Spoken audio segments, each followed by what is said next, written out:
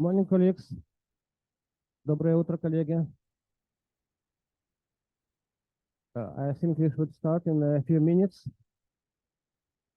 2, 3, 4 minutes for it. I guess almost everyone is already here. We are starting soon.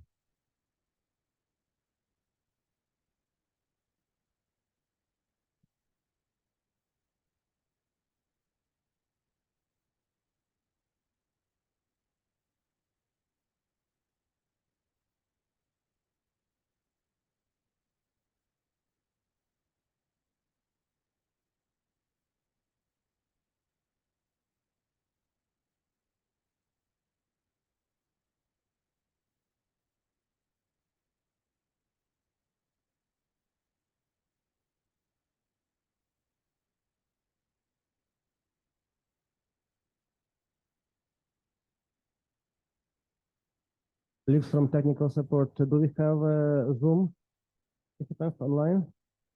Maybe we can put them on the screen. We would see who is joining us.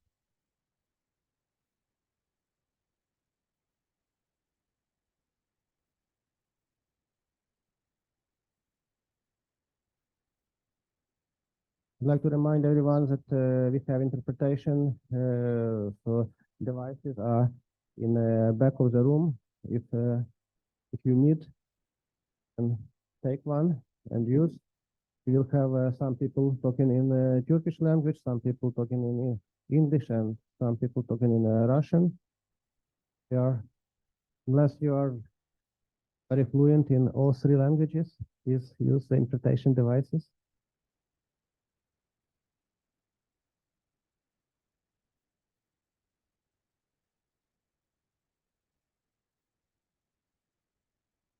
So we will wait a little bit our technical support staff to arrange Zoom participants. Also, we will need to record this session, the Zoom session. And after the online participants are with us, we will have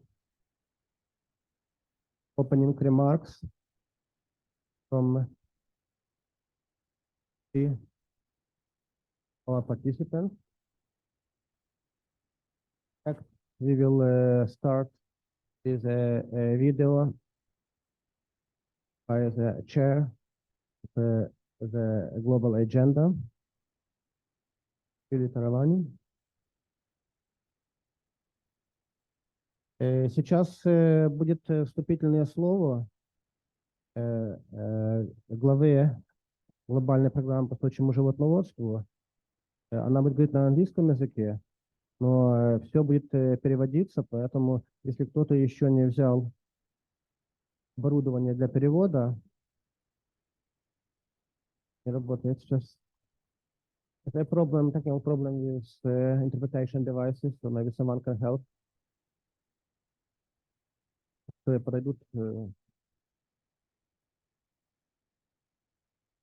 кого-то еще есть проблемы с переводом?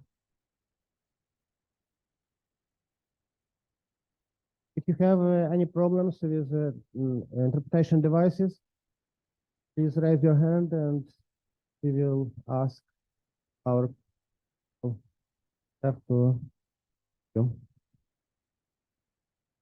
So we have so far 13 participants online. Don't know how many we have in the room, but looks like almost everyone or everyone is here, which is good. And now I'd like to ask our technical support team to start a video with opening words from the chair.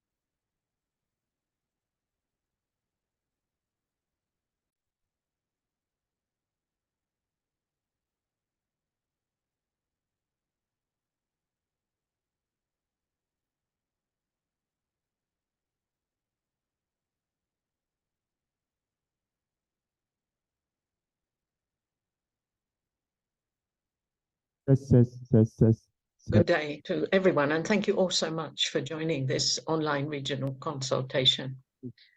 This is an opportunity for a wide diversity of livestock sector experts, civil society representatives, government officials, livestock keepers, and other stakeholders in this region to meet online to explore how livestock systems are impacted by multiple, sometimes unexpected drivers of change, and what can be done to respond in ways that strengthen sustainability and resilience, not just of livestock systems, but of the food system as a whole. My name is Shirley Tarawali, and I'm chair of the Global Agenda for Sustainable Livestock, or GASL, as you'll hear us refer to. I'm Assistant Director General at the International Livestock Research Institute, ILRI, in Kenya. I'll make a few brief remarks about GASL and about today's regional consultation to put it in a wider context.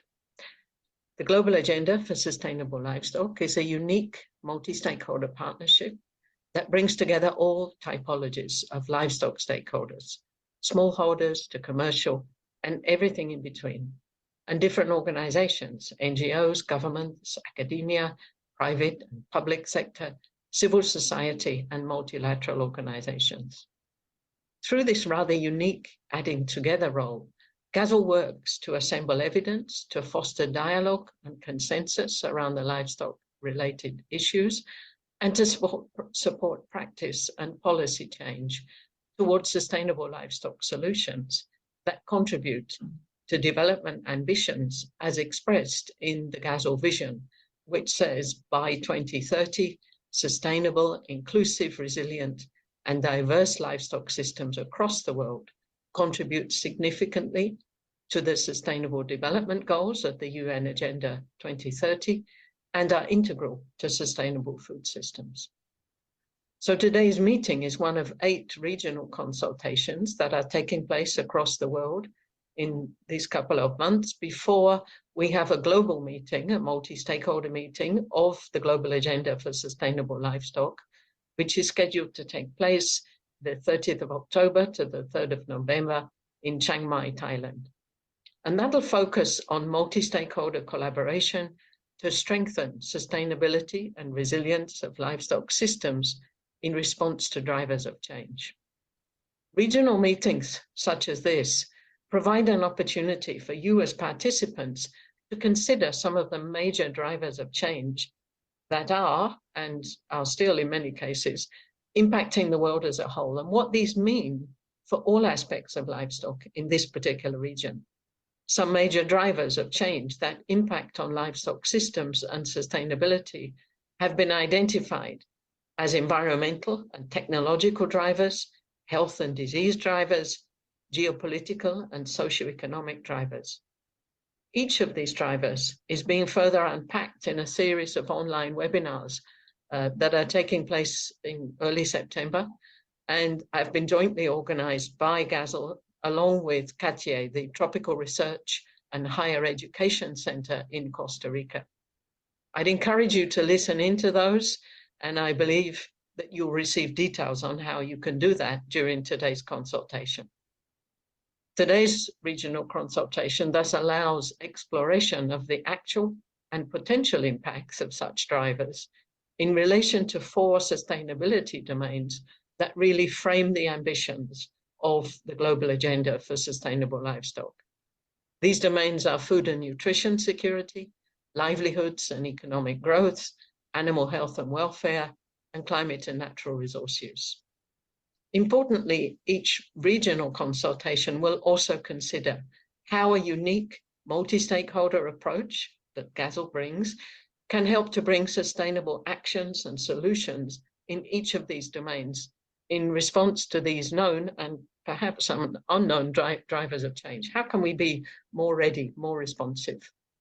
And the global meeting will be an opportunity then to bring together the outputs from the regional consultations such as this in the context of the challenges that all of us who are engaged in livestock systems must face and the actions it must take towards sustainability and resilient livestock systems. and indeed how those contribute to wider food systems and development opportunities. The meeting will include plenary sessions, panel interventions from regions such as today's, and from the technical networks of the Global Agenda for Sustainable Livestock. There will also be opportunities to interact with livestock stakeholders from all over the world through formal and informal sessions, booths, and so on. Recognizing and harnessing diversity of livestock across the world is one of GASL's strengths, exemplified best when several hundred participants engage in this way. The main objective of the 13th Global Agenda meeting is for diverse and multiple livestock stakeholders from all across the world to consider drivers of change relevant to livestock systems, to explore linkages between these drivers and what they mean for the four sustainability domains, and importantly, to identify opportunities where GASL's multi-stakeholder approach can be deployed to support actions and solutions, practice and policy change towards more sustainable livestock systems in the face of such multiple drivers. Thanks to the organizers and to all of you for joining. I hope you'll find it stimulating, thought-provoking, but also an action-oriented discussion. The rich agenda bodes well in that regard, and I trust it will be a discussion that will continue over the coming weeks and months. And of course, I do hope to meet you, many of you, in person or even online in late October to bring your deliberations into the global context. Do have a great meeting. Hey, colleagues, I'd like to add that last week or 10 days ago, when I spoke with the chair, she really sincerely apologized for not being able to join us personally, because she has a conflicting time schedule and had to attend another important meeting. And then she was so kind to record this meeting video. But I'd like to point out that what she is saying is very important as a guidance for our discussions at this meeting, for our presentations, because basically what we are going to discuss today is supposed to feed into the global meeting. We should prepare messages, we should prepare opinion of our region, and basically we need to decide what we want to tell to the global audience. And now I'd like to give the floor for opening remarks to Mr. Güngören. Welcome, Güngören. What is yours?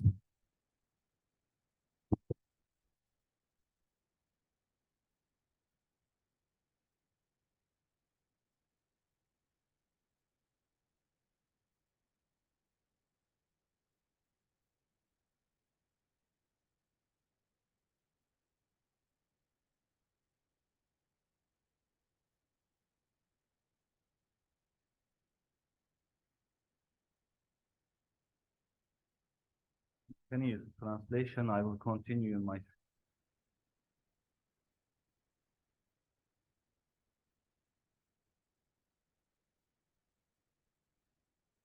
Sürdürülebilir Hayvancılık Küresel Gündemi 3. Bölgesel Konferansı'na hepiniz hoş geldiniz. Bugün burada sizlerle beraber olmaktan büyük bir memnuniyet duyduğumu bir kez daha ifade etmek istiyorum.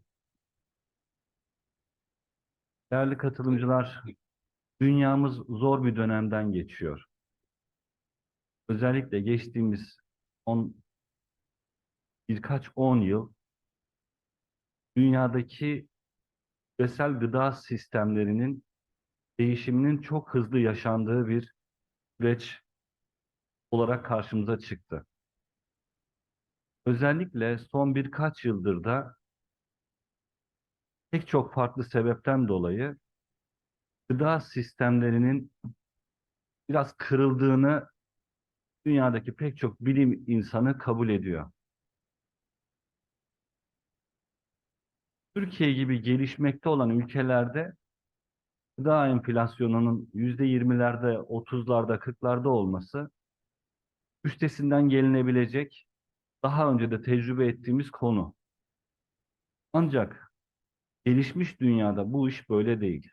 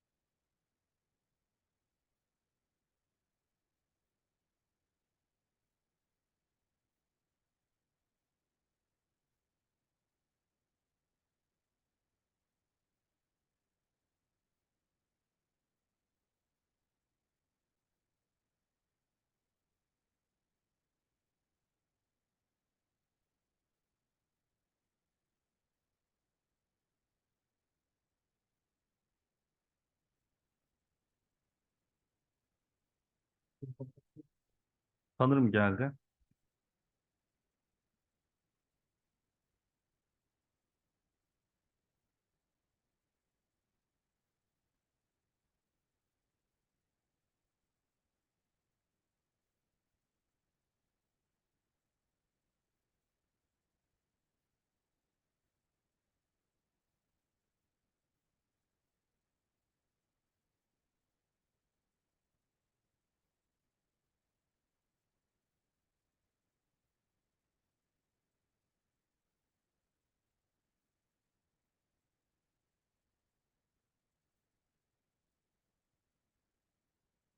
I think the interpreters are not ready. Ready? Okay. Evet, biraz önce de bahsettiğim gibi görünen o ki dünyamızda çok köklü bir değişim olmadığı müddetçe gıdaya ulaşmak hiçbir zaman eskisi kadar kolay olmayacak. Biz bu birkaç yıl içerisinde Türkiye'de bunu bizzat yaşadık. Dünya nüfusu ciddi bir şekilde artış gösteriyor. Doğal kaynaklarımız sınırlı. Bir yanda ekonomik büyümeyi sağlamaya çalışırken diğer tarafta da doğal kaynakların kullanımını minimuma indirmek zorundayız. Ekonomik büyümeyle doğal kaynakların kullanımını birbirinden ayırmak zorundayız. Tüm bunların temeli de gıda sistemlerinin sürdürülebilirliği ile alakalı. Yaklaşık 30 yıldır sürdürülebilirlik kelimesi hayatımızın her alanında bizimle beraber ve artık öyle bir hal aldı ki günlük rutinimizin içinde yer aldığı için önemini, anlamını çok da fazla idrak edemiyoruz. Özellikle son yıllarda yaşadığımız ciddi manadaki kuraklıklar, orman yangınları, sel felaketleri gibi aşırı doğa olayları bizlere sürdürülebilirliğin ne kadar önemli olduğunu bir kez daha gösterdi. Konumuza gelecek olursak sürdürülebilir hayvancılık da küresel ısınmanın tarımsal anlamdaki etkilerinin en önemli ayaklarından bir tanesi olan alt sektörün, hayvancılık sektörünün sürdürülebilirliği de tarımda sera gazı emisyonu oluşturma açısından baktığınız zaman en önemli konu başlıklarının başında geliyor. Ve bu sürdürülebilir hayvancılık sisteminde de iyi uygulama örneklerinin paylaşılması, paydaşların her birinin bir araya gelerek kendi görüş ve değerlendirmelerini sunması ve yaşanan tecrübelerden ders çıkararak küresel bir probleme, bölgesel bir bakış açısıyla çözüm üretmek en akılcı, gerçekçi ve bilimci bir yaklaşım olarak karşımıza çıkıyor. Dolayısıyla burada geçireceğimiz süre boyunca sağlam bir network oluşturmak, bilgi ve tecrübe paylaşımı yapmak, zorlukların üstesinden gelirken hangi aşamalarda nasıl reaksiyon verdiğimizi birbirimize aktarmak oldukça önemli. Konuşmamın bu bölümünde biraz da Türkiye'den bahsetmek istiyorum sizlere. Türkiye yaklaşık 85 milyonluk nüfusa sahip bir ülke. Halihazırda dünyada en fazla mülteciye, sığınmacıya ev sahipliği yapan ülke konumunda. Yaklaşık 6 milyon kadar mülteciyi de aynı zamanda bu ülkede misafir ediyoruz. Anadolu toprakları, bu topraklar dünyada tarımın ilk hayata geçirildiği topraklar. Avcı toplayıcı vasıftan yerleşik hayata geçilen, dünyada ilk tarımın yapıldığı, buğdayın ana vatanı olan topraklardasınız şu anda. Bizim için de belki Orta Asya'dan gelen misafirlerimiz, kardeşlerimiz, onların da böyle bir atasözü vardır. Buğdayla koyun, gerisi oyundur. Anadolu çiftçisi için. Dolayısıyla hayvancılık bu topraklarda yaşayan insanların ana geçim kaynakları olmuştur yüzyıllar boyunca ve halen de olmaya devam etmektedir. Dünyanın hemen hemen her yerinde de hayvancılıkla uğraşan kesim ekonomik açıdan en zayıf, en kırılgan, refah seviyesi en düşük kesimi oluşturuyor. Aile çiftçiliğinin en yoğun yaşandığı alan. Dolayısıyla da bu alanın sürdürülebilirliğini sağlamak da tarımın diğer alt sektörleriyle kıyasladığınız zaman daha da zor ve meşakkatli bir problem olarak karşımıza çıkıyor. Sürdürülebilirliğin sağlanması için biraz önce değerli hanımefendinin de bahsettiği gibi çok paydaşlı yaklaşım en önemli yaklaşım. Gıda değer zincirinde her bir paydaşın görüş ve değerlendirmelerini almadan sonuca gitmek pek mümkün değil. Çünkü o zincirin bir halkası kırıldığı zaman zincir kopmuş oluyor. Şimdi bir yandan dünya nüfusu artıyor, tüketim alışkanlıkları değişiyor. Bir yandan da doğal kaynaklarımız sınırlı ve gezegenimiz kendini zorluyor ve şu anki dünyanın sürdürülebilir olmadığı konusunda bize ciddi uyarılarda bulunuyor. Sürdürülebilirlik çalışmaların bir ayağını da aslında gıda kayıp ve israfıyla mücadele oluşturuyor. Nereden bu noktaya geldim derseniz, biz Türkiye'de bazı projeler yapıyoruz. Hayvan ıslahı projeleri. Milyonlarca dolar yatırım yapıyoruz. Bazen onlarca yıl sürüyor bu projeler. Ve günün sonunda o hayvan ırkında verimliliği %10 oranında arttırabilirsek bunu büyük bir başarı olarak lanse ediyoruz. Bu süre zarfında da dünya değişiyor. İklim değişikliğinin etkileri farklılaşıyor. Bir yandan da ürettiğimiz her 3 birim gıdanın birini ya kaybediyoruz bu zincirin aşamalarında ya da israf ediyoruz. Yani siz %10'luk bir verim artışı sağlayabilmek için belki onlarca yıl, milyonlarca dolarlık yatırım yapıp çok ciddi bir proje için emek sarf ediyorsunuz. Ama çok basit davranış değişiklikleriyle kurtarabileceğiniz, ürettiğiniz her 3 bir birim gıdanın birini israf ediyorsunuz. Bu da kabul edilebilir bir durum olmaktan çıktı. Bir konunun daha altını çizmek istiyorum fazla vaktinizi almadan. Bu sürdürülebilirlik kavramı dünyada yoksulluk ve açlık varken çok erişilebilir gelmiyor bana. Yani aç insana sürdürülebilir bir hayvancılık modelini anlatmanız çok da bir anlam ifade etmiyor. Çünkü o insanın önce karnını doyurmasını sağlamanız gerekiyor. Ama bir yandan da dünyanın gidişatı pek iyi değil. Bunu gelişmiş dünya, gelişmekte olan dünya ve az gelişmiş dünya kendi modellemeleriyle bir yandan gıda arz güvenliğini sağlayaraktan diğer yandan da sürdürülebilirliğin gerekliliklerini yerine getirecek bir politika belirleyerek ilerletmek zorundayız. Son olarak Türkiye'deki hayvan varlığı hakkında sizlere biraz bilgi vermek istiyorum. Türkiye dünyanın en büyük 20 ekonomisinden biri. G20 üyesi. 2015 yılında da G20 dönem başkanlığını biz Türkiye'de ev sahipliği yapmıştık. Hatta o dönemde de bu gıda kayıp ve israfıyla mücadele konusunu uluslararası gündeme taşımakta öncü bir rol üstlendik.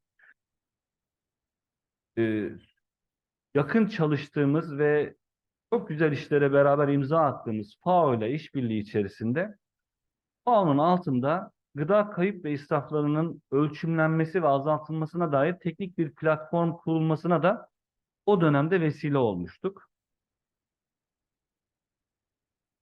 Dolayısıyla Türkiye 20 ekonomik büyüklükten bir tanesi dünyada ama tarımsal ekonomik büyüklüğe baktığınız zaman Türkiye ilk 10'da. Yani dünyanın en büyük 10 tarımsal ekonomisinden bir tanesi. 18,2 milyon civarında büyükbaş hayvana ev sahipliği yapıyoruz. Hayvan varlığımız. 42,1 milyon baş koyun, 11,7 milyon başta keçi, toplamda 54,1 milyon küçükbaş hayvan varlığımız var. Kanatlı sektöründe, tavukçulukta da dünyanın üretim kapasitesi açısından ve üretimi açısından ilk 11 ülkesinden bir tanesiyiz. Yani Türkiye ekonomik büyüklük alarak dünyada 20'de ama tarımsal üretime baktığınız zaman da ilk 10'da. Dolayısıyla bu topraklarda tarımda sürdürülebilirliğin sağlanması çok daha önemli hale geliyor. Ben sözlerime son verirken burada geçireceğiniz süre boyunca sizlere verimli bir seminer diliyorum. Burada geliştireceğiniz network'ün hayatınız boyunca size çalışmalarınızda katkı sunmasını diliyorum. Hepinize saygı ve sevgilerimi sunuyorum. Teşekkür ediyorum.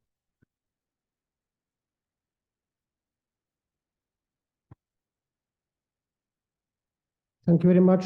Welcome back. I would like to express my appreciation of Turkish role in the global agenda. Turkey was active participant of the first regional meeting which we held in Ukraine in 2018. Sorry. Turkey was active participant in a second meeting which we had last year in Tashkent, and now Turkey is hosting meeting here, which is great. Also, from Turkey, we have two official members of the global agenda, one university and one NGO. And I would encourage you as a representative of the Turkish government also to consider applying for membership from the government side. And one more thing, I guess it would be great to develop so close collaboration between global agenda and Turkish government by considering applying for having next global meeting in Turkey, maybe. This is just like an idea, because when we will have global meetings this year in Thailand, we will discuss where to have the next one. As you probably know, last year it was in Ireland, before it was online, before Mongolia, before America. I believe personally that it would be a good idea to have the next global meeting in Turkey. Let's consider this, and let's discuss this later if interested. Thank you. And now I'd like to give floor to Mr. Ran Reisman, Senior Livestock Production and Animal Health Officer from Regional FAO Office in Budapest. Please. Good morning. Dobre utro. On behalf of FAO, Regional Office for Europe and Central Asia, on behalf of the Director General of FAO, very happy to welcome you here to Antalya for this important meeting. My name is Ran Reisman. I'm Senior Animal Health and Production Officer, Regional Office. Due to some personal circumstances and national circumstances that happened in my country, in Israel, I was not able to prepare a real speech, but I want to speak to you from my heart.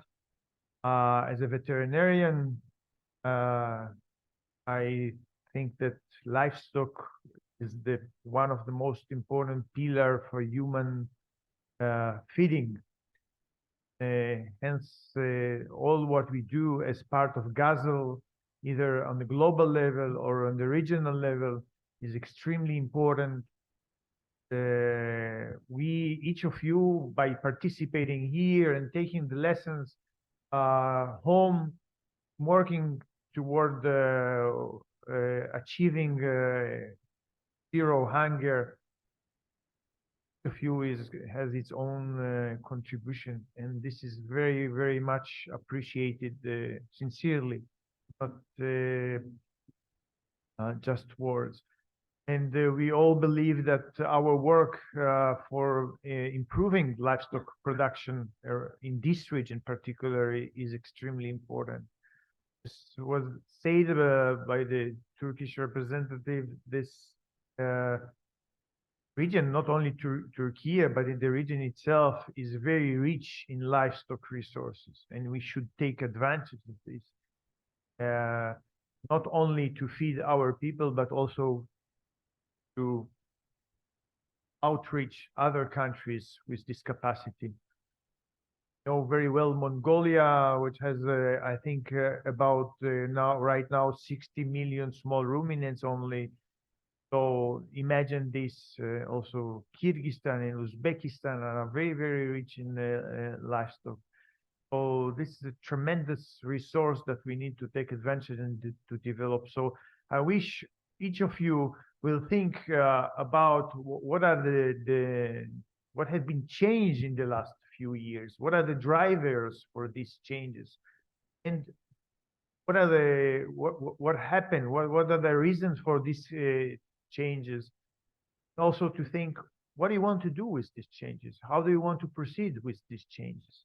So this is like a task that we all want to give you, and we will all discuss together in order to get something from this meeting. So it's not just another meeting. It's a meeting that will really lead to something. Each of you can, as I mentioned, contribute and to the global or to the regional effort in improving livestock production. With that, I want to thank you very much for being here.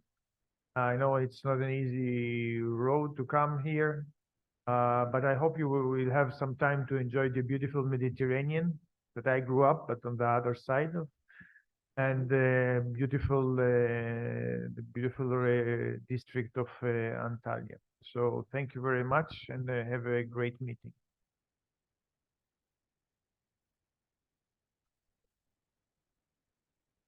Thank you very much, Eran. Indeed, I'd like to remind or reiterate what Eran said, that it is our goal, our task today to think what changed over the last 1 or 2 years, what were the reasons or drivers behind this change, and also what do you think, what in your opinion should be done to respond to this change. And this structure of information exchange is reflected in the PowerPoint template which I sent you before.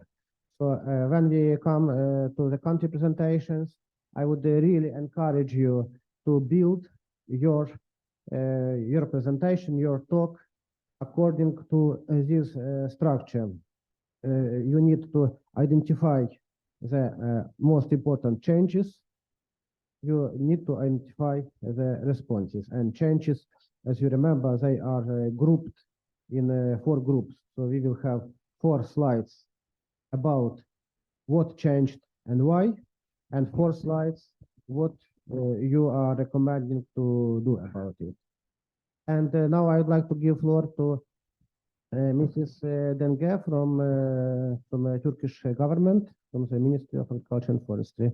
Please, for yours.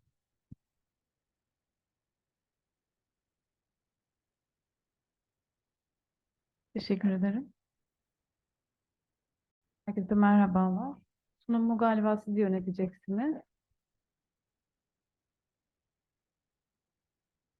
Evet, merhabalar, ben Aslan Denge.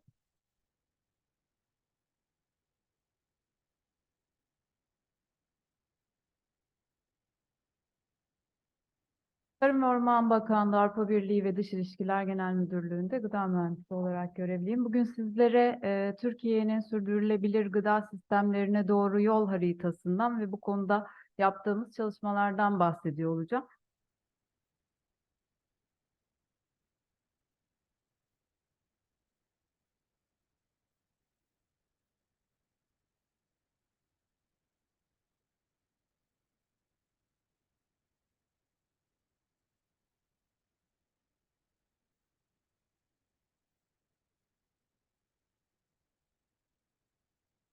Olmuyor.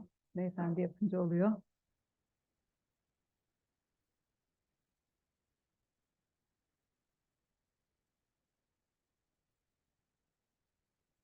Tamam, siz değiştirebilirsiniz. Teşekkür ederim, sağ olun.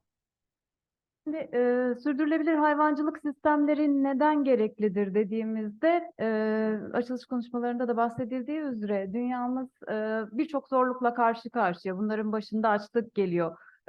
Artık 700 ve 800 milyon arasına hani takılmış durumda ve bu sınırda değişmeye devam ediliyor. Bunun yanı sıra artan bir nüfus var. Bu nüfusun artan gıda talepleri var. Hayvansal gıdalara olan yine artan talepler var. Bunun dışında iklim değişikliği etkileri hayvancılık sektörünü büyük oranda etkiliyor. Sıcaklıkların artmasıyla hayvanların suya olan ihtiyaçları artıyor. Sonra iklim değişikliğiyle uyumlu türlerin geliştirilmesi gerekiyor. Yani bizim bu iklim değişikliğine bir şekilde adapte olmamız gerekiyor. Yaşlanan bir nüfus var. Nüfus yaşlandıkça, daha doğrusu genç nüfus kırsalı terk ettikçe kırsalda hayvancılık yapacak maalesef işçi bulunmakta, çiftçi bulunmakta zorluklar yaşanıyor. Bunun dışında tüketici talep ve istekleri yine küreselleşen dünyamızda değişmekte. Şöyle ki artan gelir seviyesiyle birlikte kırmızı et tüketiminden Türkiye'de balıkçılık ve kanatlı sektöründe tavuk etine, kanatlı etine kayış olduğunu görüyoruz. Sonrasında işbirliği için bir ihtiyaç gerekiyor. Sürdürülebilir gıda sistemleri dediğimizde işbirliği bunun temelini oluşturmakta. Gıda tedarik zincirindeki her bir aktörün birbiriyle olan iletişimi ve işbirliği oldukça önemli. Yine hayvan hastalıkları, bulaşıcı hastalıklar çok önemli ve sürdürülebilir gıda sistemleri ihtiyacını gerektiriyor. Modern yapıların kurulması, modern tesislerin kurulması ve tekniklerin geliştirilmesi için gerekli bir bütçe var. Ve araştırma geliştirme bütçeleriyle birlikte çağımız bilgi çağı, dijital bilgi sistemlerinin kurulması, bilginin bu aracılıkla yayılması çok önemli bir yer teşkil ediyor. İşte sayılan tüm bu sebeplerden dolayı bizim sürdürülebilir hayvancılık sistemlerine geçmemiz gerekiyor. Peki sürdürülebilir gıda sistemi nedir dediğimizde bu herkes için sağlıklı ve güvenilir gıdayı gıdayı sağlarken gelecek nesiller için de kaynakların korunmasını sağlıyor aslında. Yani ekonomik olarak, çevresel olarak ve sosyal olarak sürdürülebilir sistemler. Bu dört ayağa bağlı aslında. Yani daha iyi bir üretim, daha iyi bir çevre, daha iyi beslenme ve daha iyi bir yaşam vaat ediyor sürdürülebilir sistemler. Şimdi 2021 yılında Birleşmiş Milletler sürdürülebilir kalkınma amaçlarına daha çok katkıda bulunabilmek amacıyla sürdürülebilir gıda sistemleri zirvesinin oluşturulması kararını aldı ve bu zirvenin amaçları da sağlıklı ve besleyici gıdaya erişimin sağlanması, sürdürülebilir gıda üretim ve tüketiminin artırılması ve gıda güvenliği açıklarıyla başa çıkabilme yetisiydi. Bu kapsamda her ülkeden, her üye ülkeden ulusal diyalog koordinatörlerinin belirlenmesi istendi. Türkiye'de de bu ulusal diyalog koordinatörlüğü görevini Avrupa Birliği ve Dış İlişkiler Genel Müdürlüğü yönetmektedir. Şimdi bizim bu oluşturduğumuz yol haritamızda özellikle hayvancılık sektörü özelinde bakacak olursak hedeflere yer verilmiş durumda. Yol haritasını takibinde de biz bir ülke raporu hazırladık. Şimdi yol haritasında belirlenen hedeflerle uyumlu şekilde ülke raporumuzu da hazırladık. Şimdi size burada yaptığımız uygulamalardan bahsetmek istiyorum. Tarım ve Orman Bakanlığı olarak biz hayvancılık alanında neler yapıyoruz ve bunlar sürdürülebilirliğe nasıl katkıda bulunuyor? Her şeyden önce hayvancılık desteklemelerimiz geliyor. Hayvancılık alanında 15 çeşit destekleme çeşidimiz bulunuyor. Bunlar hayvan sağlığından işte ıslah çalışmalarına ve damızlık yetiştiriciliğine, süt sığır yetiştiriciliğine kadar birçok alanda verilen desteklemelerimiz bulunuyor. Hayvan ıslahı çalışmaları hem daha verimli hem de daha kaliteli et üretimi için gerçekleştirilirken son dönemde iklim değişikliğiyle uyumlu türlerin de geliştirilmesi için çalışmalarımız devam ediyor. Yem üretiminde örneğin yem yetiştirilmek üzere destekler veriyoruz. Çiftçiyi bu konuda teşvik ediyoruz. Bunun dışında mera alanlarının ıslahı, otlakların daha ve iyi verimde ürün üretebilmesi ve mera alanlarının yönetimi konusunda da çalışıyoruz. Yine kooperatiflerin ve kooperatifçiliğin desteklenmesi kapsamında birlikler, 9 birlikten işte 4 tanesi doğrudan hayvancılık sektörü üzerinde çalışıyor. Ve yerli ırkların korunması, hayvan gen bankalarımızda yerli ırklarımızın korunmasını sağlıyoruz. Diğer aktörlerle sürekli işbirliği içerisindeyiz. Üniversitelerle, akademiyle, uluslararası örgütlerle birçok çalışmamız var, birçok projemiz var. Bunun dışında yine diğer kamu kurumlarıyla işbirliklerimize devam ediyoruz. Planlanmış programlı hayvan aşılama sistemlerimiz bulunuyor. Hayvan sağlığı tarama sistemlerimiz bulunuyor. Zaten Tarım ve Orman Bakanlığı altında tüm veterinerlik hizmetleri yetiştiricilerimize sağlanıyor. Hayvan kimliklendirme, hayvan izleme, hayvan refah çalışmalarımız bulunuyor. Giriş ve çıkışlarda, sınır kapılarında kontrollerimiz yoğun şekilde devam ediyor. Araştırma geliştirme faaliyetlerimiz Tarımsal Araştırmalar ve Politikalar Genel Müdürlüğü aracılığıyla ve ayrıca yine uluslararası kuruluşlar ile ortaklaşa geliştirdiğimiz projeler aracılığıyla devam etmekte. İklim değişikliğine ilişkin projelerimiz daha çok yeni aşılışı yapılan TUKSAP iklim akıllı projemiz, Dünya Bankası desteğiyle yapılan bir proje ve burada da hayvancılık üzerine bir bileşen bulunuyor ki sera gazı emisyonlarının azaltılmasından veteriner sistemlerinin iyileştirilmesine dek bileşenleri içeren yeni geliştirilmiş bir projemiz bulunuyor. Yine FAO ile yürüttüğümüz FAO Türkiye Ortaklık Programı kapsamında küçükbaş hayvancılıkta sera gazı emisyonlarının azaltılmasına yönelik bir projemiz bulunuyor.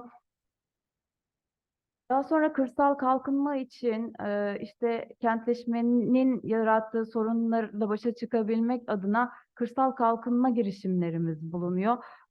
Burada İPA yatırımları, İPA bileşenlerinin dışında bir tane projemizden bahsetmek istiyorum size. Kırsal Kalkınmada Uzman Eller isimli bir proje bu.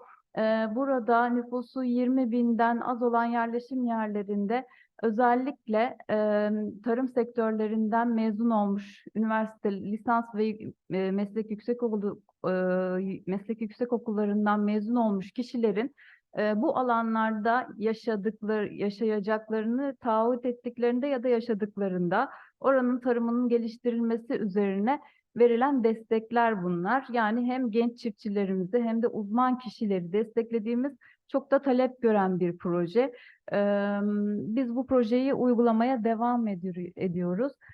Dijitalleşme, birçok mobil uygulamamız bulunuyor. Bunlar e-tarım uygulaması, tarım cebimde uygulaması, hayvan sağlığı refahı sistemi, yine e-reçete sistemi,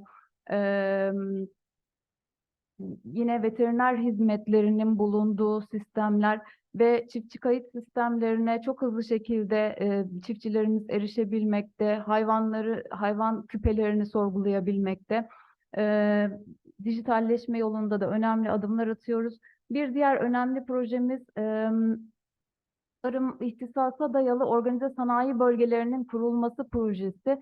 Bu da çok kapsamlı bir proje. Şu anda 8 tane hayvancılık alanında onaylanmış ve uygulama çalışmaları başlamış durumda. 2030 yılına kadar hedefimiz bunun 120'ye ulaşması. Tarımsal yayım hizmetleri de yine çiftçilerimizi bilgilendirdiğimiz sistemler 81 il ve ilçe müdürlükleri aracılığıyla biz tüm çiftçilerimizi konuyla ilgili, hayvancılık faaliyetleriyle ilgili bilgilendirme çalışmalarımıza devam ediyoruz. Çünkü burada sektörde yine karşılaştığımız zorluklardan bir tanesi yetiştiricilerimizin atalardan aldıkları ve hani yeni gelişmelere, güncellemelere kapalı şekilde eski sistemleri uygulamaya devam ettiklerini gördüğümüz için güncelleme çalışmalarımız da yine devam ediyor. Biz bu yol haritasını hazırladıktan sonra bir de ülke raporu hazırladık ve bu çalışmaları yaptığımızı gördük. Aslında tüm bu yaptığımız çalışmalar sürdürülebilirlik anlamında birçok yönden karşıladığımızı gösteriyordu. Belki şöyle bir iyileştirmeyle bu yapılan işlemlerin sayısının ve verimliliğinin artırılması yoluyla bizim sürdürülebilir hayvancılık sistemlerine geçişimiz daha kolay olur diye düşünüyoruz. Örneğin 2030 hedefimiz 17 milyon olan büyükbaş hayvan sayımızı 21 milyona çıkarmak, 56,3 milyon olan küçükbaş hayvan sayımızı 90 milyona çıkarmak ve kırmızı et üretiminde küçükbaş hayvan etine yönelilmesini sağlamak için çalışmalarda bulunmak. Ayrıca yine akıllı tarım uygulamalarıyla iklim değişikliğini azaltıcı, iklim değişikliği etkilerini azaltıcı faaliyetlere önem vermek olarak belirledik. Evet, hepinize teşekkür ediyorum.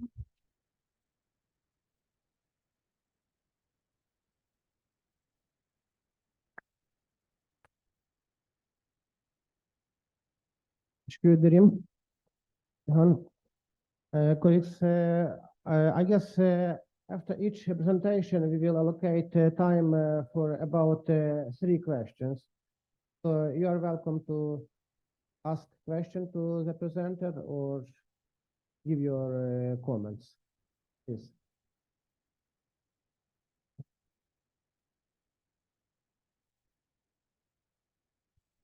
Thank you very much for the presentation. My question is, what do you mean under this term agricultural-based industrial zones? What is it?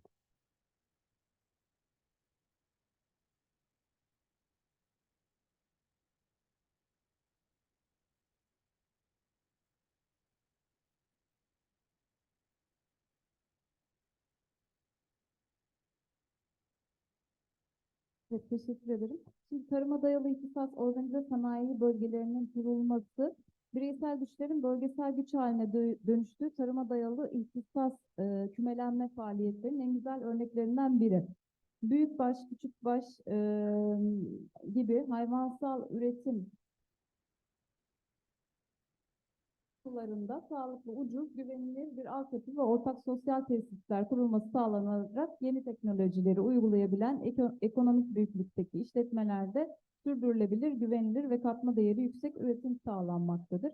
Yani şimdi şöyle, Türkiye'de küçükbaş hayvancılık küçük ve orta ölçekli, büyükbaş hayvancılık da küçük ölçekli yetiştiriciler ağırlıkta durumda. Dolayısıyla bunların bir araya getirilerek aynı enerjiden ortak bir şekilde kullanmaları, örneğin aynı atıkları oluşturmaları, ortak bir şekilde oluşturulmaları ve işlerinin kolaylaştırılması, çiftçilerin, yetiştiricilerin bir araya getirilmesi ve ortak bir çalışma sağlanması hedefleniyor. Şu anda 8 hayvancılık sistemi için kurulum aşamasında.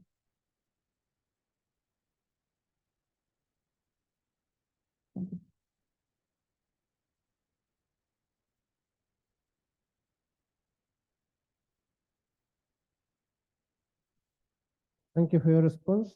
We have one more question, please. Thank you, Yuri.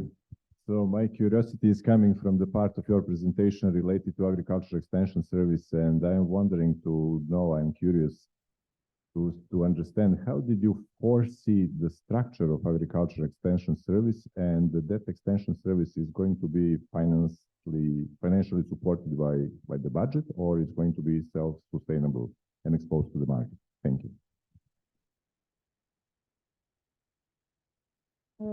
Doğru anladıysam tarımsal yayın faaliyetlerimiz bizim Tarım ve Orman Bakanlığı, Eğitim ve Yayın Dairesi Başkanlığı tarafından yürütülmekte ve biz 81 il ve o illerin ilçelerinde organize teşkilatlı durumdayız. Yani bizim her il ve ilçede ziraat mühendislerimiz, veteriner hekimlerimiz, gıda mühendislerimiz mevcut. Tüm bu kişiler, tüm bu çalışanlarımız kendi alanlarıyla ilgili çiftçi kayıt sistemine kayıtlı çiftçilerine önceden duyurarak, bu duyuruları da işte o dijitalleşme yoluyla yapıyorlar aslında. Çiftçi kayıt sisteminden ve e-tarım mobil uygulamalarından, tarım cebinde uygulamalardan öncelikli olarak hangi eğitimin verileceği konusunda bilgiler veriliyor. Yine ben kendim bireysel olarak yaşıyorum ve babamdan biliyorum örneğin. Mesajla, kısa mesajla bile çiftçilere bilgilendirme yapılıyor. Örneğin işte bugün budama eğitimi verilecek diye mesaj geliyor. Çiftçiler onunla ilgili gidip o eğitimi ilçe, hatta ilçe müdürlüklerinde ilgili personel tarafından alıyor oluyorlar. Yani bu Tarım ve Orman Bakanlığı kapsamında ücretsiz olarak sağlanan bir hizmet.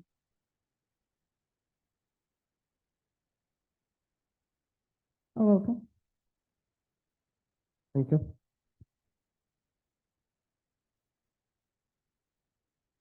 Спасибо, госпожа Миша, за хорошую презентацию. У меня один вопрос, пожалуйста. Вы выполнили вашу презентацию поддержка молодых, заканчивающих институтов, чтобы они работали в сельском направлении, прямо в сельских условиях. Пожалуйста, подробно, если вы можете сказать, что вы там и какие программы, с какими программами вы это делаете. Спасибо.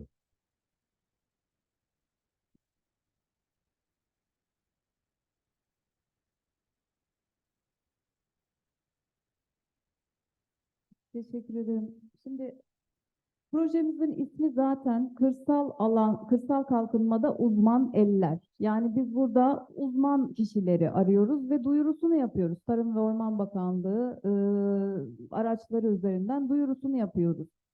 Şimdi burada dediğim gibi nüfusu 20.000'den az olan yerleşim alanlarında yaşayan ya da yaşamayı taahhüt eden tarım, hayvancılık, ormancılık, gıda ve su ürünleri konularında üniversite ve veya yüksekokul mezunlarının mahallinde uygulayacağı projeleri kapsıyor.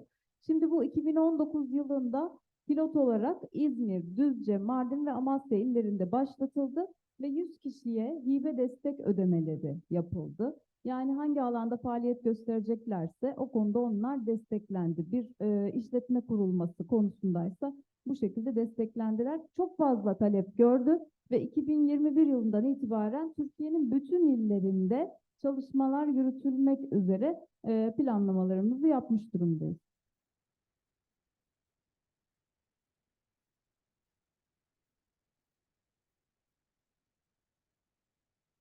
Okay, thank you for response. Do you have any more questions? Oh, we are very active in the mornings. It's very good. Probably coffee was good. I think so, Yuri. Здравствуйте, уважаемые участники конференции. Астихан Денге, я вам хотел один вопрос задавать, что вы сказали в своем презентации, хотим создать новые породы на устойчивые засуховые условия. Просто мне интересно, у вас есть научно-исследовательские институты или специалисты, кто будет создавать эту новую породу и как? Если можно, кратко скажите, пожалуйста. Спасибо.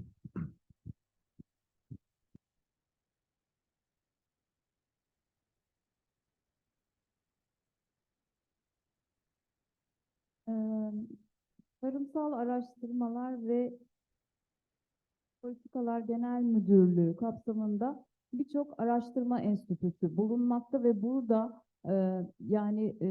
doçent, profesör seviyesinde birçok hocalarımız bulunmakta açıkçası ve bunlar kapsamlı şekilde Ar-Ge faaliyetlerini yürütüyorlar. Her alanda, neredeyse her alanda ıslah çalışmalarımız devam ediyor. Ve bu gelişmiş enstitülerimiz aracılığıyla biz iklim değişikliğine uyumlu türlerin geliştirilmesi konusunda da ıslah çalışmaları yürütüyoruz ve yürütmeye devam edeceğiz. Hedeflerimiz arasında yine yer alıyor bu.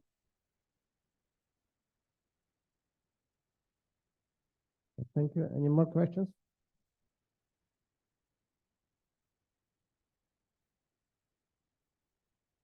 Добрый день.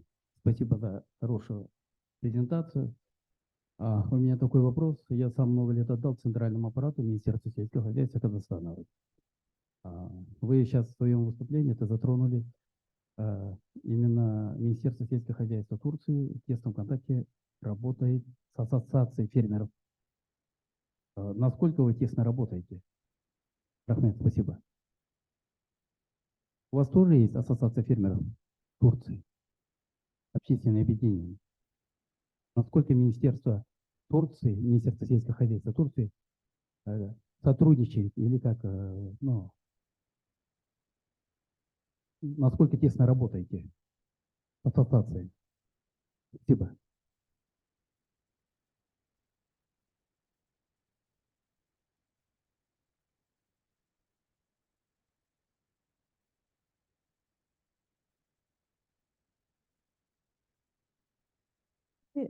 Tarım ve kırsal alanda üretici örgütlenmesinin geliştirilmesine yönelik olarak bakanlığımız bu tarımsal amaçlı kooperatif ve birliklerin kuruluşu ve işleyişiyle ilgili tüm iş ve işlemleri yürütmekte her şeyden önce. Yani kurulmaları ve onların işleyişleri bize bağlı durumda. Şimdi şu anda tarımsal üretici birliklerinin ürün ve ürün grubu bazında dikey örgütlenmesine ilişkin olarak 9 adet üretici merkez birliği bulunmakta ve diğer ilgili tüm kooperatifler bu 9 dikey merkez birliğe bağlı durumda. Hayvancılık sektörü için bu merkez birlikler süt, kırmızı et, kanatlı hayvan eti ve yumurta şeklinde sıralanabilir. Bu üretici merkez birliklerine üye üretici birliği sayısı toplam 600.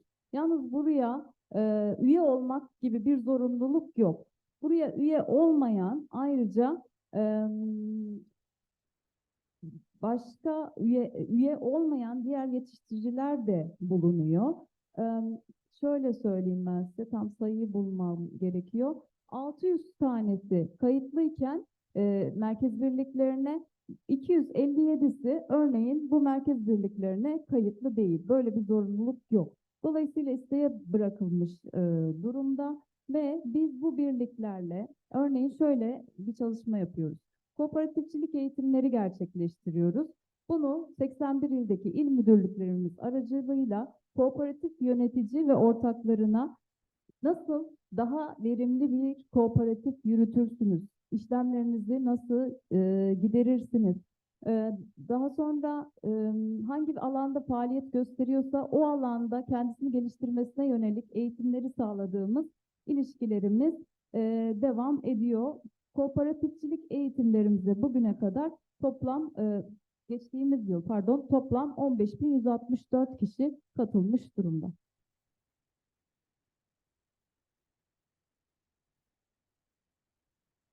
Yes, thank you. Any more question? One more question.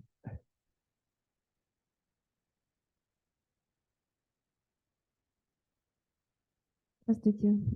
Спасибо за презентацию. У меня такой вопрос. Вы затронули тему по поводу программы Мирового банка на устойчивость животноводства, развитие и так далее. Можете вкратце объяснить, в чем она состоит, как она внедряется и какие у вас результаты, если и с какого года началась эта программа? Спасибо.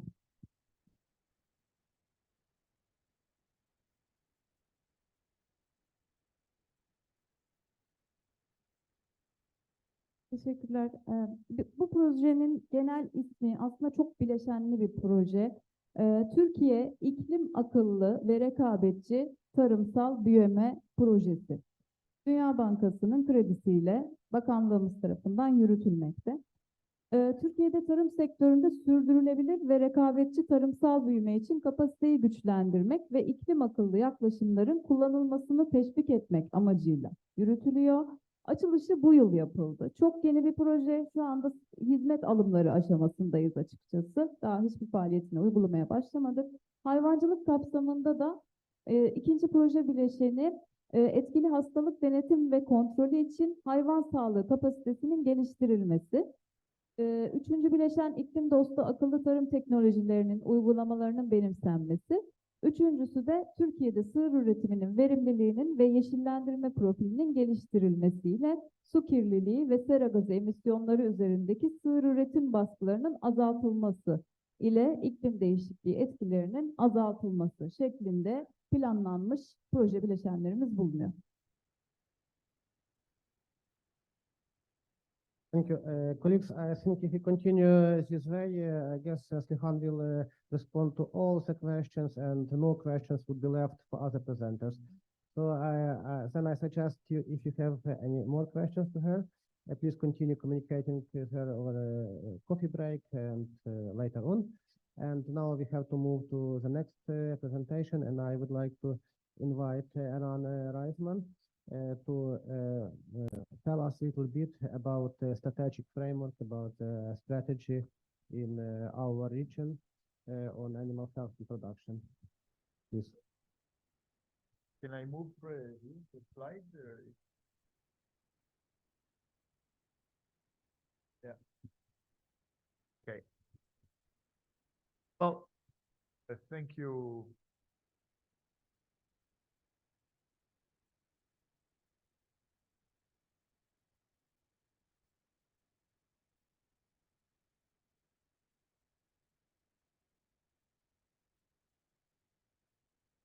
Okay, good.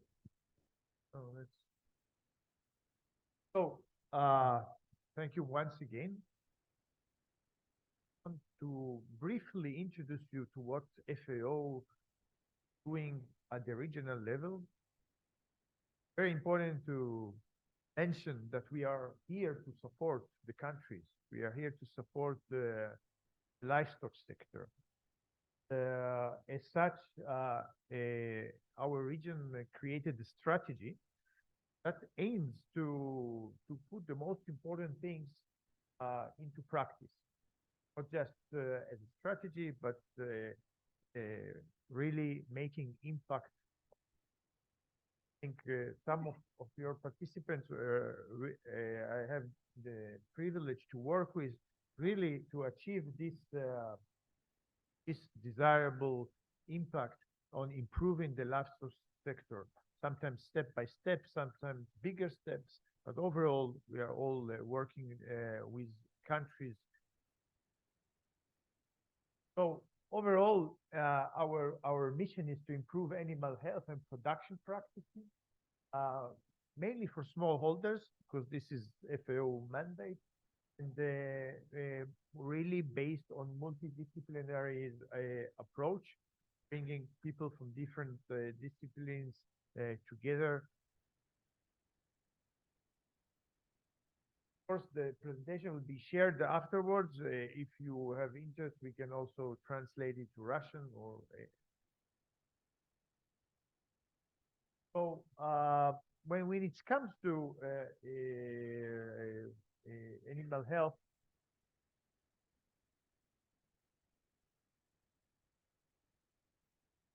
the strategy itself has three main pillars: animal health, animal production, breeding, if you want to call it, and antimicrobial resistance. Very important topic around the world. Overall, we have several cross-cutting issues that we try to address these three pillars through, like community-driven interventions, gender and equal opportunity for everybody, coordination with other organizations, communication, which is very important in terms of animal health, how countries should public. these outbreaks, for example, in case of avian influenza, how farmers, small farmers, need to look at their small farm as a business, not just as a heritage from their parent. Resource mobilization, because without money from donors, we cannot do anything, basically. So when it comes to animal health, we are working on around this cycle of emergency disease management, or what we call good practices of emergency disease management. The idea is to be prepared, be able to prevent the disease, be able to early detect the disease, rapidly respond to a disease outbreak, and then after that, I think the COVID pandemic has gave us several lessons that are all related to this. Know very well about preparedness. We know about how important is prevention.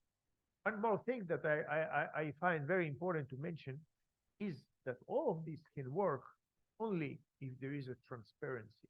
Only if there is a transparency within the country, between the different levels, between the village and the government, or trust, if you want to say, and also between countries and the international community. When it comes to disease outbreak, you always want to that your neighbors will know about it and being prepared and being able to prevent it. When it's come to animal production, we talk about one of the important things is feeding, how to use crop residues and agro-industry byproducts, how to use pasture management correctly. And in Turkmenistan right now, in the quite desertic conditions, we are trying to improve pasture management. Always room for this improvement in any kind of climatic condition. Again, also on reducing feed waste, as well as in the improving of feed quality. All about reducing the gas emissions or methane emissions of cows or ruminants in general is about improving their digestion and making it more efficient and less polluting the environment. Another aspect of animal production is cattle breeding. Here we look a lot about dairy production in small and medium holders in terms of how to improve the dairy production while keeping in mind that good breeds needs also good fuel, and without fuel, without good feeding, it doesn't work. In relation to that, artificial insemination services in cattle in general, but particularly for dairy or double purpose cows. This is aspect that we've been working a lot, Azerbaijan, Montenegro, Kyrgyzstan, etc. And another important topic that also has direct link to disease control is National Animal Identification and Traceability System, or as we call it, NAIDS. And finally, performance recording. Most small farmers do not hold any recording. What they buy, sometimes I used to ask farmers, where are your records? How do you know if it's profitable or not? Oh, it's here. It's in my mind. But we cannot improve genetics. We cannot improve any production if we don't have record keeping. Not only about when the cow is calving or the baby is born. It's important to also to be able to record the production, know how to direct our genetics. Another aspect of animal production is, of course, climate smart animal production. Again, to reduce the methane emissions or CO2 in general, making livestock production more efficient, either by pasture, by feeding, by husbandry, housing, etc. as I mentioned in the beginning, we focused a lot on family and backyard small in general, smallholders. But here, when it comes to poultry, we really see the benefit of this for families as a really aid for income. We had a nice project in Kyrgyzstan where single mothers and widows got poultry, and you really could see the change in terms of income. Really could see that the women that have a single mother that have sometimes 5 to 7 kids, how even source of proteins to give to their kids beyond the income. That's also an important part of our activity. In genetic conservation, here we have Boris from Serbia who can tell also about how our work to try to save the native breed, the Busha breed for the Balkans in general, but particularly in Serbia and in other countries we are trying to do as well. But it's all about political will. If countries are really aiming to preserve this kind of breeds, the native breeds that have resistance to diseases and climatic conditions, FAO is always there to help them. But when countries are insisting on breeding breeds from Germany, from Austria, and from the Netherlands, without keeping in mind that these breeds need fuel, we not always can do much about it. And another very interesting and relatively new is the beekeeping for apiculture. Yuri, who's practical expert on beekeeping, introduced these topics to the region and is helping many countries in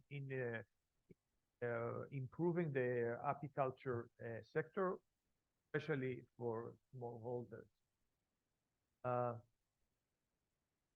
When it comes to antimicrobial resistance, I guess everybody is aware of that right now. We are really aiming about promoting good practices that will help farmers or even veterinarians reduce the need for antibiotics. So if we give colostrum on time, if we keep biosecurity in poultry farms, all of this will help us to have healthier animals and obviously less diseases and the less need to use antibiotics. Another aspect is strengthening the governance about AMR. It's really about political will of countries to take this, to legislate, to enforce the legislation. Our capacity to understand what is going on with antimicrobial resistance in the livestock sector is quite limited in most countries, for the simple reason that there is no material, there is no lab capacity, etc. In several projects we've been trying to do that, but the sustainability of that is always questionable, because for countries to be able to detect resistance depend on how much they can afford in the laboratory, and if they can import by themselves the material that are needed for the laboratory. This is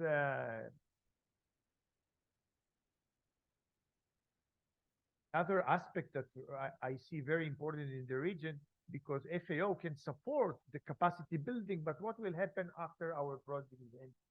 Will the country have the political will to contribute or to provide enough resources for the laboratory material that are needed in order to detect this resistance, or even to collect the samples from animals and bring them into the laboratory?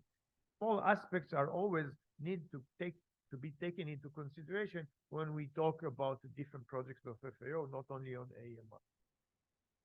So when it comes to cross-cutting issues, when I talk about community-driven intervention and policy implementation, I love to talk about my passion for farmer field schools. We have done it in Turkey. and we are continue doing it in Turkey. Actually, on Friday, I'm going to Kayseri to continue this effort with small ruminants. But also we have done amazing work with farmers in Azerbaijan, smallholders in Azerbaijan that still continue without FAO close monitoring. They continue by themselves because they could see the benefit. We will continue with this in Montenegro and Kyrgyzstan. So farmer feed school, where farmers are really part of the learning system. They decide what they want to learn based on the problems identified. Hey, this is, by the way, the future of extension services. So again, important to mention gender and equal opportunities for all. FAO is working a lot on gender aspects. Farming as a business, I strongly advocate for small farmers to look on the small farm, even if it's 5, 6 cows, as a business. This is the record keeping, obviously, is a huge part of this. Without record keeping, you cannot have a business. I mentioned before, it's all come together to also to transparency. Let's say that you have an outbreak of the zoonotic disease. We all learned about the COVID. We all need to learn the lessons from the COVID. How we communicate to people about avian influenza, at the same time not destroying the sector. Things that not every veterinarian needs to know, or not every animal specialist needs to know, and we need to support them in this regard.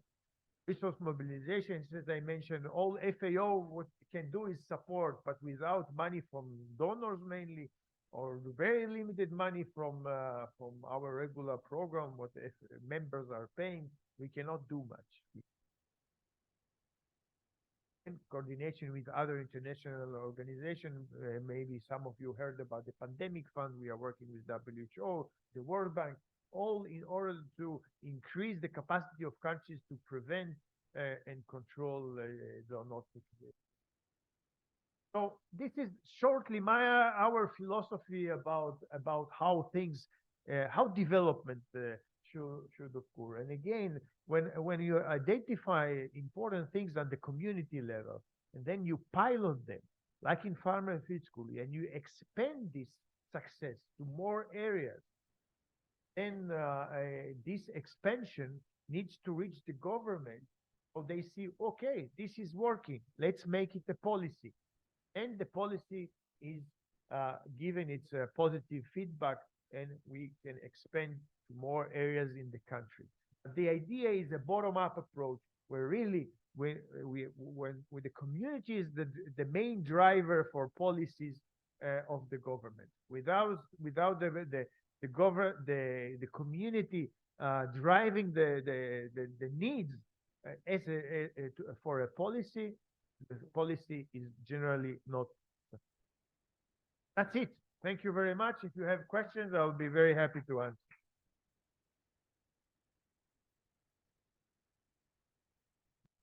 Thank you very much, Heran, for your nice presentation. It was a very good outline of strategic directions FAO is working in our region. And for those of you who are not maybe very familiar with our structure, let's say, I would like to remind that our region includes entire Europe and Central Asia and Caucasus and Turkey. And Heran, as a senior livestock production and animal health officer, he is basically the most important person in the livestock technical area in this region. So if you have any ideas, any questions regarding livestock-related projects, livestock-related activities of FAO in the region, he is the person to ask. So please, time for questions. Just a minute. Thank you. But without Yuri and my team in Budapest, Tibor and Daniel Beltran and Mark Hovare, we would not be able to work. So thank you very much for this compliment. But you know, nobody can work by himself. It's always about the teamwork. So also for Yuri for your dedication. Yes, please. Thank you so much for the presentation. And indeed, connecting to your comments about the teamwork, I noticed that a big attention gives to the in your project or in your work to the collaboration with the communities. So I was wondering, like the scale of the animal farming that you are tackling in your work. From your presentation, I understood like a big attention given to the small, medium farmers, but I wonder about the large scale animal farming. Do you work with it and how? And maybe also you can share then how this collaboration between large scale animal farming and the community collaboration, how it works or not. Yes, thank you. Okay, well, thank you very much. First, I have to admit that I'm only 5 years in the region, and before that I spent 5 years in Rome, so totally 10 years in the organization. And in the 5 years, it took me time, considering the COVID, introduce this concept. I take proud that before that this was not a concept of our working. Now, indeed, we are working mainly with small farmers. When it comes to I believe in 3 methods of working with farmers. I don't believe in putting them in a room like this, showing them slides. I just don't believe in it. I believe in hands-on and really addressing what they need. And it has to be a bottom-up, not imposing with them what they need to learn. It's basically working with them, identifying, also directing them sometimes to what you want to teach them, but overall it has to be a bottom-up approach. So when it comes to small holders, you know, from 5 cows or from 30, 15 sheep or poultry, we work with farmer field school. What we have done experience so far working with larger farms, because you know larger farms are more independent and they are more self-sufficient in terms of access to knowledge, etc. But Central Asia and what we have done, and also in other countries, but mainly in Central Asia, we tried, as I mentioned about antimicrobial resistance, we try to improve practices so animals are healthier and there is less need to use antibiotics. So it's about general practices of in dairy and poultry. What we do, we bring an expert, an international expert, and then we have a national expert that basically mentor farms. We go to the farms, we see what are the problems, we ask them what is your goals, and we try to work with the medium-sized large farms on good practices so the need for antibiotic use will be reduced. This is the way we work with medium-sized to larger size. And we also try to introduce the idea of demonstration herds. That a farmer that wants to show that he is willing to adopt some good practices, other farmers can come and see. Always issue of biosecurity, but in principle, we believe in this approach as well, that farmers that are really willing to invest good practices, changing their behavior also, they can show to other farmers. We use them as demonstration farmers. Did I answer your question, or more or less? Okay. Well, the community connection with smallholders, it's obvious because when we build the farmer field school, it's in the community. We go to a village in Azerbaijan is a great example. We go to a village. We have, let's say, 15 up to 15 people, producers from the same village. This is one farmer field school. So sometimes there are people that are joining from other villages, but the idea is to do it at the community level. When it comes to larger scale farmers, I couldn't find yet the way to do it right, but I'm willing to. It's all about learning by doing. So we still have to improve on that. And you are absolutely right that there is need to be also connection there. Дорогой Иран, это Рахимов, Таджикистан. Большое спасибо за сделанную прекрасную презентацию относительно выполненных работ по ФАО в регионе. Вы говорили резервация пород, но будем услышать, когда Сербия будет выступать. Но учитывая ваш большой опыт в регионе, мне хотелось бы узнать ваши рекомендации относительно снижения парникового газа при пастбищном овцеводстве. Ваши рекомендации. Okay. Well, I don't think that here is the time to give recommendations specifically. I think that it's very important to see all genetic conservation as a individual country or local context. And for each country, particularly for Tajikistan, because of the mountains area and different breeds, I think we need to look at each place, each country separately and give the recommendation accordingly. So to give an overall recommendations, I don't think it should be appropriate. Did I understand the question correctly, Yuri? I strongly advocate, particularly in the case of Central Asian countries, where you have so many basically landscapes and therefore breeds, go and see the local context. Not about even the animals, about the farmers. Who are the farmers that you are working with? Who is the government that support that? There is any political will from the government? Even if the farmers are willing to conserve the breeds, but without overall, without the support, even if it starts, as I mentioned, from bottom up, but overall, without the support of the government, it's not going to work. So I don't believe in overall recommendations, except maybe a few, which is community participation.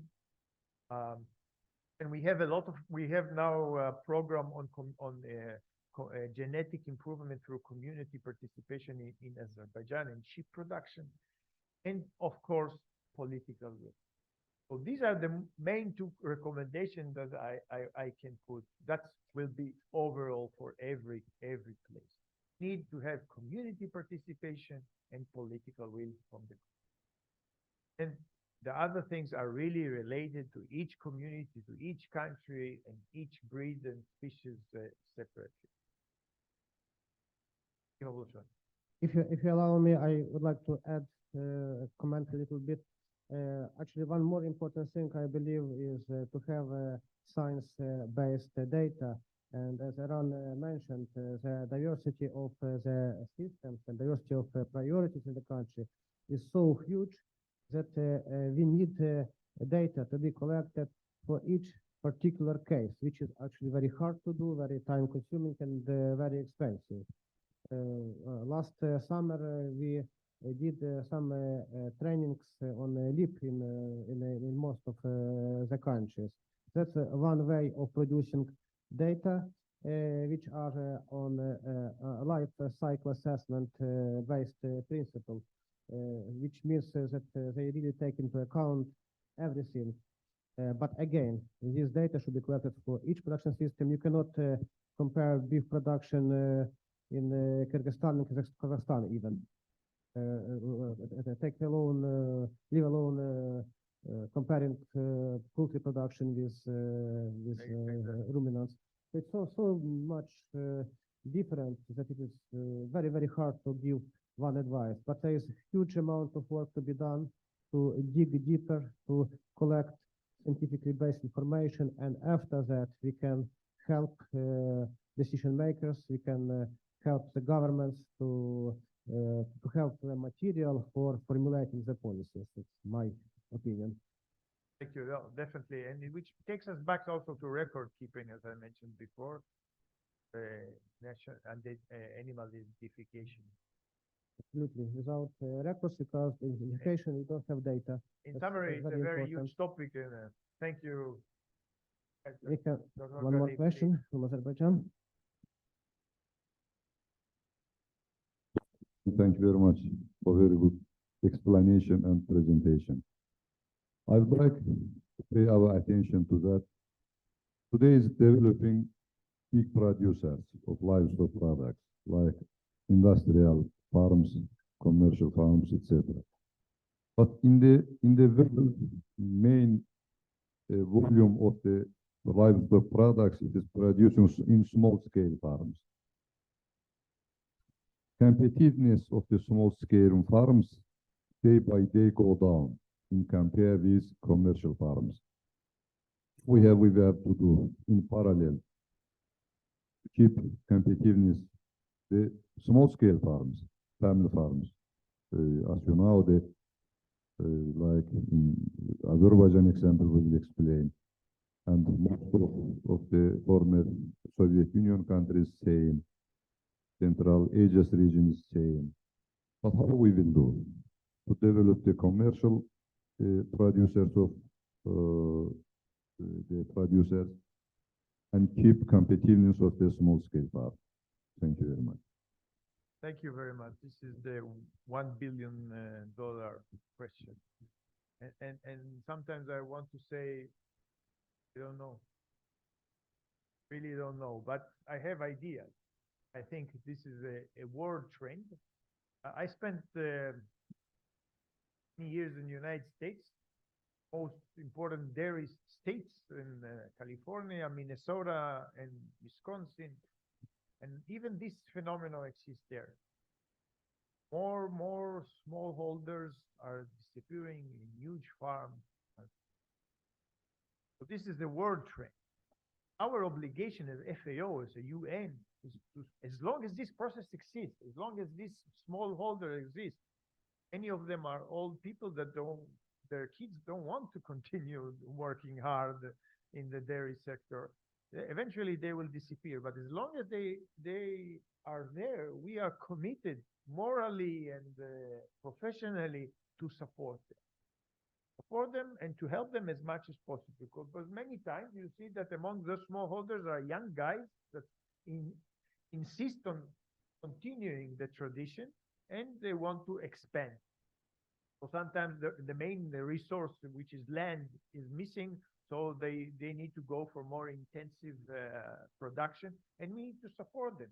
Even if they don't have land, we need to support them how to expand.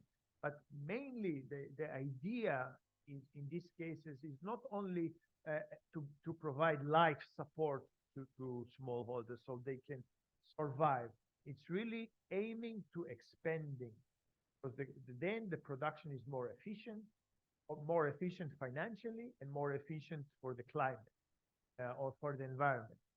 So I strongly believe that if FAO is working with smallholders, we need to support them in order to expand. At the same time, I believe that in several countries we don't do that enough, and we will start doing that a lot. Bring investment to establish larger farms, more efficient farms that obviously are responding to environmental requirements, but really bringing this investment, because the survival of the dairy sector, for example, mainly, or the beef sector, or the poultry sector, will be only by medium to large size farms. So FAO also needs to support this kind of investment, working with the government, what we call private-public partnership, PPP, to really bringing, sometimes even from outside, from foreign countries, to bring investment to build and establish bigger farmers. But again, this is depend on the policies of the government, the markets, etc. It's very easy to talk about it from here. But in general lines, this is what I believe in. Tell you that this is the recipe, the winning recipe. I cannot promise that. My crystal ball was broken on the way here, so. Thank you. One more question? Yeah, I mean, we need to move it. Sunum için çok teşekkür ediyorum. And,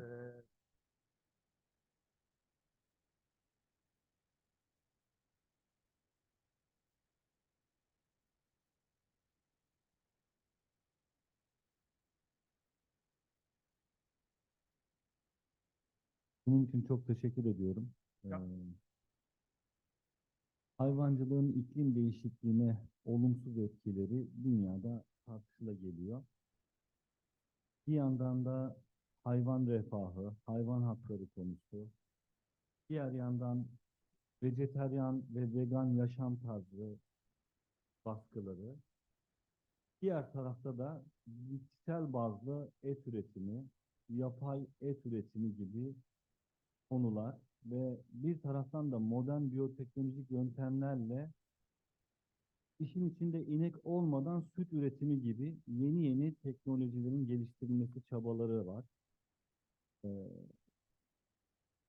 Bu konular hakkında FAO'nun ve küresel ajandanın fikrine, yani bazı çevreler, bilim insanları yeni geliştirdikleri modern teknolojik yöntemlerle mikrobiyolojik fermentasyonla bitkilerden işin içinde inek olmadan neredeyse birebir olduğunu iddia ettikleri süt üretimi gibi yöntemler geliştiriliyor dünyada. Hatta FDA'den onaylı olanlar da var. Bu konuya küresel ajandanın bakışı nasıl? Ya da FAO'nun bu konuya eğilimi nasıl? Thank you. This is another almost 1 billion question. But FAO is very diverse in its expertise. And although we try to have a very, very clear opinion, we have our four strategic objectives, which is four betters: better production, better nutrition, better environment, and better life. All of that, all of what you're suggesting, all this needs to come to these four better. However, you know, there is always contradiction, because our group that is aiming to work on livestock development can have some clashes with people who think that climate change is depending only on livestock. And so there is always some debate, and this is very healthy. At the same time, as you mentioned, FAO is encouraging for innovations and science-based on innovations. So all of these things that lead to these four betters, and at the same time, our main mandate, eradicating hunger and reducing rural poverty, everything is FAO is welcoming everything in this regard. However, I cannot deny that between the different disciplines, there are some debates between the climate change, as I mentioned, between animal production. Now, when you talk about animal welfare and increasing production and climate change, there's no contradiction between them, because all of them are one. You cannot have increasing production without good animal welfare, and you cannot have a good climate change. Good practices to avoid climate change without a good animal welfare and good practices, good feeding practices. It's all well connected. The vegans and the vegetarians, I always say in my country, in Israel, by the way, we have the highest proportion of vegetarians in the world per capita, based on the population. I mean, it's obviously because of some historical reasons. I always tell them, go to South Sudan, go to the rural Tajikistan, go to see where people are struggling to feed their families. Then you decide if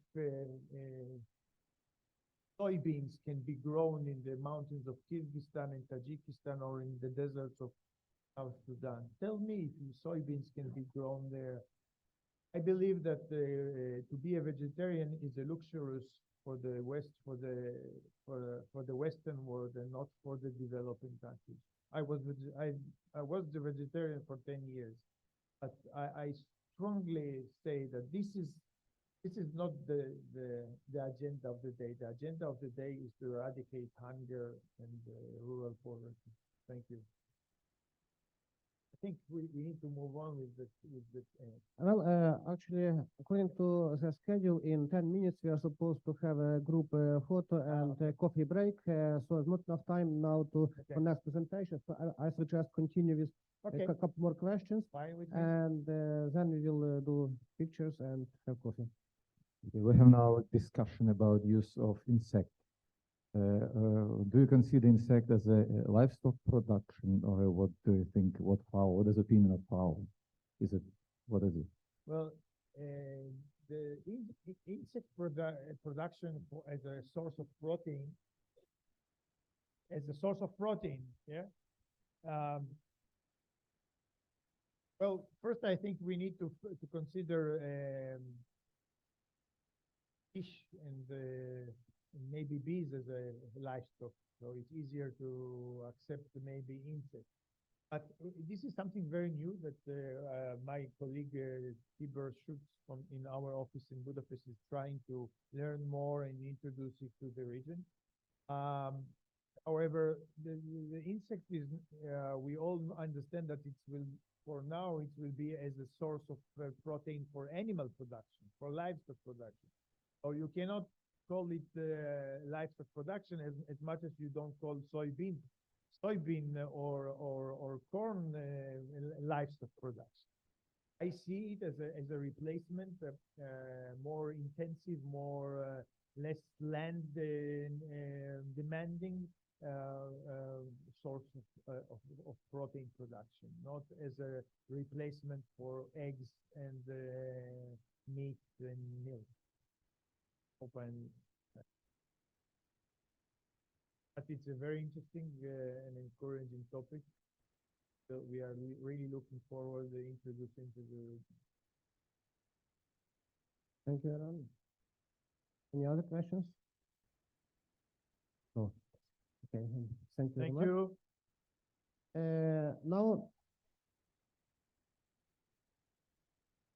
Now we are supposed to move to the country presentations, and as you can see from the agenda, the next one would be from Mongolia. By the way, I'd like all of you to welcome Mongolia to this meeting. They are quite new. It's the first time they participating physically in our meetings, and I really see a lot of opportunities for us to collaborate with Mongolia.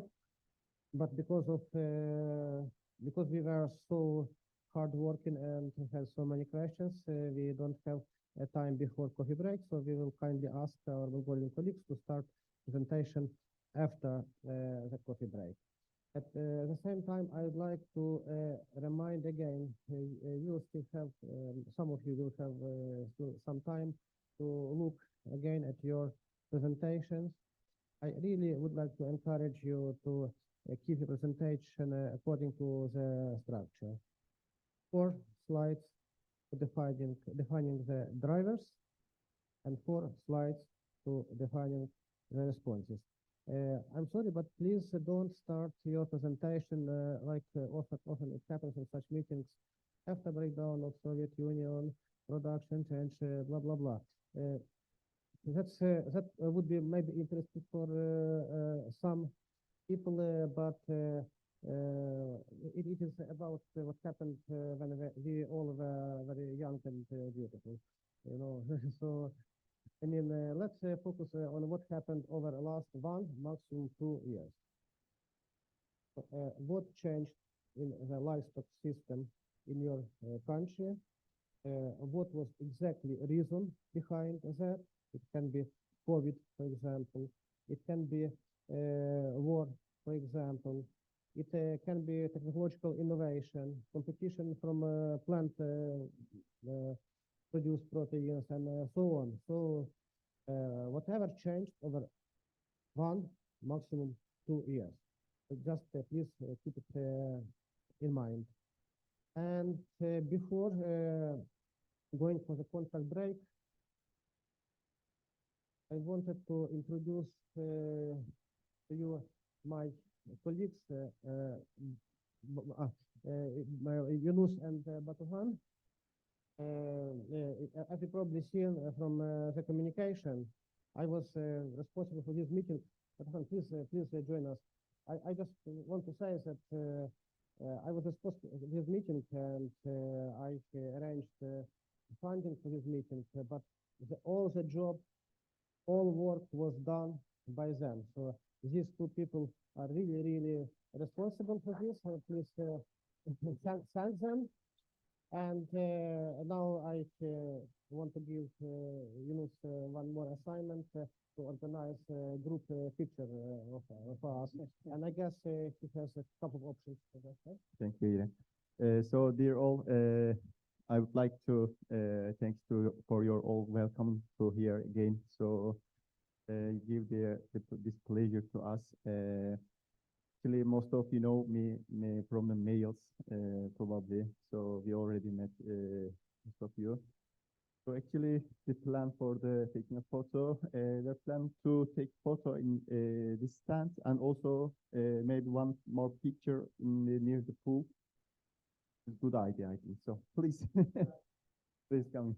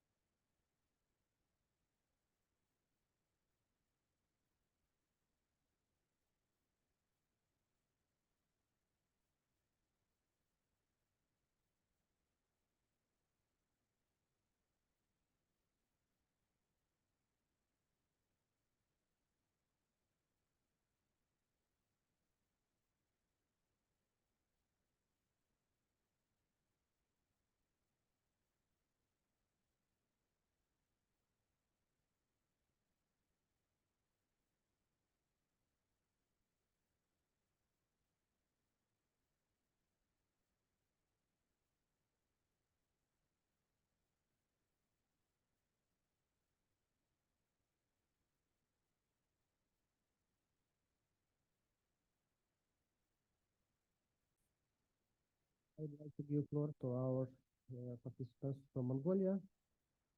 Please.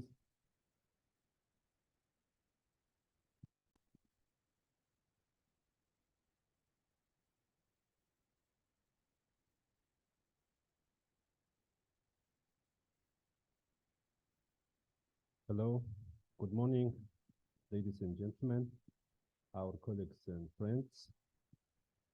It's our great pleasure to be here to participate in this great event. And first of all, we would like to express our gratitude to the organizers, the FAO Regional Office, as well as the FAO National Office and the government of Turkey. We are from Mongolia. We have the joint group from Mongolia. Let me introduce first our group members. My name is Patpatar Bayırmagna. I am the CEO and coordinator of Dairy Asia Partnership, the master stakeholder partnership, Secretariat Office established in Ulaanbaatar, Mongolia, supported by the FAO and government of Mongolia.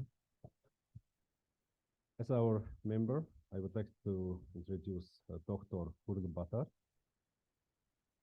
who is working as the senior officer of the Animal Husbandry Department of Ministry of Food, Agriculture and Light Industry of Mongolia.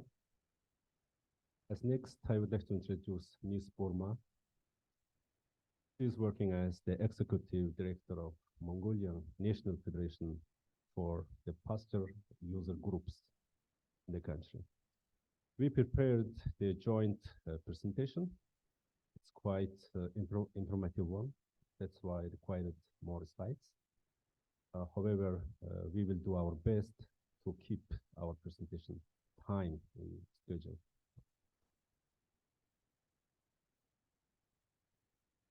First, I will introduce more brief information on the Mongolia.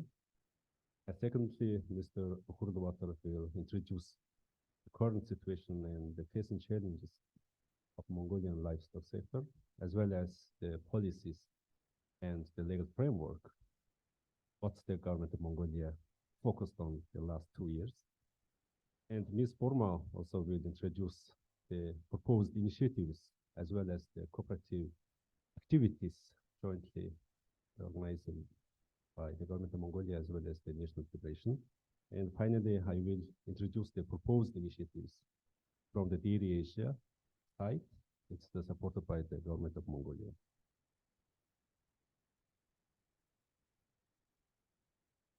You can see on the slide, Mongolia is located in Central Asia as well as in East Asia.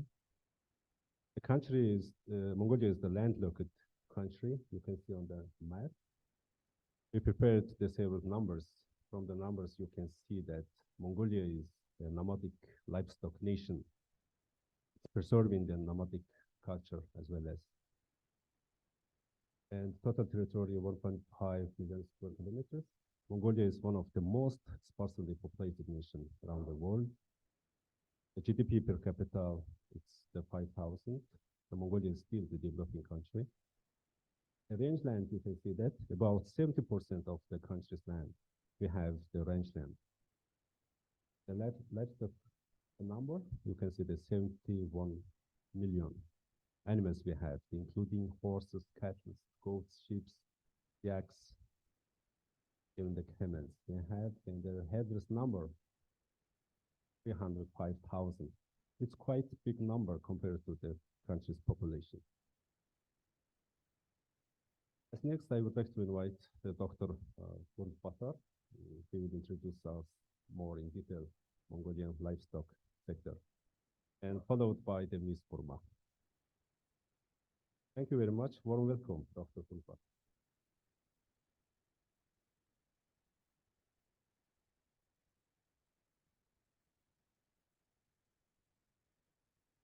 Good afternoon, everyone. Thank you very much, GASL and Minister of Agriculture, Turkish, for inviting me this meeting.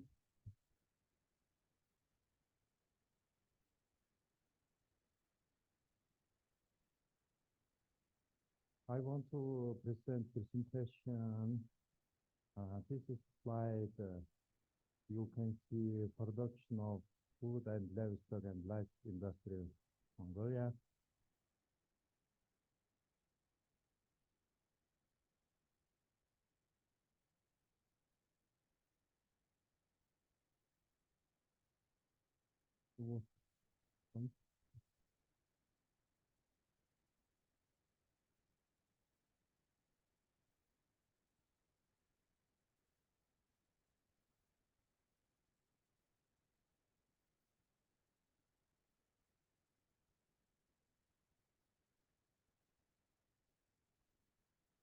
Mongolia workforce 1.2 million. There in the agricultural sector working 45%.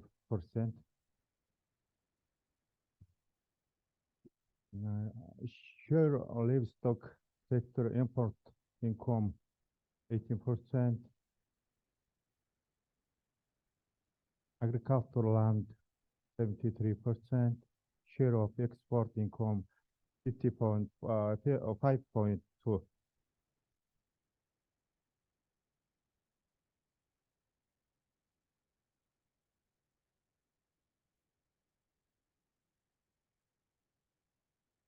The main workforce in the livestock sector or its our country is herders.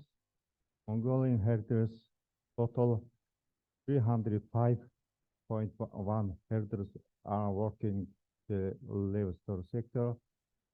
59.6% herders are male, which is 14.4% herders are female.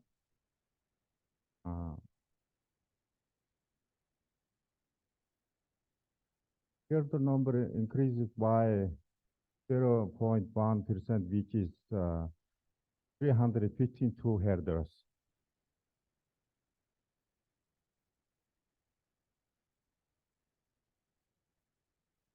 This is slide herders household income. Their graphic, you can see herder average income. First one, it is country average. Second one, stat, and next three level. It is administration unit Mongolia, IMAC, SOM, PAC. Herder average income increased by 11%.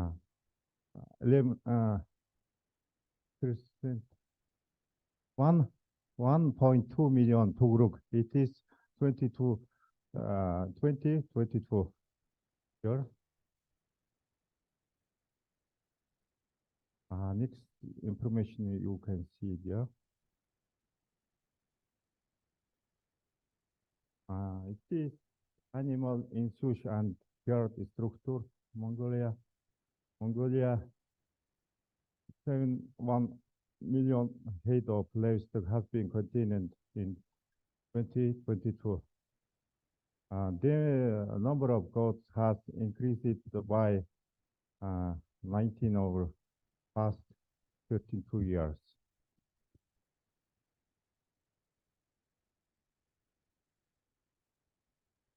According to study area of 100 hectares can traffic support grazing populated 64 for sheep.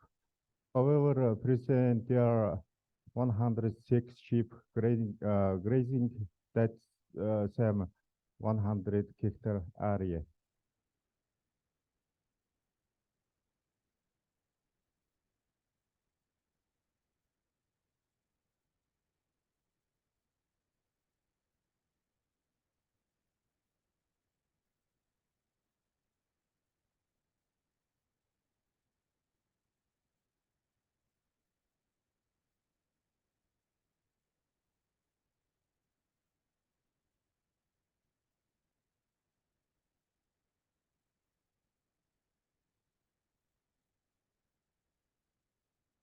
In 2018, we passed a new law on the animal health.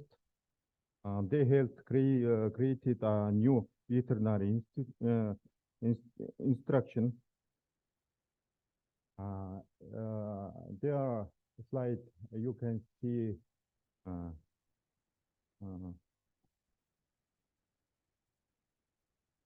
a veterinary constitution. It's to protect animal health, protect public health, promote free trade, to complete and sanitary standards of animal rented committees.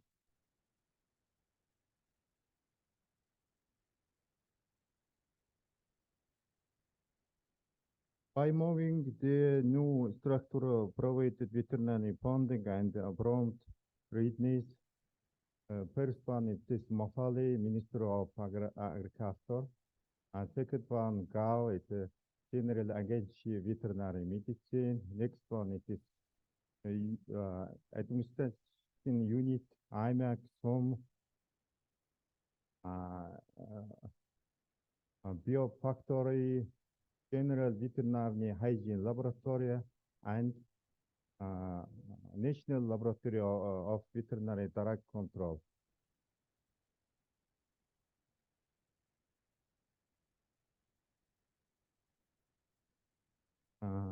Starting in the 2029, veterinary registration and monitoring will be transferred to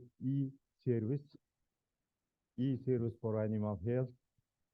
We now using this application, veterinary registration and certification system, lateral house system for animal registration, animal drug complement feed, and medicine device hospital system, veterinary laboratory chain system.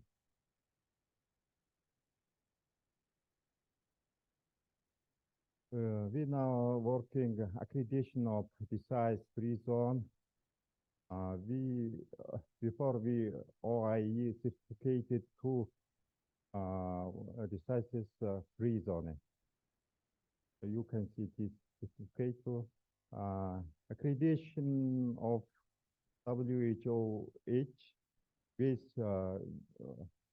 African horse sickness, FMD, EPPR.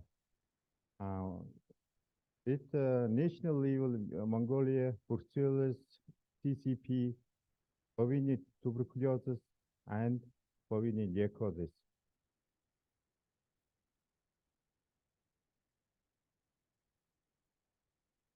This is food production Mongolia.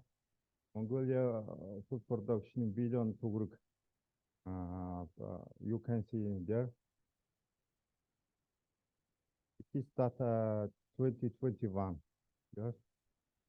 More than 1,019 small and medium-sized food processing factories and workshops, which about employees, domestical meat, wheat, flour, and potatoes meet 100% self-sufficiency rate. It is strategies for improving food supply.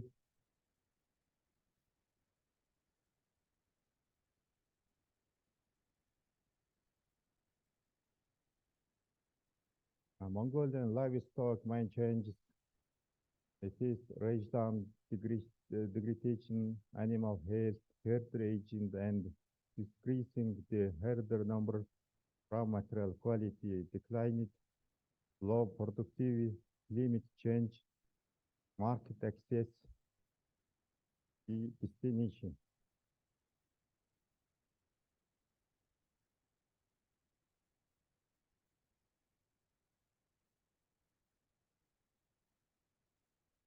To address the above issues, the following policy and implemented. First one is agriculture sector vision 2050, new development policy 2022, Mongolian development program for 2021-2025, İyi hocam. GASL Farm Board.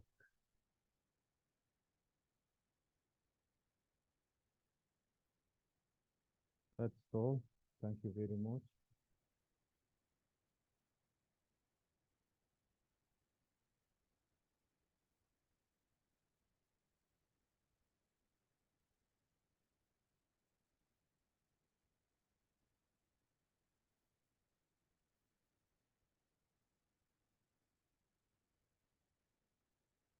So, good afternoon, everyone. So I'm happy to be here representing Mongolian herd organizations to be participating in GASL meeting here in Turkey. So I just would like to express how the rangeland situation is going on in Mongolia, and then what's the degradation level and how we are facing these challenges, and then also how the herd organization are dealing with the international market access. So as you can see, 70% of Mongolia rangeland is altered in comparison with the reference, let's say. So then you can see the blue points are shown that healthy rangeland, and the yellow points are percent in degradation. Somehow it's degraded. But there's a very big chance for us, according to the rangeland resilience, so that we have spent almost 20 years to study how the Mongolian rangeland is resilient, and then how we can recover through the proper management. So then 90% of the degraded area can be recovered by itself if we apply the proper management for the herding. And then 10% is somehow it's really across the threshold. We cannot really do nothing for the 10% of the total rangeland because we have to do kind of technical accumulation on that. So then see that the rangeland degradation is coming from the center of Mongolia. It's going through the east. This is so fast. Going to the east. So why it's happening? Because you know that the herders are migrating from east to center, and then when the resources decline, then move to the east. So we have most resources reserved in this area. So now we have again another problem of the east of Mongolia. So how we are really monitoring this rangeland, because last 18 years through the Green Gold project is supported by Swiss Development Agency, we have created 2 monitoring systems in nationwide. It's called one is belong to the Meteorological Institute, another one is belong to the Land Agency. And then their officials, specialists go to the rangeland in every year in the end of August in the peak time and measuring the plants and then state of the rangeland. And then so we are really able to measure where is the degradation, where is the high point. So you see that the red column is indicating animal number, and then green one is indicating carrying capacity. You see that all of the AMAG is like province, it's like really exceeding carrying capacity. So then, once we have high number of animals, of course, this climate change is really, we are facing with climate change. But when in the same time with our grazing, it's really making harsh for the climate. We call it like sot. Sot means, it's like in the summertime we have droughts, and then winter we have really harsh winter. So this one is really happening very closely. It was like in the period of sot, usually 10 years it was happening, but now it's like happening very, very closely. Period is become closer. And then so that the Mongolian National Federation, we are trying to act like rangeland resilience and participatory approach. So this is really, we would like to involve the herder household in the approach if you would like to protect the rangeland. The first one is we usually work with the herders to create pasture user groups. So this one is not really based on friends or like that. It's really based on the rangeland who are sharing the same rangeland. So then there's actually that already social boundaries created almost 100 years. We have to define that boundary who are sharing same rangeland. Then after that, we are working on kind of official things, creating the boundaries and then define the rangeland states, and then resilience, also capacity. And then we do some planning and then where to move and then when they move. So how many animals they should graze or something like that. And then we implement, then we are monitoring in every year. But we have problem for implementation. So we are really close cooperating with the ministries, MOFOLI, and then also the province and village level administrative office. But still there is a challenge and problem with the implementation. So at the moment, we federation, we are a branch in Mongolia, we have 21 province. We have a branch in 18 province, and then we have also people are working for us like 669 some call it village. In Mongolia, we have 330 some, and almost like we are working half of the some. And then we have created like 1,500 pastoralist group around the Mongolia. And also we have created primary cooperatives. It's 119. So like last 2 years, there's another challenge. If we want to like integrate further livestock commodities for the international market. So that in last 30 years, let's say, when we like become democratic, this livestock system was destructive. So it was created like rangeland degradation. It's creating like animal number increases and the lower productivity of the livestock. And then increase also the herd sizes break down, you know. And now we are trying to work more green, traceable, and competitive market, because we are really orienting for the international market, for the niche market, for the like we cannot really work for the mass, you know. And then we are working for the better market access for the herders, and then increasing the investment for livestock breedings, and increasing productivity of per head, per animal, and also the herd size as well, and better rangeland management.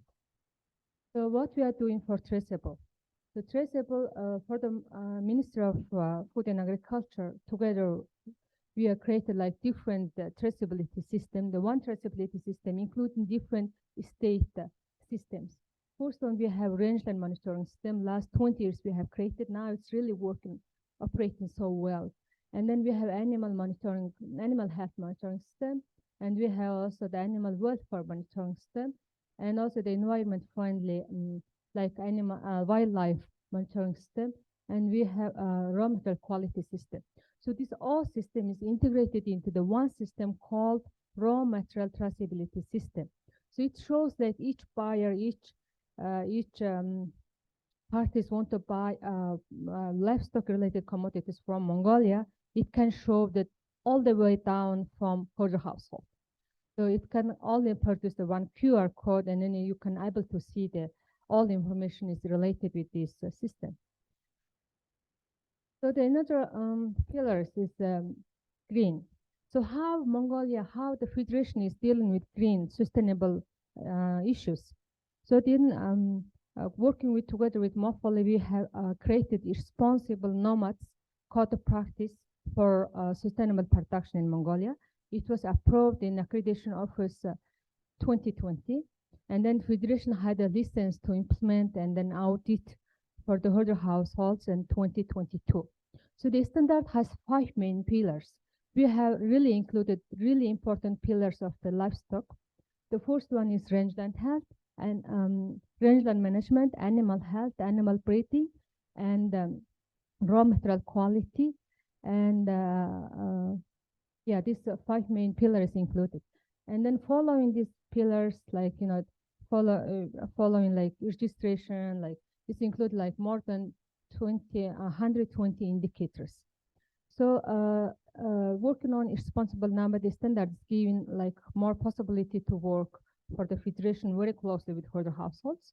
And Federation, we are working on the other hand, we are working for implementation.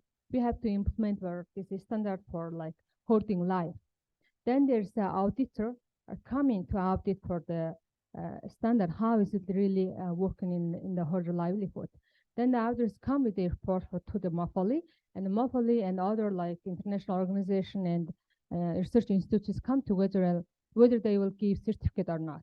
So once the herder cooperative, herder pasture circles, once they have a certificate, they are really able to sell their products with high premium price for the international market.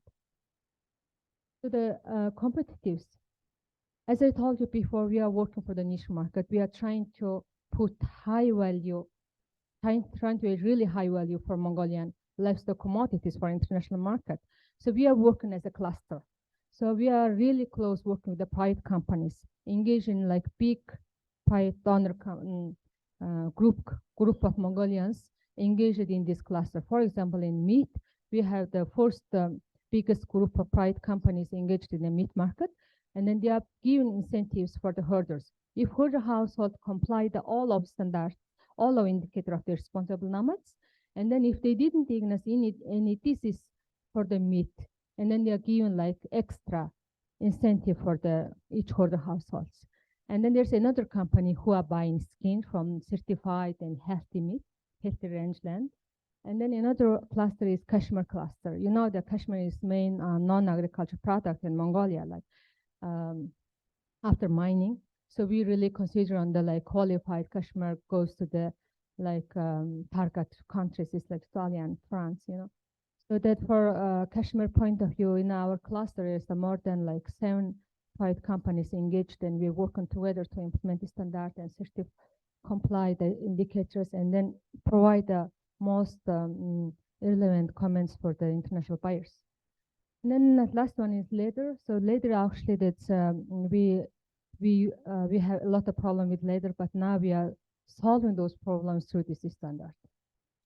And then at the end, you can see that we Mongolians trying to supply, trying to increase the export with the traceable, ethical, green, competitive product from Mongolia, with the cooperation with the Mongolian government and then private companies and the non-government organizations who are dealing with herders issue.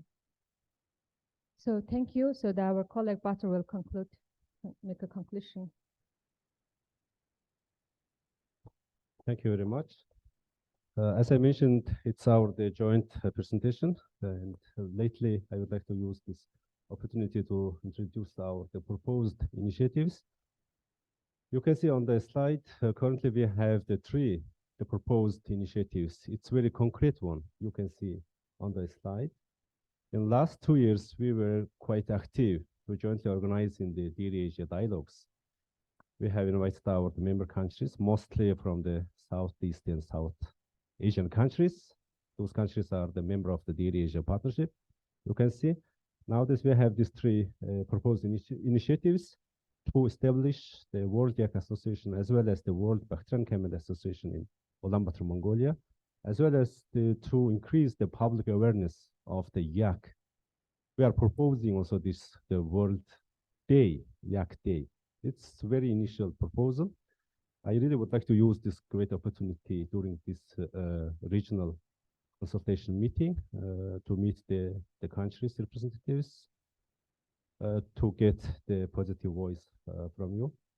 And also in April this year, we signed the MOU, the Dairy Asia Partnership with the MOFALI, the Ministry of Food, Agriculture and Light Industry of Mongolia. Based on that, we have got the very supportive government resolution that passed in 23rd of August this year. It means that we have the proposed initiatives from the regional dialogues, and we have the supportive resolution from the hosting country, the Mongolia. Why Mongolia is hosting and supporting this initiative is that Mongolia is the 2nd largest country for the yak husbandry, as well as the very home country for the Bakhtian camels. It's the 200 camels, I think. I respectfully hope that all of you know about the Bakhtian camels. And you can see there are 2 main international years are approaching. The next year, 2024, it's the International Year of Camelids. So we need to use this great opportunity to strengthen the cooperation and partnership between our countries. And 2026, it's the International Year of Rangeland and Pastoralists. So we need to use that, and we need to jointly organize the several international and regional events. On map, you can see the yak and Bakhtian camels. It's very unique and very environment-friendly animals, also very multi-use animals. It's raised for the meat, milk, leather, wool, as well as for the transportation. So we are aiming to strengthen the cooperation and partnership between the yak husbandry as well as Bahrain camel countries. You can see on the slide, the Bahrain camels, altogether the 11 countries have very unique the Bahrain camels, and the 13 countries have the yak husbandries. So we need to work together. It's the importance of the expectation from our side. Saving our time, I would like to skip this slide. The most important is that, as we all know, one hand washes the other hand. So let's work together on these proposed initiatives. Thank you very much. We have done our joint presentation from Mongolia side. And if you have any questions or comments, please feel free to ask us and we will answer. Thank you.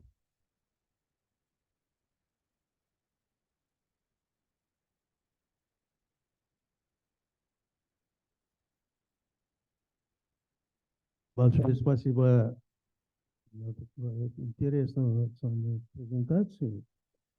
Ну, у меня возникли вопросы, поскольку я специалист по улучшению пастбищ. Если я правильно вас понял, нагрузка на пастбище у вас почти в три раза превышает допустимые нормы, да? Это первая причина, которая приводит к деградации. Ну, какие меры вы предпринимаете, чтобы предотвращать деградационный процесс? Занимаетесь ли улучшением пастбища? Если да, какие методы вы принимаете? Спасибо за ответ.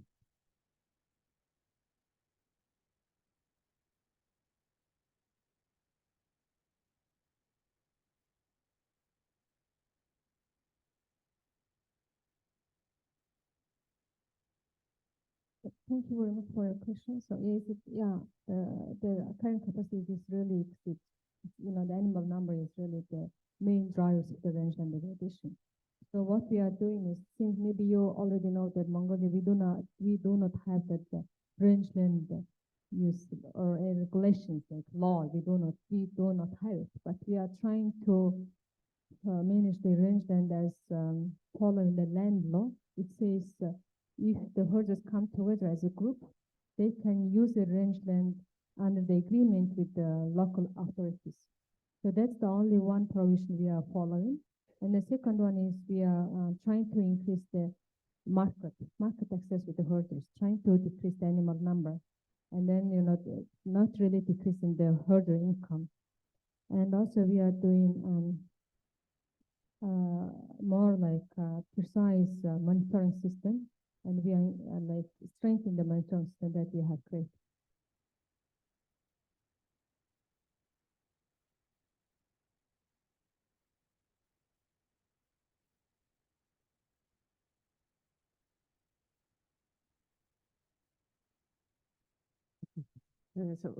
First of all, thanks for the presentation, for such a broad presentation. Now I understand a bit more the Mongolian context. So I didn't know much about your country or your livestock before. But one thing I know, and I wonder if you consider it a reason good enough to be added to your drivers of change. So I was familiar, or I am familiar with the case of one community. I don't remember the region of Mongolia where it happened, but there was a case of the land use change where the natural lands which were used as a pastures for the traditional way of farming, let's say, so that land was given for the copper mining, and that created, basically the people were displaced, and what they were doing before, they weren't able to continue, so they were like literally displaced. So is it a common issue for Mongolia, or it was just like one case that I know about, or it's a systematic thing? Yes, thank you.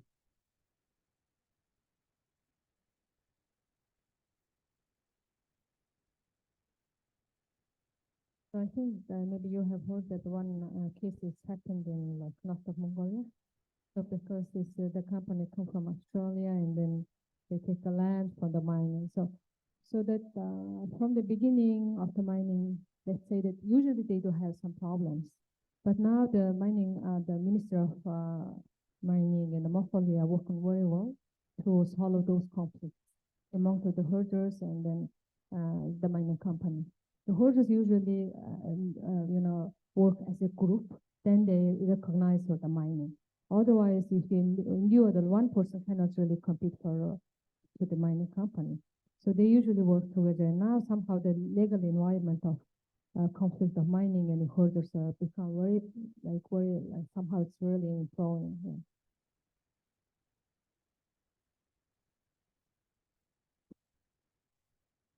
Я извиняюсь, так, вы сказали сейчас, что будем заниматься в дальнейшем яком, но по источникам они являются предками крупного рогатого скота, местного и высокопродуктивных животных крупного рогатого скота. Это настолько эффективно для Монголии, поскольку вы хотите сказать, что у вас повышенное поголовье скота, вы хотите его тем более уменьшать. Спасибо за вопрос.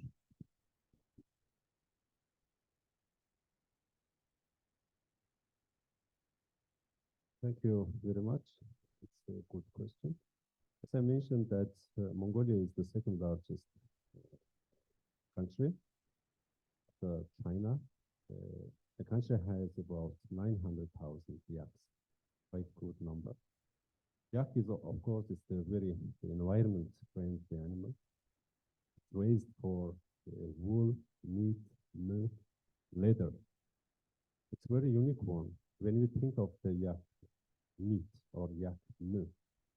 So as the home country of yak, Mongolia is trying to get a good cooperation and partnership of the yak husbandry countries. As I mentioned, altogether, 13 countries, they have the yaks, like India, China, Nepal, Bhutan, and the Central Asian states, right? The Kazakhstan, Kyrgyzstan, Tajikistan, Pakistan, Afghanistan, and those countries.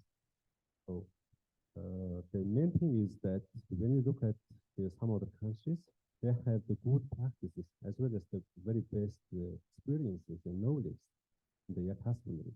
When we look at the India example, right? The research and development in yak husbandry sector is quite high and competitive, I would say that. When we look at in China, the research-based, the commercialized yak husbandry sector are living in China.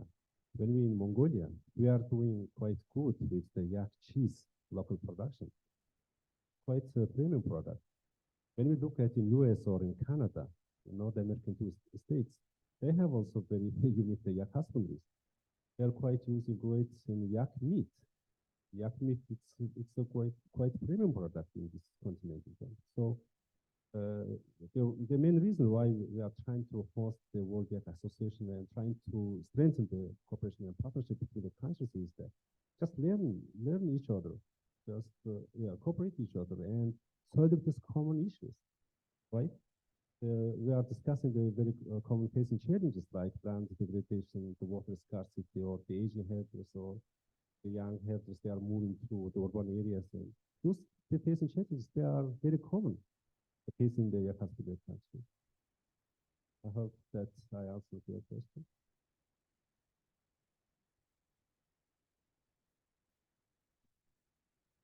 У меня вопрос, пожалуйста. Выступавшие до вас и ваши доклады я не услышал о улучшении животных, о племенной работе с ними. Ведь животноводства нет второстепенных вопросов. И кормление должно быть на уровне, и разведение, и уход. Однако один из вопросов – это генетическое улучшение животноводства. Вот какие мероприятия проводятся в этом направлении, в частности, в яководстве, если хотите, или в других отраслях животноводства Монголии. Спасибо.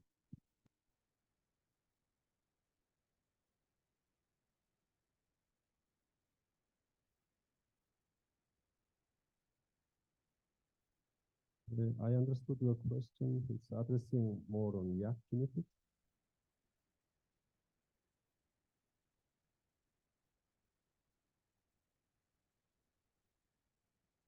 Yeah, that's also a good question. In Mongolia, we have the 21 provinces. 14 provinces have the yak husbandry. So lately, in last 2 years, the government of Mongolia is quite active to improve the yak breeding in the nationwide. So the government has implementing some certain activities, the actions, I would say that they are trying to improve the yak breedings. They are trying to, they are doing the high quality of the yak breeding from the central province of Mongolia to the western part of Mongolia. So the main aim of these activities is that to improve, of course, the breeding and to increase the productivity of the yak originated products, including like milk or meat. Nationwide, we know that some of the yak husbandry countries, they are demanding to improve their yak genetics, yak breeding breeds. Let's see. Of course, we need to try to avoid the cooperation under the World Yak Association and try to raise this voice more in international level. I'm expecting so positive. Yeah, my expectation is quite positive. У меня такой вопрос. Какие меры принимаются со стороны государства по развитию фермерских хозяйств касательно животноводства? Спасибо.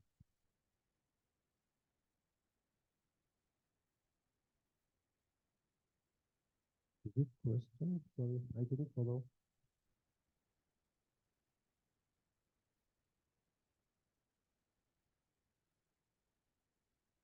Спасибо за вопрос. От государства не делаем, что развитие фермерских хозяйств. У нас в 2020 году государство утвердило национальная программа фермерских хозяйств. Подтверждение национальной программы есть у нас. Ежегодно мы даем в бюджете $1 миллион и еще международные проекты есть у нас, 2 проекта идет в этом направлении. И там есть еще в бюджете, я точно не помню, сколько там.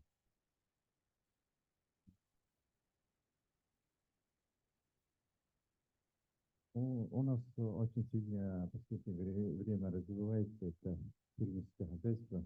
Раньше мы только на пастбище это пастухим частными делал. А сейчас начало предприниматься частные и еще фермерские хозяйства открылся, и там импортируем высокопродуктивные породы.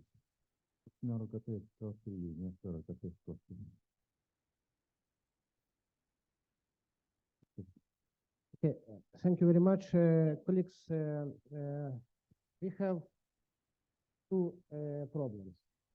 On one side, I really like the presentation, country presentation from Mongolia. It was very informative, very comprehensive, very interesting, obviously, because we have so many questions. It ignited discussion. It's very nice. But there are two problems. First problem is we are behind the schedule. Now we are about half hour. We spend on Mongolian presentation almost 1 hour, maybe 50 minutes. So that's one problem, and we need to somehow shift our other presentations to have all of them in these 2 days. And second problem is that from each presentation, country presentation, we need to have 8 slides with 4 drivers and 4 proposed responses. This presentation was great, very informative, but we need to extract this. So I would like to kindly ask Mongolian colleagues to send me these 8 slides presentation, very simple, because we need it to formulate our contribution to the global meetings. It's very important. And unfortunately, I did not have time to check all the presentations.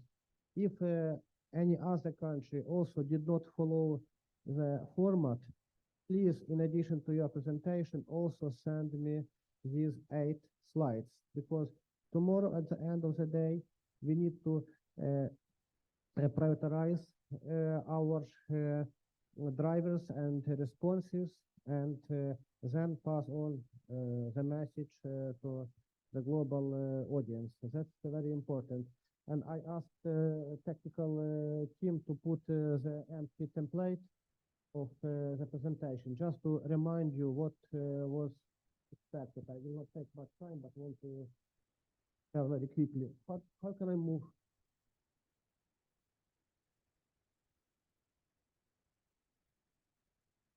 Okay, so this is a title page. It does not count. It is not one of the 8. Then we have first slide for drivers. Here we should put bullet points, geopolitical and socio-economic drivers.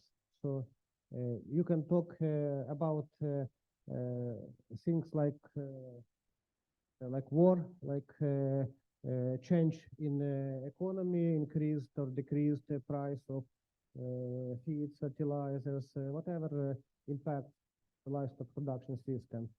Then next one health. That includes also changes caused by COVID. Just bullet points could be 3 or 5, as many as you want, but it should be very simple and clearly listed. Environmental drivers. It might be, for example, flood, drought, I don't know, failure of crops, whatever can happen. Next, technological innovation. It can be something what happened in the livestock sector. For example, let's assume that the percentage of livestock of cattle inseminated artificially increased by 20%. It's a major change, for example, how it impacts the production. It may be also technological changes beyond the livestock production systems. For example, let's assume that in a country the offer in supermarkets of artificial milk or plant-based milk increased significantly, and the price is low, and that's why demand for real milk is decreasing. So there can be really very different technological drivers, but we just need bullet points. So these 4 slides for drivers. So drivers are the reasons the change happened, right? Why it happened. And then next 4 slides would be proposed responses. So what, in your opinion, should be done? For example, if you have decreased opportunities to export livestock products, what should we do? We should decrease production, or we should make production more efficient. Whatever is on your mind, you just decide what should be the response of the livestock sector, what should be the response of the policymakers to this change. And for each group, we have 1 slide, 4 slides. So first was geopolitical and socio-economic drivers. Next, 1 health drivers, then environmental drivers, and then technological innovation drivers. So I just would like to remind that we expect presentation in this format. If, for example, you have present now or in an hour and you don't have time to adjust the presentation, then I'm kindly asking you to send me by tomorrow additional set of slides with a list of these drivers and responses, because we really need them to formulate our priorities, formulate our message to the global meeting. And with this, okay, we are behind, but if there is one or two really important questions for the Mongolian presentation, we still can allow it. Otherwise, we can, okay. Okay, after that, we will move to Uzbekistan presentation. Yes, Mr. Mavlanov will present after that. But, after one of the questions. Do you have a positive experience of recovering of pasture, and how long usually it takes to be recovered? We can see there's an impact when we are implementing the standards, for example, responsible nomads. So you know that the regional recovery is really depend on the which level of the degradation, and then also it's depend on the which region, like which climate zones belong to. For example, in steppe and forest steppe, it's really if the region is medium degraded, it usually takes 1 or 2 or 3 years. So it's really heavily degraded. It really takes more than 10 years because we have exposure in like different ecosystems, ecozones. And then it shows like we have 1 hectare of exclusion in very heavily rangeland.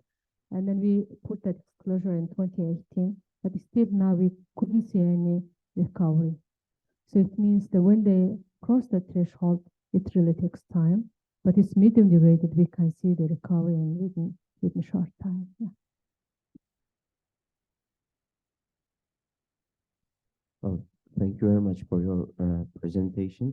I wanted to ask you about whether you have a breeding program for those nomadic herd owners for the sheep, goat. I see that most of the population, livestock population, is are from goats or sheep, or maybe yaks and camels.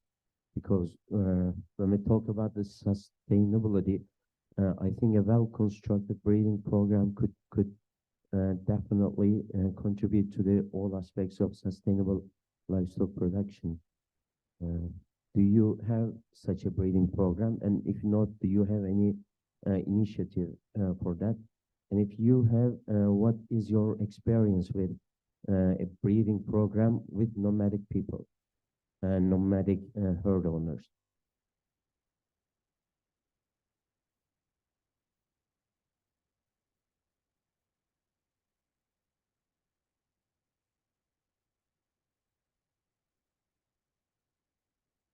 Спасибо за вопрос. Я коротко стараюсь ответить на эти вопросы.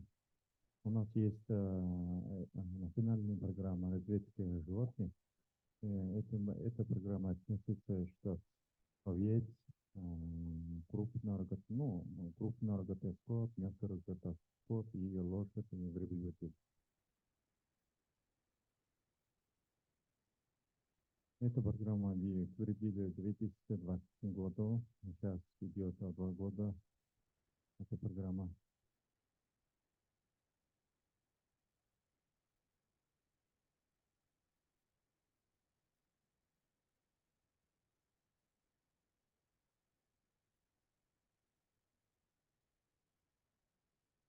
В этой программе все включено развитие животных и обучение прочность и еще продуктивность.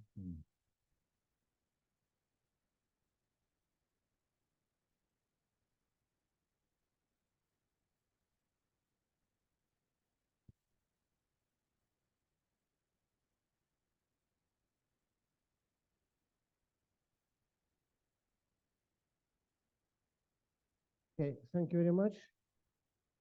I really would like to have this question answer session continue as long as possible, but if we do, we cannot find time for all the presentation. But I would like to remind that it's absolutely okay and even encouraged to continue your discussions in the swimming pool. with the beer or whiskey near the bar, near the sea, and anywhere else. So informal communication in such meetings is actually very, very important. So please communicate, please keep in touch with each other. And now I'd like to give floor to Mr. Mavlanov from Uzbekistan, who will do a country presentation. Please.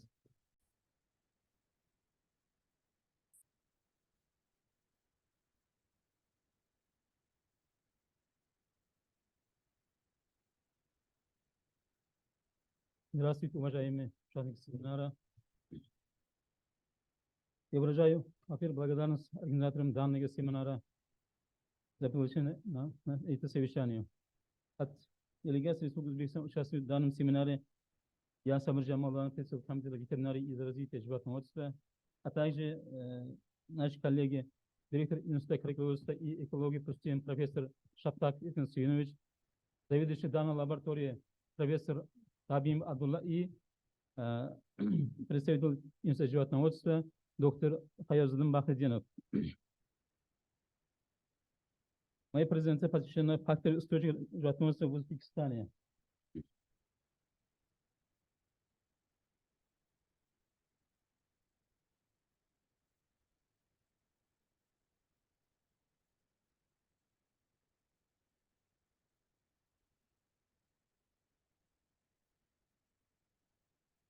Животноводство является одним из динамично развивающихся сельскохозяйственных секторов Узбекистана. Данный сектор играет большую роль в развитии экономики нашей страны, в частности, в обеспечении населения пищевыми продуктами. На долю отрасли животноводства приходится 53% от общего объема валовой продукции сельского хозяйства. В целях стабильного обеспечения растущего населения мясной и молочной продукции на данный момент в республике функционирует свыше 7100 скотоводческих, около 3300 овцеводческих и козоводческих, 150 коноводческих хозяйств, около 1300 фабрик, свыше 4000 рабочих и около 700 хозяйств. В выше указанных животных хозяйствах и деханских субъектах выращивается свыше 13,8 миллионов крупнорогатых скота. Из них 5 миллионов голов являются коровы. Вместе около 23,6 миллионов овец и коз и 270 тысяч голов лошадей, а также около 97 миллионов голов птиц.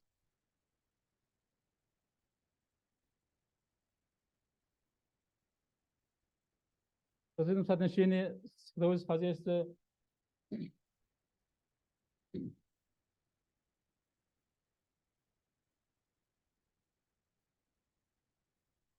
это 42% скотоводческих хозяйств и 18% это хозяйство овцеводства и козоводства.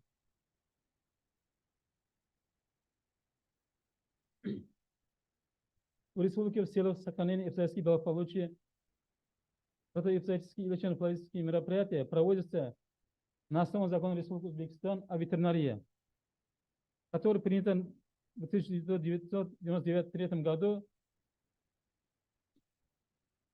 Местные породы животных и племенные скоты, овцы и козы, заведенные из-за рубежа, в процессах адаптации к жаркому климату нашей республики,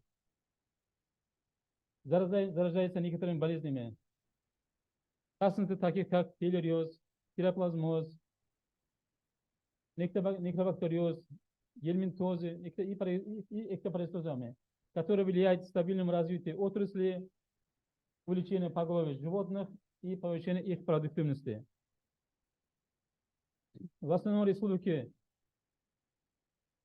скоты заражаются паразитарными болезнями, как филариоз и пироплазмоз, которые данные болезни причиняют колоссальный экономический ущерб развитию данной отрасли.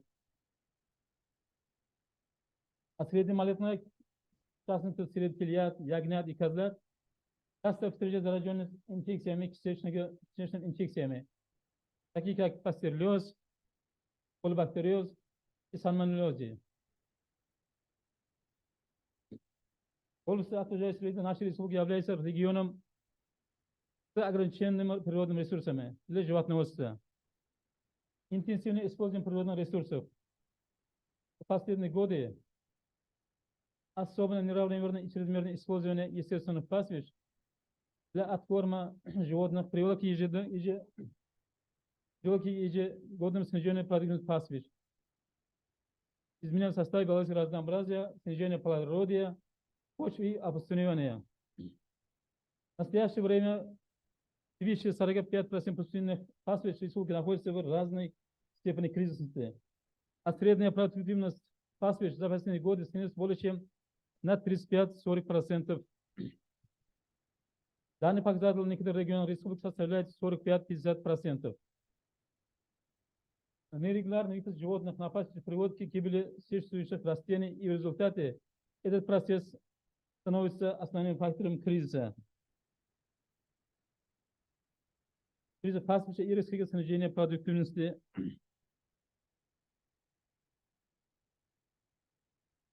За счет реализации принятых мер в последние годы поголовье животных, в том числе овец и коз, значительно вырос. В частности, поголовье мелкорогатого скота в республике вырос на около 103% и составляет на сегодняшний день 23,6 миллионов голов. Для стабильного развития животного республики привязан ряд причин. В частности, нехватка орошаемых земельных лошадей, опустынивание пастбищ, нерациональное использование земельными ресурсами и пастбищами, а также низкая урожайность пастбищ.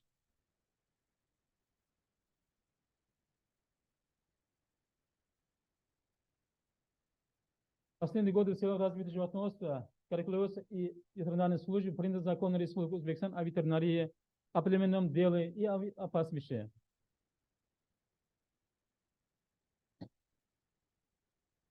По устойчивому увеличению поголовья животных, улучшение племенного дела в животноводстве и в кормовой базе, а также обеспечение продовольственной безопасности населения, принят указ президента республики за номером 5696 и постановление 4254 от 28 марта 2019 года. С целью устойчивого развития животноводства и государственной поддержки отрасли постановлением президента номером 120 от 8 февраля прошлого года утверждена программа развития сферы животноводства и отрасли Республики Узбекистан на 2022 и 2026 годы. На основании данного документа в целях поддержки отрасли государством выделяется субсидии для завозимых и реализуемых племенных животных, а также за выращенных и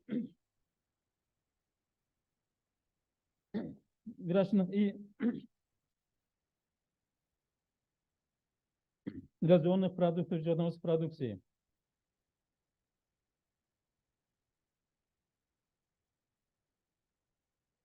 Опасность животноводства означает развитие животноводской сети на очень большой территории нашей республики, охватывающей более 20 миллионов гектаров.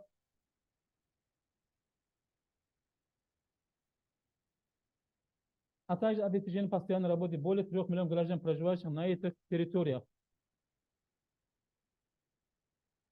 Повышение их уровня жизни, а также решение продовольственной безопасности, обеспечением населения животноводческими продуктами по низкими ценами.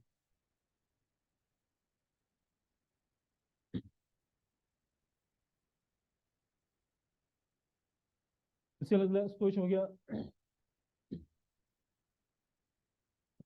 обеспечения безопасности благополучия республики и пищевой безопасности государственным ветеринарным службам и подразделениям в областях ежегодно проводятся профилактические мероприятия, профилактические и диагностические мероприятия по своевременному выявлению, диагностике и предотвращению распространения болезней животных и птиц.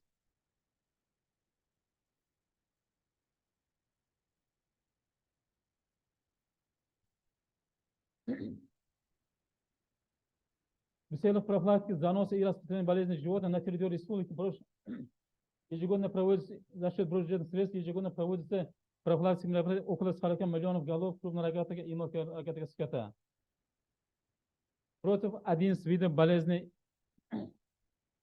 инфекционного вида, а также на 13, около 90 миллионов голов птиц против 4 видов болезней.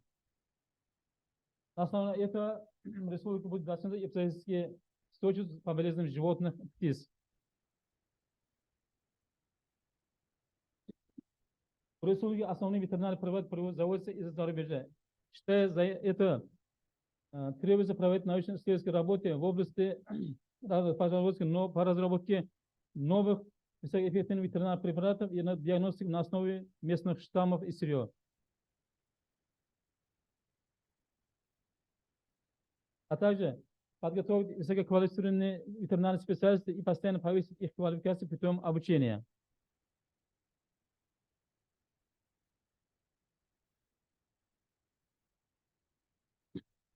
Оснащать ветеринарные лаборатории современными диагностическими оборудованиями.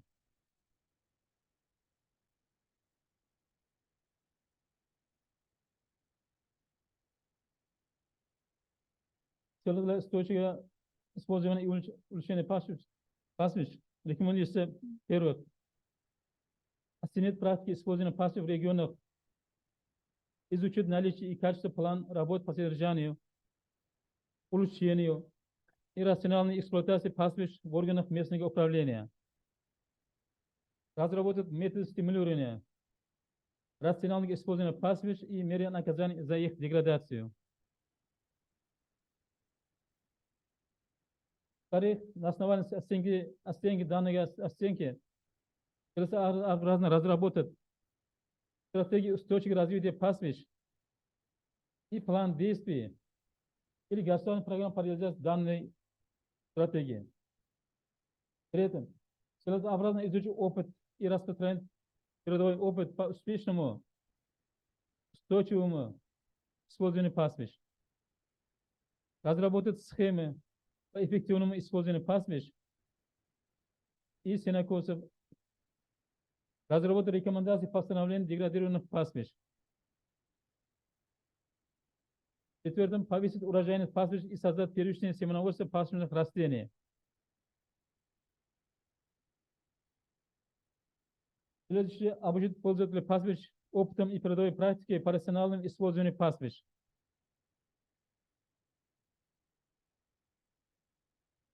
Последнее, совместное планирование использования пастбищными пользователями, ассоциациями и местными лесными предприятиями.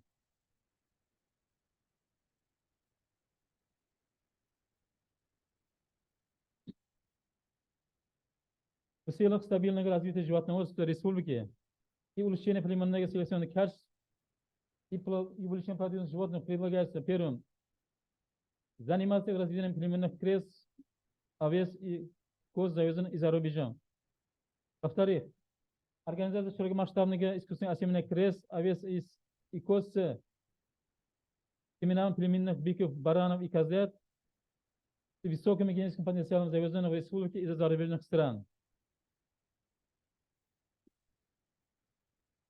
В-третьих, проводить научные исследования по разработке и созданию семеноводства среднеазиатского живого генофонда ценных видов пустынно-пастбищной культуры.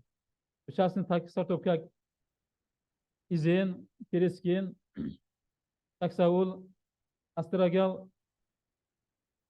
палин, кампарасма и другие.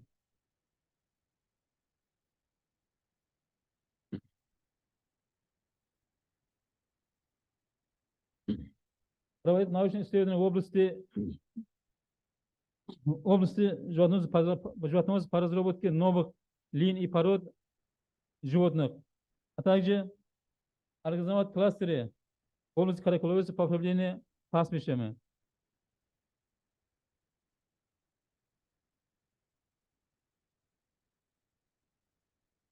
У меня все. Спасибо за внимание.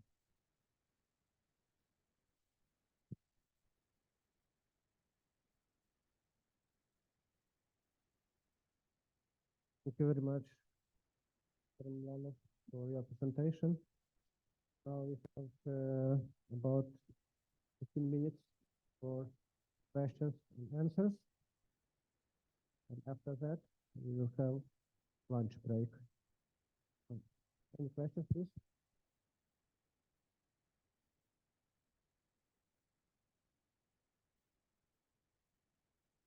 Presentation from Uzbekistan was so comprehensive that no additional information is needed. Everything was very clear.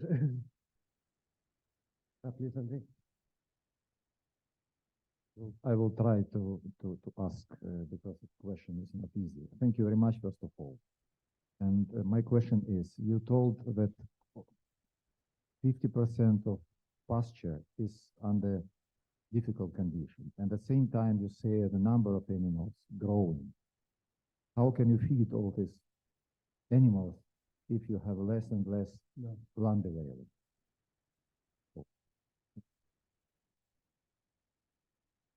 Это на ответ наш специалист, директор инспектора производства.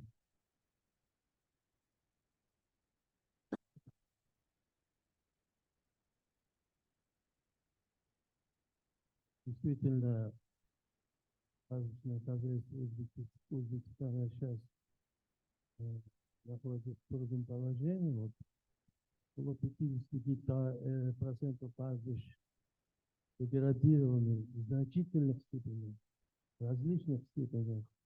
Есть места, где урожайность снизилась до 20%. Есть места, где 30%, есть 40 и 50%. Сильно деградированные пастбища. В этой связи в нашем институте, Институт каракулеводства и экологии пустынь, проводятся научные исследования по разработке улучшения пастбищ, а именно интродукции, селекции, семеноводства пустынных кормовых растений. Разработка методов коренного улучшения пастбищ. И в настоящее время достигнуты определенные успехи. Например, из природной флоры испытаны более 300 видов кормовых растений в пастбищных условиях. Выявлены около 30 перспективных видов. Создан генофонд, среднеазиатский генофонд пустынных кормовых растений. И ведется с этими видами, образцами селекционная работа с целью выведения местных сортов этих растений. В настоящее время созданы около 18 сортов пустынных кормовых растений, которые обеспечивают повысить продуктивность деградированных пастбищ 10-15 центнеров с 1 гектара.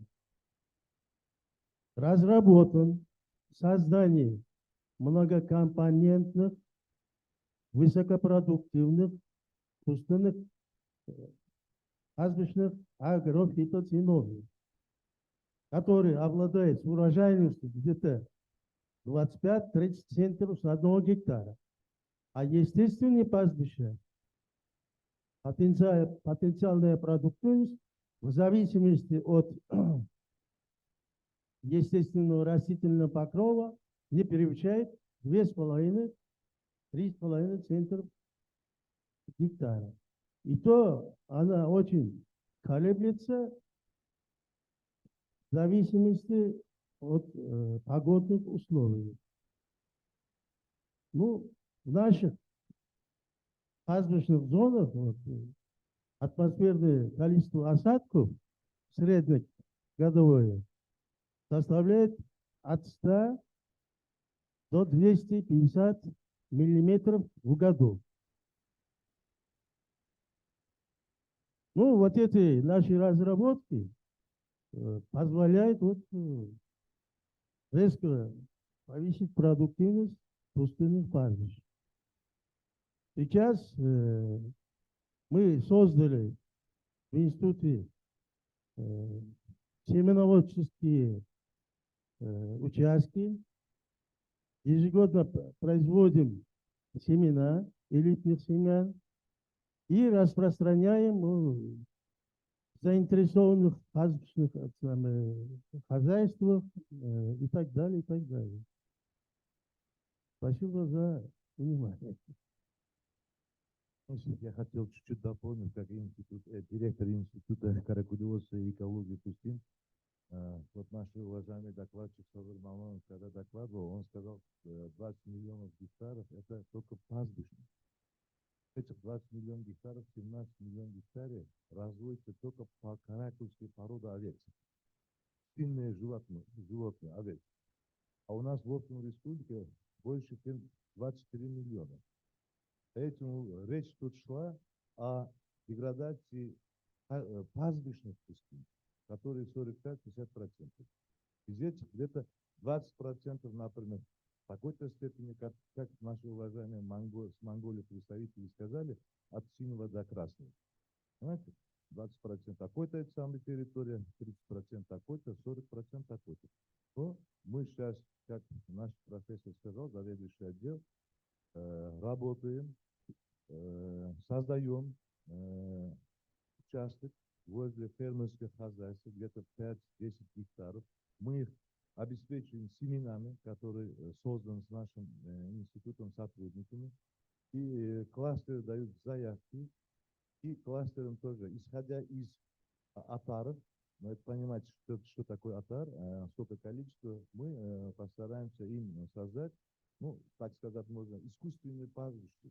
Знаете, вот такое самое возможно. Так что есть у нас опыт, работаем над этим. Мы просто хотели бы, были у нас, есть у нас такое предложение, и сказать нашим представителям, которые приехали с Монголии, пару таких предложений. Спасибо. Коллеги, я хотел бы добавить к этому комментарию пару слов.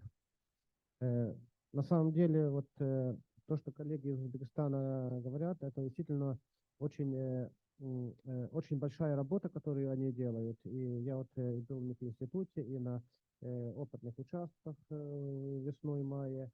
Впечатляет то, что они делают, насколько у них много есть знаний и насколько эти знания глубоко уходят в историю. То есть у них гербарии, у них данные по продуктивности, у них технологии. Насколько я знаю, даже, по-моему, в Америке, да, ваши технологии перенимают в том штате, Монтане, да, по-моему. Да, даже туда приглашали, чтобы их технологии получения пастбищ. Наши выведенные сорта некоторых видов растений сейчас широко применяются в американских штатах, фермерских хозяйствах. Я сам был, консультировал их, как выращивать эти растения, как использовать, рационально использовать эти растения. Ну, они университет штата Юта, вот, там работают наши друзья, они вот сейчас создали новый сорт плохопространства. Есть такое растение, изен называется, называется Snowstorm.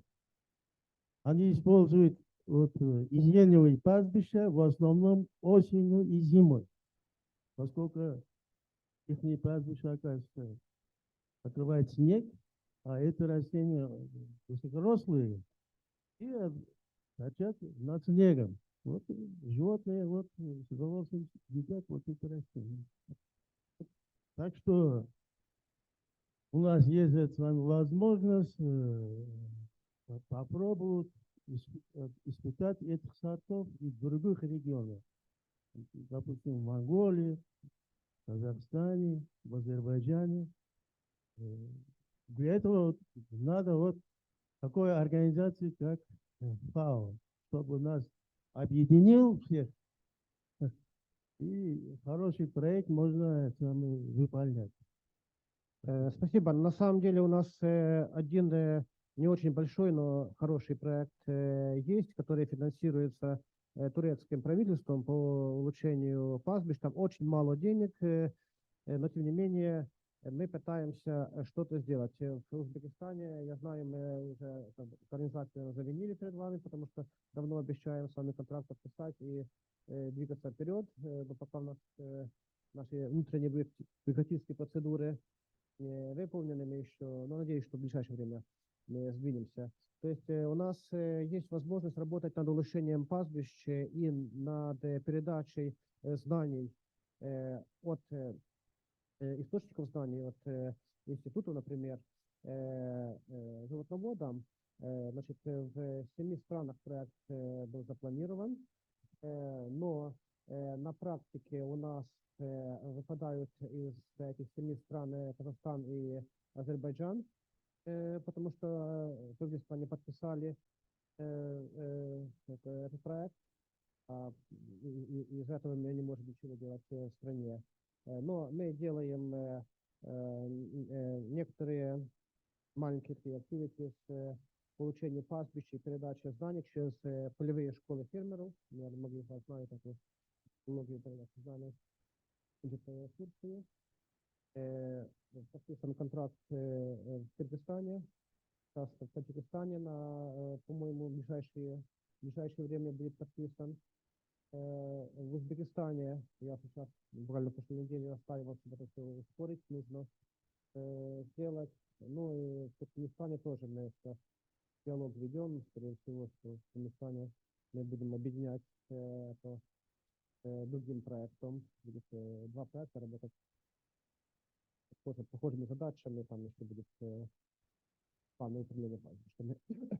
То есть кроме Азербайджана и Казахстана, которые не подписали, в остальных странах будем что-то делать. Но это очень маленькие деньги, маленькие объемы работы, поэтому да, нужно думать над более масштабными инициативами, потому что запрос, потребность в улучшении пастбища в регионе очень-очень большая. По линии ПРООН они хорошо занимались.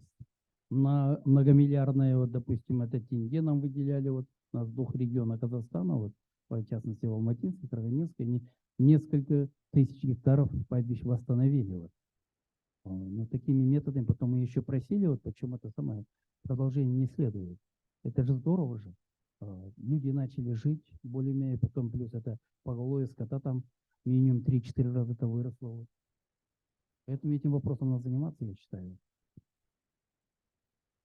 К сожалению, у нас еще одна проблема, что часто мы недостаточно сотрудничаем с другими организациями. То есть то, что ПРООН делает, мы можем узнать только из отчетов постфактум. А могли бы найти какую-то синергию между проектами ФАО и...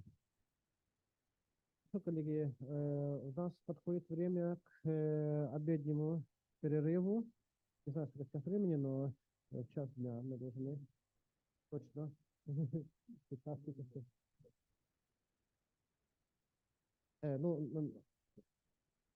Мы не успеем до конца дня, все презентации запланированные, мы перенесем на завтра. Надеюсь, что на завтра успеем. Просто, как вы видите, что иногда это очень хорошо, что появляются дискуссии, появляется очень много вопросов. Тем не менее, давайте сейчас продолжим дискутировать за обеденным столом. И я думаю, что все знают, что все рестораны, все на доступно, все бесплатно. То есть вы можете выбирать, где у вас будет завтрак, ужин. 1 час, 6 часов мы здесь встречаемся.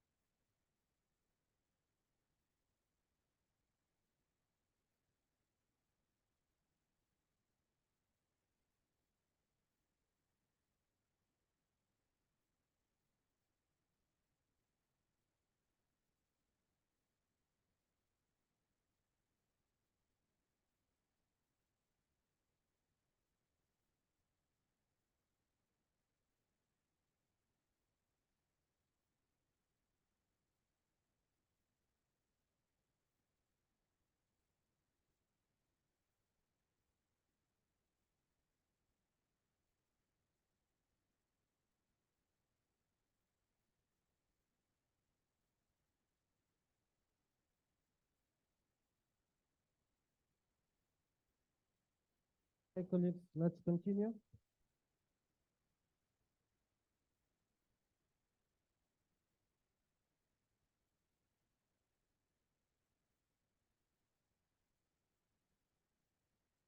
Okay, colleagues, let's continue. Коллеги, продолжаем.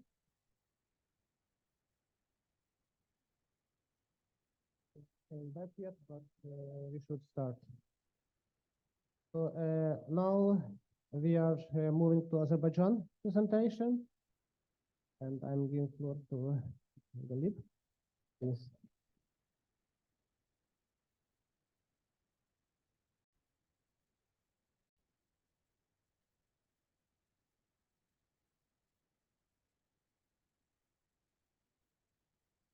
Okey. Bunu bana gösterebilir misin? Sanatçı.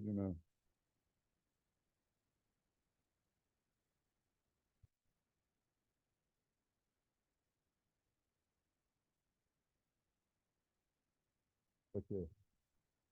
Okay. Good afternoon. I am so glad to be here, and it is the initiative of FAO and organizers highly appreciated to build system on sustainability livestock development in the world. I will explain the topic of today's workshop in the example of the Azerbaijan, and my colleagues Mahir Hacıyev, he is head of the Livestock Research Institute in Azerbaijan. He will give more detailed information.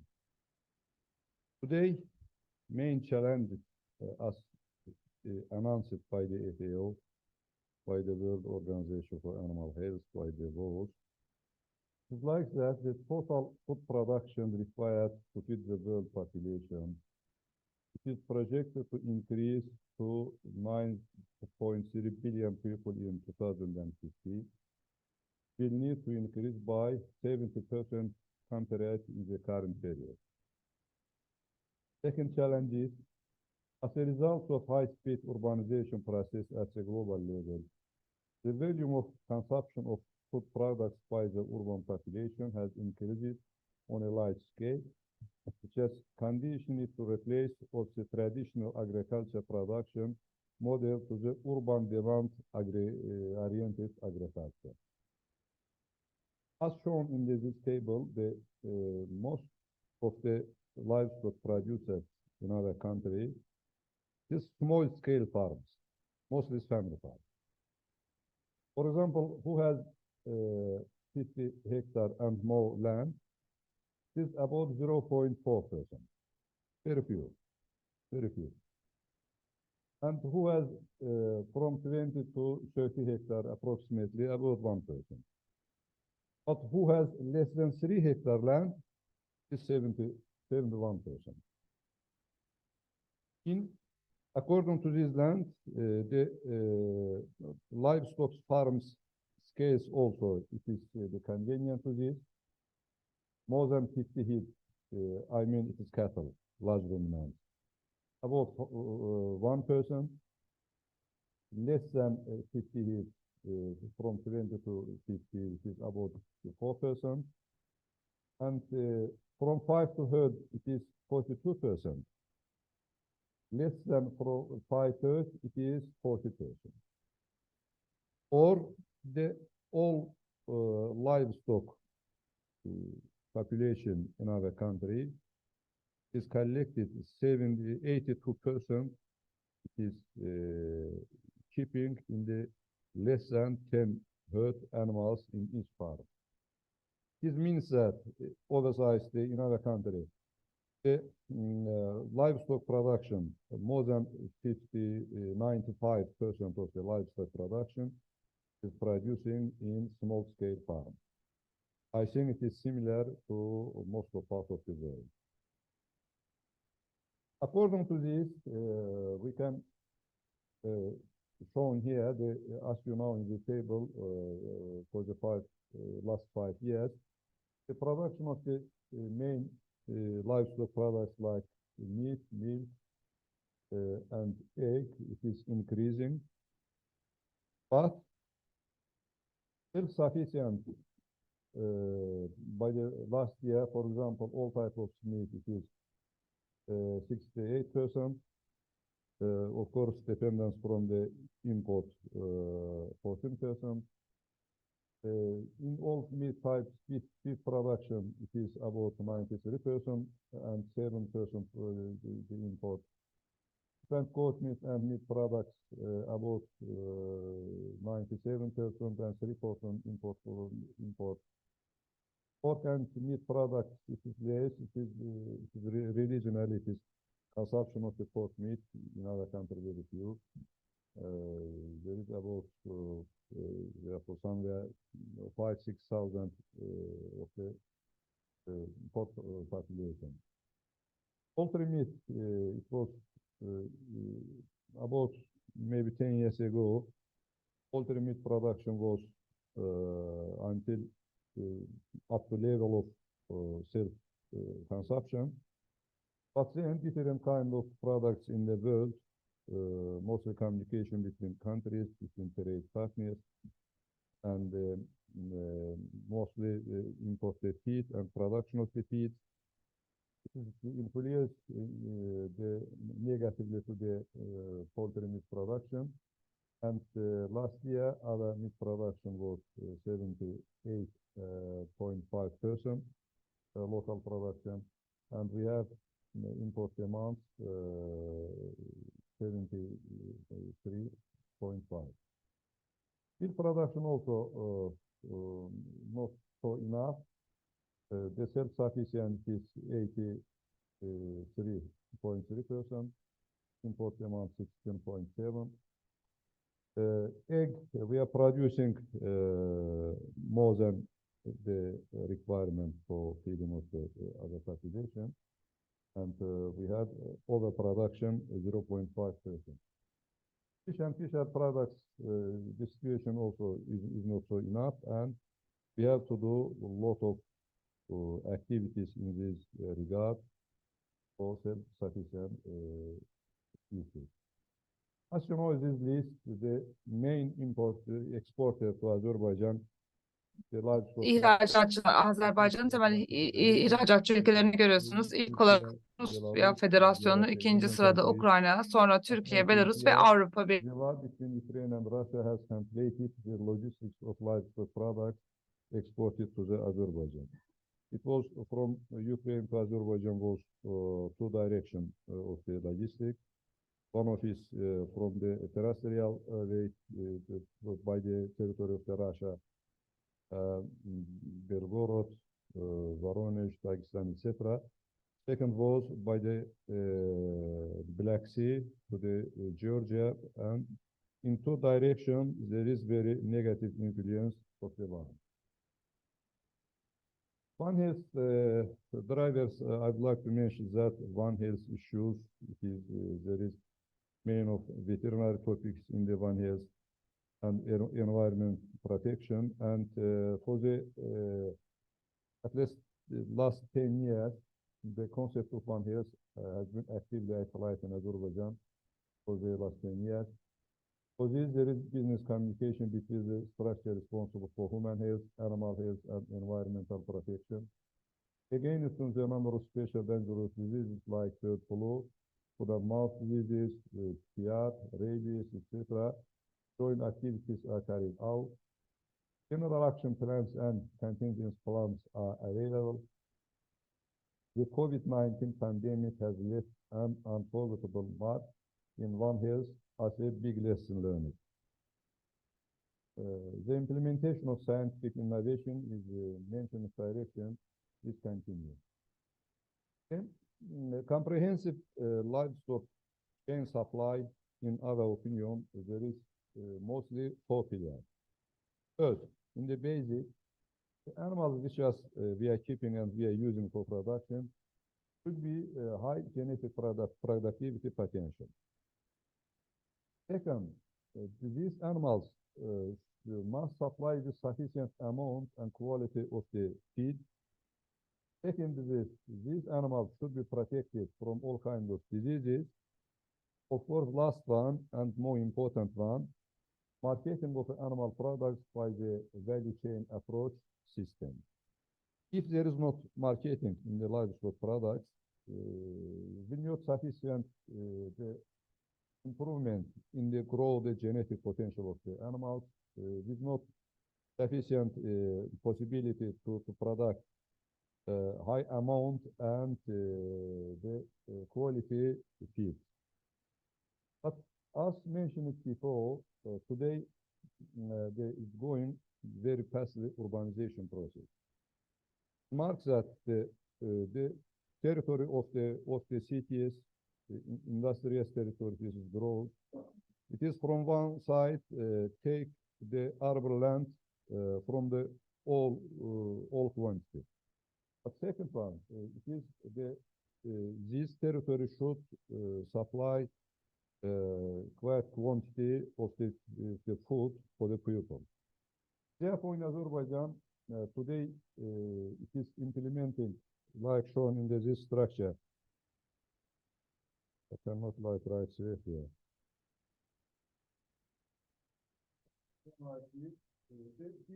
This agricultural area, industrial agricultural production. There is different kinds of production, for meat production, for production of the insect consumption. As I mentioned that the 71% of the other lands is collected in the small scale farm. Second issue, all animals which is keeping in the territory of Azerbaijan, 82% of these animals collected in less than 10 head cattle in one farm. But in parallel, we have to shoot a little large scale industrial farm. Why? That we have to satisfy urban population by the food. Second one, the small scale family farms, not only the heritage, the commerce principle, but is employment, is living in the different kind of territory of the country, is living in the villages. That's why we have satisfied their demand. And now it is going the principle. Small scale farm, mostly the industrial park, etc. There are some small scale farms. Industrial, for example, pig factory. Извините, а можно, пожалуйста, микрофон ближе, может, я там переносной? I am sorry, I have not read light, therefore I am going to there. Therefore, it is good system. Okay. It is good system. This factory supply feed to the small scale farms and to big commercial farms. The meat processing factory from all of the farms and their size. There are milk processing farms. The milk produced in the large farms, milk processing factory directly, it is the big quantity, 10 tons per day.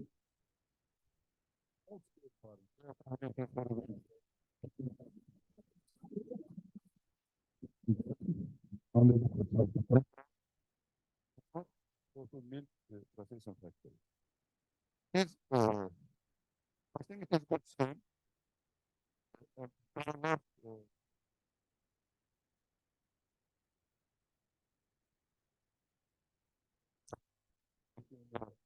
Good system, very good satisfied.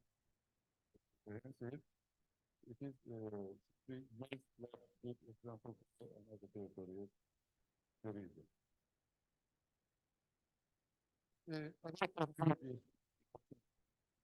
Which became of the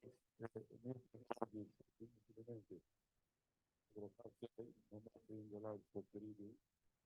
Yes, this technology global food security and sustainability of production, the environmental impact regional and country continuous responsible ownership and rotation in organizations of this topic. Attention to not select the continuous presentation.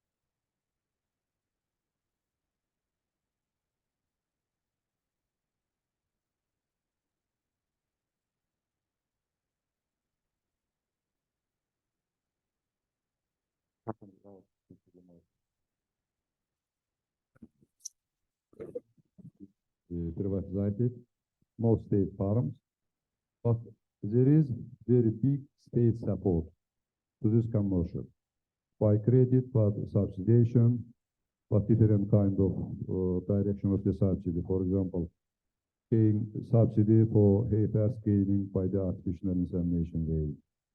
If breeding animals imported from the abroad, 60% of the amount it is covering by the government. There is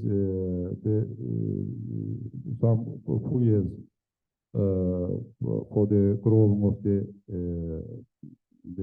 feed growth, it is supplied by the government, but no government fund.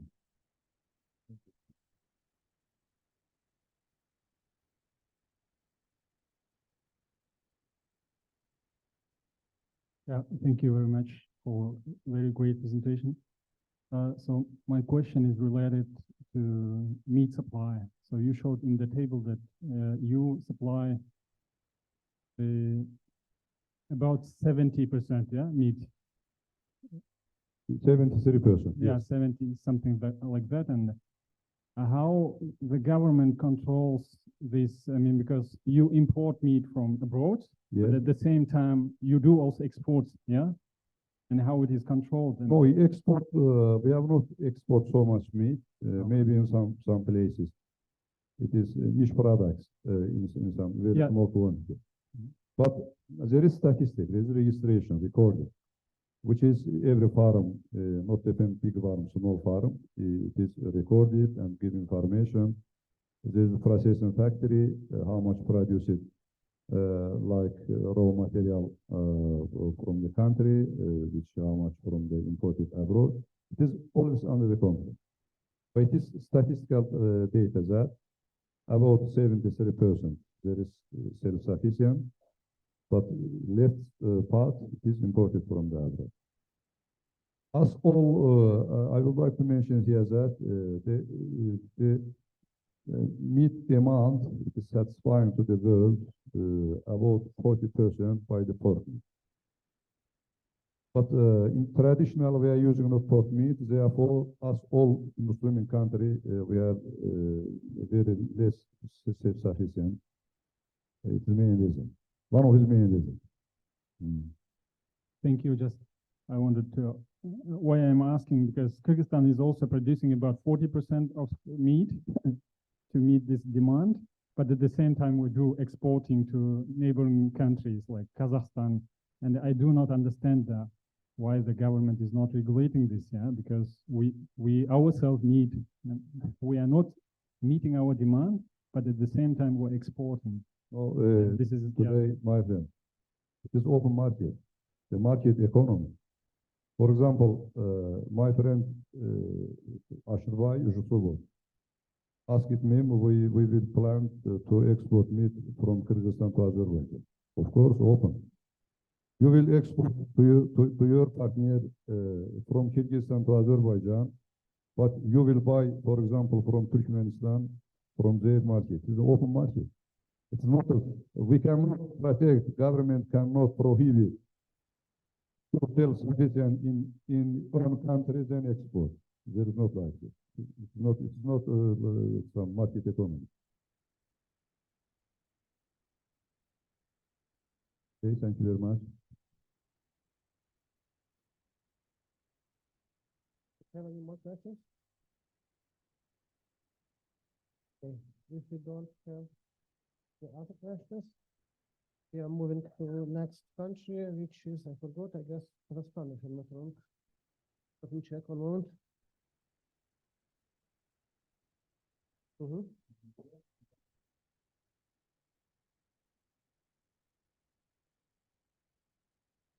Okay, okay, let's have it, but let's keep it very short because we are behind our schedule.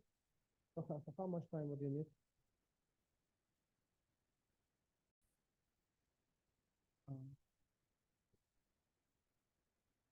Сергей, sorry, извините, мы еще презентацию послушаем от Азербайджана, маленький, потом вам.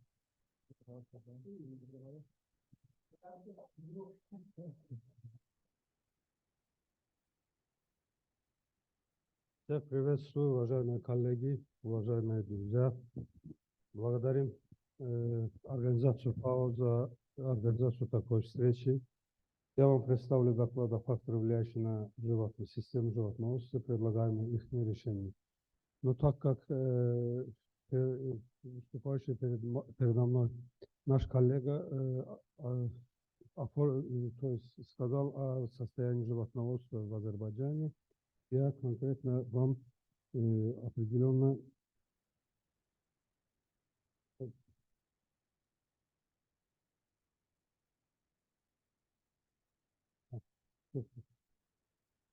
у нас в республике, как вы знаете, животноводство развивается инновационными темпами.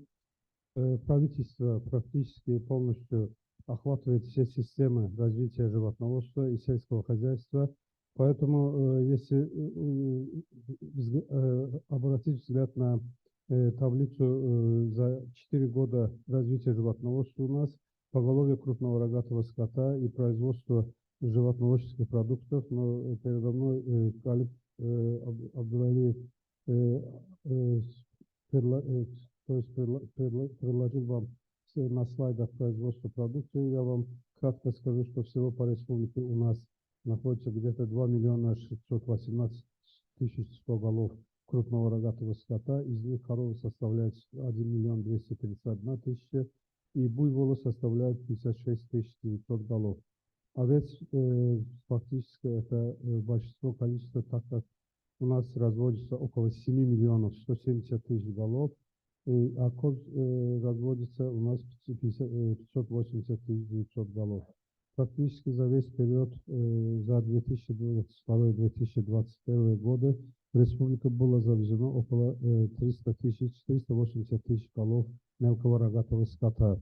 Из них в основном породы занинские породы мелкого рогатого скота, эдельбаевские, потом иссарские породы, а также некоторые европейские породы, которые у нас разводятся и в институте, в нашем научно-исследовательском институте животноводства.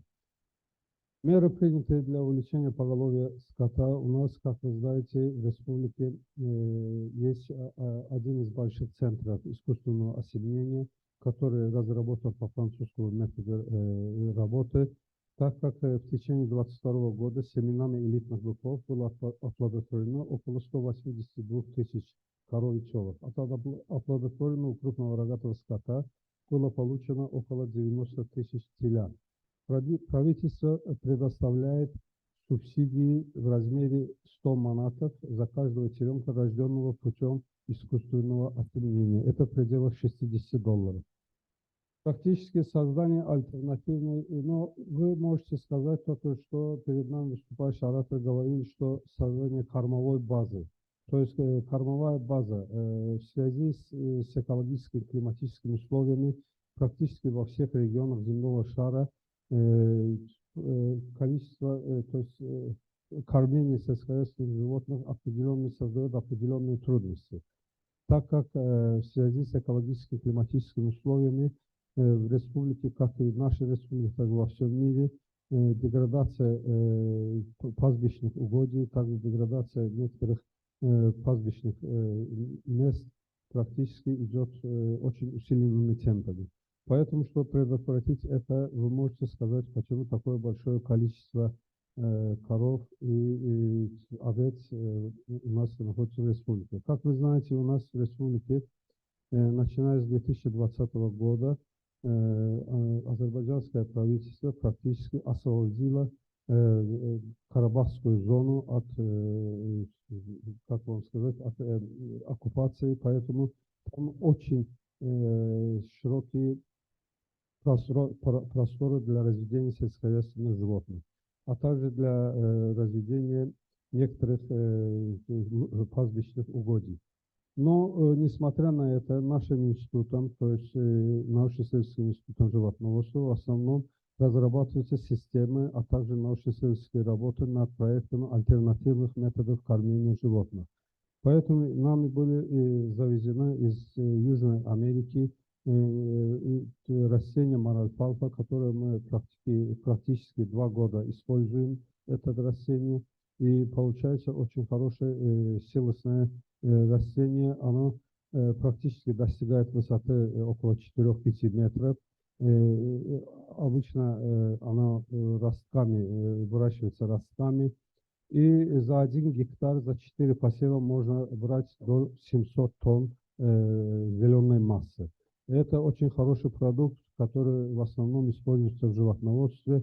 Практически там протеиновый состав 18% составляет, а также нашим институтом разработали некоторые методики разведения водорослевых растений, которые методом разведения вот на водяных просторах республики водоросли, которые используются в основном при кормлении сельскохозяйственной птицы и животных. Это практически есть альтернативные формы кормления сельскохозяйственных животных. Также уровень самообеспечения перед Гаитманом полностью охарактеризовал самообеспеченность республики. В основном практически на самом лучшем месте стоит у нас отрасль птицеводства, которая практически обеспечивает продуктами яиц, производством яиц практически на 100%, а также некоторых других продуктов. Предлагаемые меры, которые реагируют на геополитические, социально-экономические развития. Для поддержки развития сельскохозяйственного сектора реализуются различные государственные программы. Только за 2-3 года в республике было принято около 6 законов о развитии сельского хозяйства и животноводства, также растениеводства в том числе. Также в целях повышения социально-экономического благосостояния населения предусмотрены различные бесплатные программы стажировок, профессиональных курсов, услуги по трудоустройству и социальной помощи. У нас в республике также социальной помощи при помощи определенных сфер услуг населению выдается, например, фермерам и некоторым другим малообеспеченным населению выдается по 2 головы крупнорогатого скота, а также 5-6 голов овец и также пчел. Проводятся различные очные и онлайн социальные тренинги, современные маркетинговые и экспортные возможности, организуются тренинги и курсы в области сельского хозяйства, а также готовятся проекты по стимулизации экспорта. Но смотря на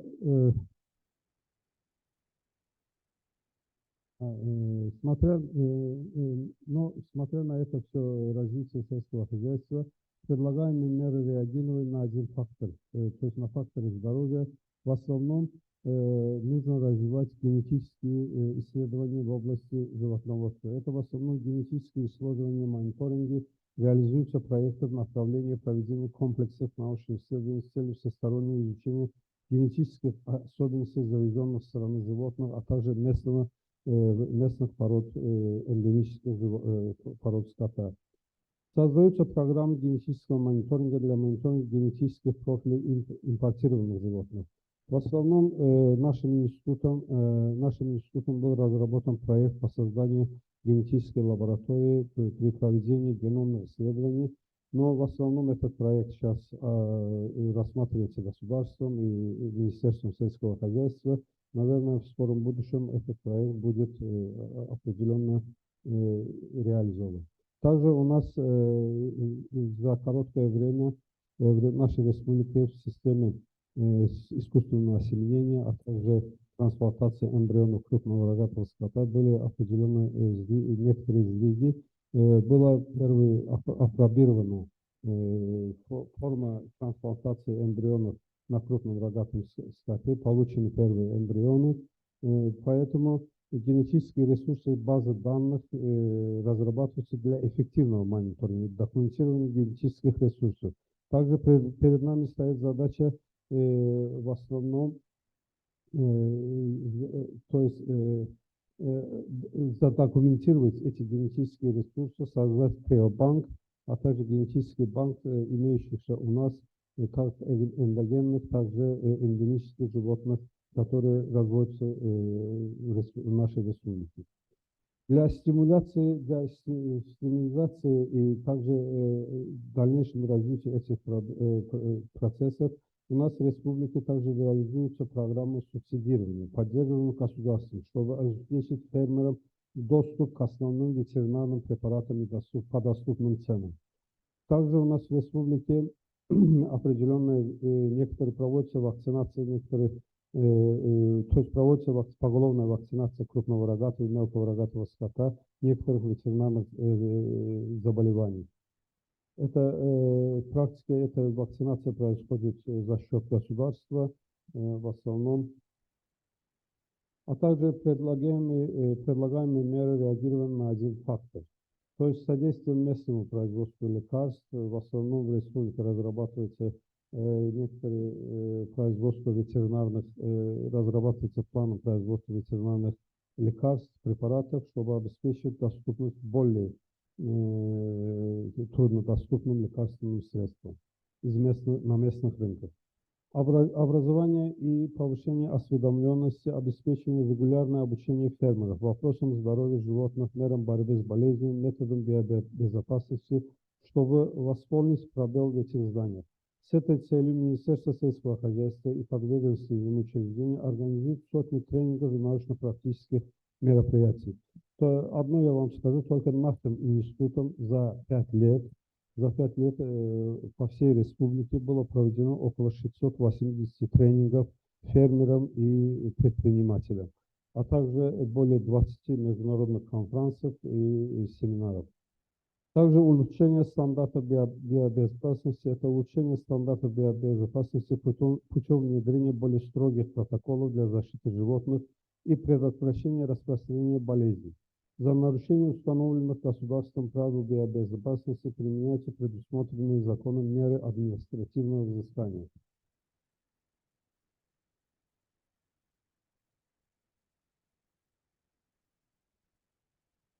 Также, как я вам ранее сказал, предлагаемые меры реагирования на экологические факторы, продвижение возобновления источников энергии, переход к возобновляемым источникам энергии. То есть солнечная, ветровая, гидроэлектроэнергия. У нас в республике очень широко применяются ветровые электростанции, которые в основном и солнечные батареи, которые в основном сейчас располагаются, например, рядом с нашим городом, то есть Ганзе, большой построенный государственный поселок, там электростанцию за счет солнечных батарей и поселок для фермеров сейчас строится. И в этом направлении в нашей стране уже несколько лет реализуются соответствующие проекты и стартапы. Также у нас очень сильно сейчас рассмотрен вопрос о применении энергии, получаемой от навоза крупного рогатого скота, а также мелкого рогатого скота. Еще и восстановление конструкции лесных массивов. Так как в основном экологические проблемы в основном предпринимаются в связи с тем, что некоторые лесные массивы были сильно уничтожены, но сейчас в нынешнее время за счет правительства создаются, то есть некоторые лесные массивы и в целях предотвращения эрозии почвы, уничтожения травяного покрова во многих животноводческих комплексах и крупных фермах, а также в ряде семейных ферм приняты закрытые условия содержания или частично проведены на интенсивное животноводство. Реализуется ряд проектов, связанных с развитием промышленного овцеводства, а также охрана лесов, контролируемых законом. Вы скажете, вот зачем вот промышленное овцеводство? Как ранее мы говорили, что сейчас экологические проблемы у нас и во всем мире проблема с водоснабжением. То есть исчезновение некоторых источников, исчезновение водных ресурсов приводит к истощению и также деградации пастбищных, а также посевных площадей. И чтобы предпринять эти проблемы, в основном, как мы говорили, здесь в основном это тенденция тоже ФАО, тоже некоторые в своих программах частично это предлагает. Но если вам точно сказать, по нашим исследованиям, в основном, если так посмотреть, во всех некоторых государствах маленькие хозяйства практически не остаются. А их места в основном занимают большие хозяйства. Вот представьте себе, в одном поселке, если мало 80 домов, из них из 80 домов практически на 70 содержатся овцы, по 20, 30 и 40 голов.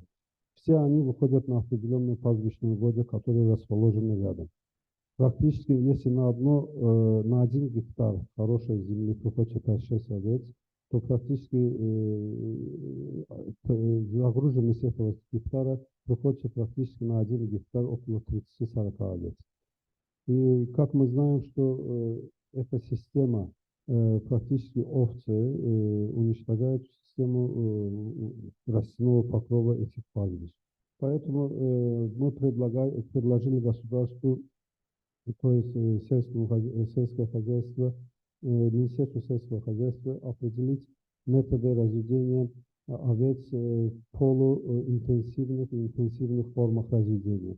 Ну, практически эти некоторые методы у нас в республике применяются. Сейчас определенно идет исследование таких методов разведения. Предлагаемые меры реагирования на экологические факторы, также климатическое образование и осведомленности. Это инфографика и видео регулярно демонстрируются для повышения осведомленности об изменении климата посредством образовательных программ, которые проводятся у нас в республике, создают условия для правительственных и неправительственных организаций, ведущих компаний в этом направлении. И также разработаны инициативы по сохранению воды, продвижение практики сохранения воды в сельском хозяйстве, промышленных и домашних хозяйствах. Содействует использованию эффективных и иррациональных систем засухоустойчивых культур в сельском хозяйстве. Нашим институтом также завезены несколько видов растений, которые обычно растут в засушливых местах и для кормовых растений. Наверное, мы с друзьями из Узбекистана поговорим об этом на перерыве. Не работает, да?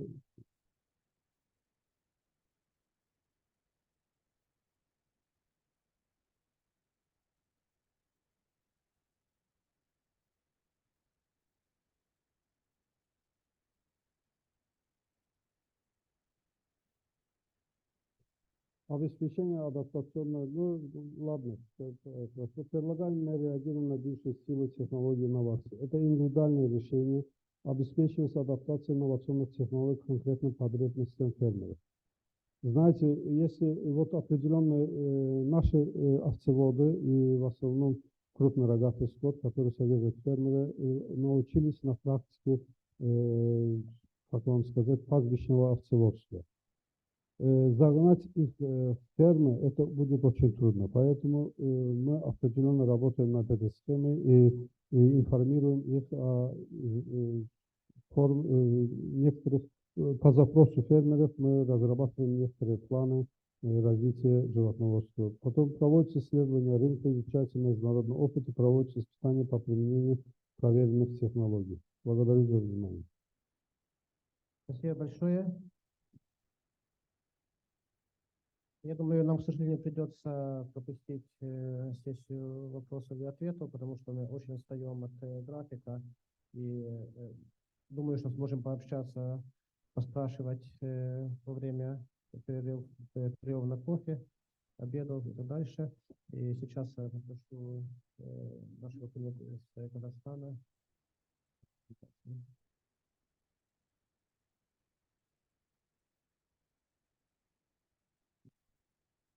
Пожалуйста, давайте будем стараться презентацию делать 15-20 минут максимум, чтобы оставить еще 10 минут на вопросы-ответы. Потому что я так чувствую, что мы и так переносим много чего на завтра. Я боюсь, что и завтра можно не все успеть. Я, конечно, не против, чтобы мы все еще туда недельку остались. Место хорошее, но... Уважаемые участники семинара, разрешите поприветствовать вас от имени Ассоциации фермеров Казахстана и от себя лично. Я вот сейчас, у меня вкратце будет выступление, потом презентация. Факторами изменения климата в отрасли уже сталкиваются последние годы. Ярким примером стал 2019 год, когда из-за аномальной засухи, которая негативным образом повлияла на урожайность сельскохозяйственной культуры, собрано 17,4 миллиона тонн зерна, что на 2,9 миллиона тонн или 14% меньше уровня 2018 года. И такая ситуация наблюдается не только в Казахстане. В целом объем валовой продукции сельского хозяйства в 2019 году снизился на 0,1%.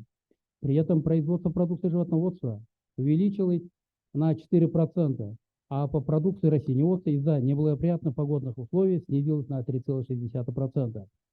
В тот же год в отрасли животноводства также сложилась непростая ситуация с кормообеспеченностью. Наиболее сильно от засухи пострадали западные и южные регионы Казахстана. По прогнозам Министерства сельского хозяйства Республики Казахстан, объем производства продукции сельского хозяйства до 50 года составит более 50 миллиардов долларов США, что, соответственно, естественно, вызовет изменения в окружающей среде, повлияет на доступность водными ресурсами и деградацию земли. Соответственно, изменение климата приводит к изменению культуры земледелия, технологий животноводства. На сегодняшний день на сельское хозяйство приходится 11,6% всех выбросов парникового газа. Главным фактором минимизации указанных рисков являются зеленые технологии и устойчивое производство, включающее эффективное управление ресурсами, модернизация существующей и развитие новой инфраструктуры, повышение благосостояния населения и качества окружающей среды за счет применения рентабельных мер сокращения степени воздействия на окружающую среду. В рамках стратегии низкоуглеродного развития Республики Казахстан предусматривается принятие мер по повышению амбициозности устойчивого земледелия и управления животноводством, а также совершенствование орошения. Предлагаемая в стратегии путь низкоуглеродного развития в сельском хозяйстве, в том числе расширение практики устойчивого ведения сельского хозяйства, особенно за счет улучшения управления животноводством и расширения системы орошения, полностью соответствует задачам, предусмотренным концепцией развития агропромышленного комплекса до 30 года и национальном проекте развития АПК до 25 года. Так, по-моему, слайды не двигаются. Так, в целях нивелирования негативного влияния погодных факторов на сельхозпроизводство проводится работа по развитию реальной диверсификации в растениеводстве. Для этого проводится широкая и разъяснительная работа среди сельхозтоваропроизводителей, а также будут выработаны механизмы контроля за деятельностью землепользователей по выполнению принятых обязательств в рамках договоров аренды. У вас, по-моему, слайды не двигаются. На первом слайде пока. И пусть будет пока, окей. это я отдельно. Окей. Да, да.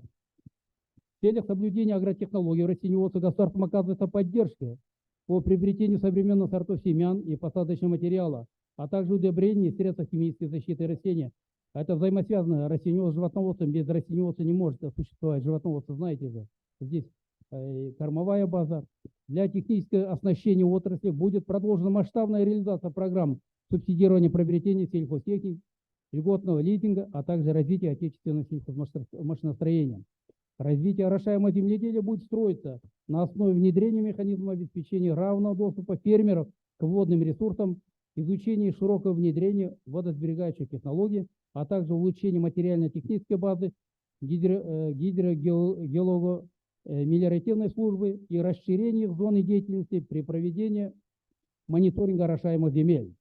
Так, в целях стимулирования агрария, применения современных влагосберегающих технологий Министерством сельского хозяйства осуществляется государственная поддержка в виде инвестиционного субсидирования, которое предусматривает возмещение 50% от понесенных затрат на приобретение современных систем орошения, а также проведение всей необходимой инфраструктуры. Также осуществляется субсидирование стоимости услуг по подаче воды сельскохозяйственным товаропроизводителям, где размер выделяемых субсидий на 1 кубический метр воды устанавливается дифференцированно до 85% в процентном отношении от тарифа. Одним из ключевых приоритетов является сохранение водных ресурсов. Для этого правительством стимулируется переход к водосберегающим технологиям. За последние несколько лет ежегодно 30 тысяч гектаров орошаемых земель переводились на полив капельным орошением и методом дождевания. В последующие годы этот показатель мы хотим довести до 140-150 тысяч гектаров ежегодно. К 2030 году мы ставим цель увеличить площадь земель, на которой применяются водосберегающие технологии с текущих 280 до 750 тысяч гектаров.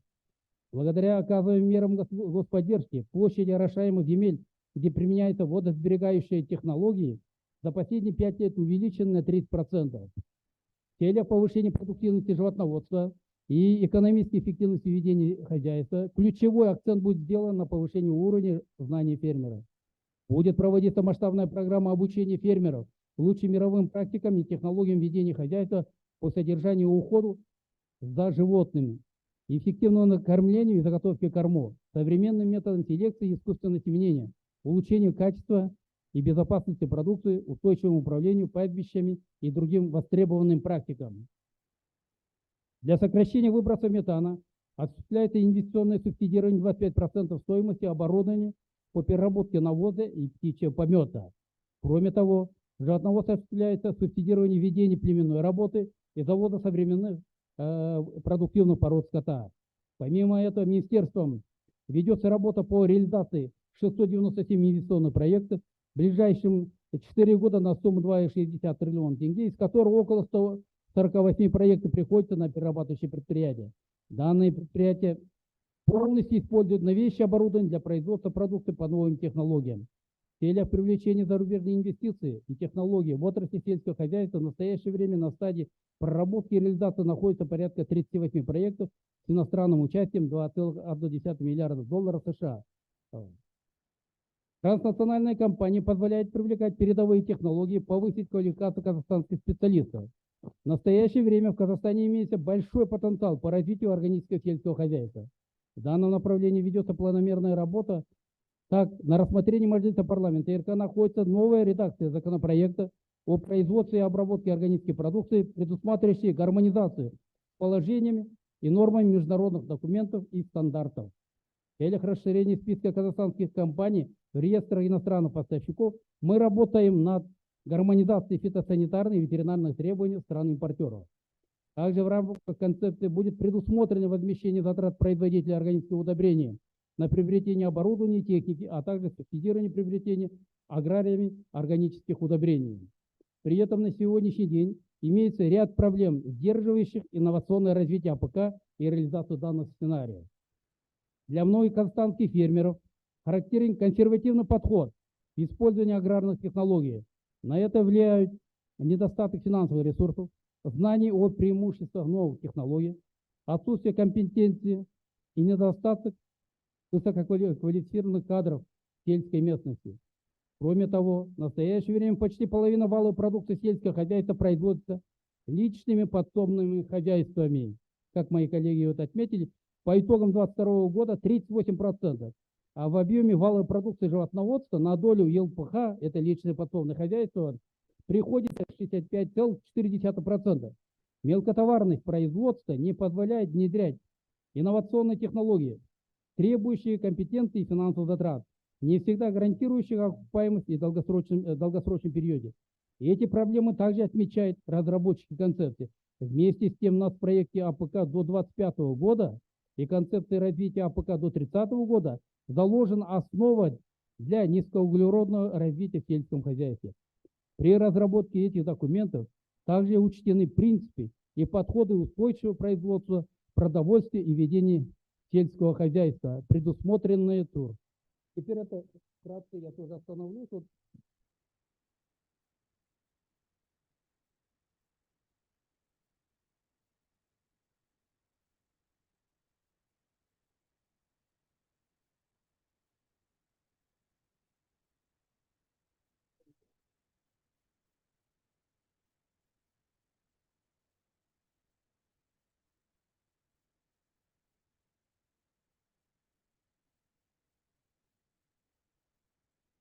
Просто 8 минут осталось на презентацию, и потом зайдем к вопросам.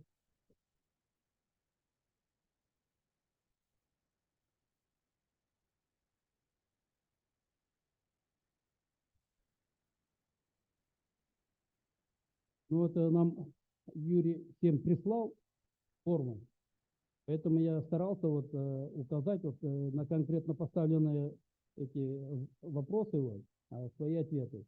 Геополитические, социально-экономические факторы. Я здесь отметил вот несколько пунктов. Вы все, наверное, читаете. Замедление темпов экономического роста, глобальная рецессия, увеличение волатильности цен. Но, как вы знаете, это последний год, это самое, позапрошлом году, если цена зерна доходила до за одну тонну $350, $350 было, а на сегодня это самое упало, это 2 раза. Это вы все в курсе. Второе, замедление роста спроса на на продовольствие, нарастающая социальная нестабильность, продолжающийся рост урбанизации.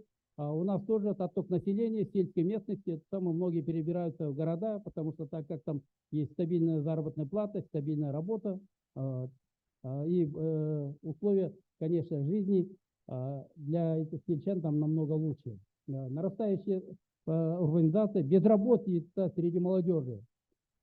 Следующее, нарастающие риски пандемии, эпизодики, вследствие чего нарушаются глобальные цепочки производства, рост численности населения мира, вызывающий обострение проблем неравенства дохода и продовольственной безопасности, высокая доля импорта, сложность доступа к торговым сетям, рост цен, недостаточность современной инфраструктуры хранения, слабое внедрение международных стандартов, недостаточность экспортной товарной массы, антиэкспортная фискальная политика, узкие места транспортной логистики, протекционистская политика стран-импортеров, противоречивая отраслевая статистика.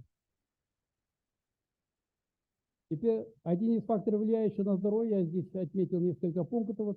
Недостаточность фармакологического надзора за обращением ветеринарных препаратов, слабое прогнозирование болезней животных, неразвитость рынков частных ветуслуг, отсутствие системы прослеживаемости от фермы до стола, слабая материальная техническая оснащенность, имеющие информационные системы требуют доработки, низкий уровень осведомленности ветеринарной, это грамотности ветеринары, специалистов, субъектов АПК и населения. Следующие вот экологические факторы. Вот, последние годы наблюдаются неблагоприятные погодные условия, засуха, выбросы вот парниковых газов, деградация земли, нехватка водных ресурсов.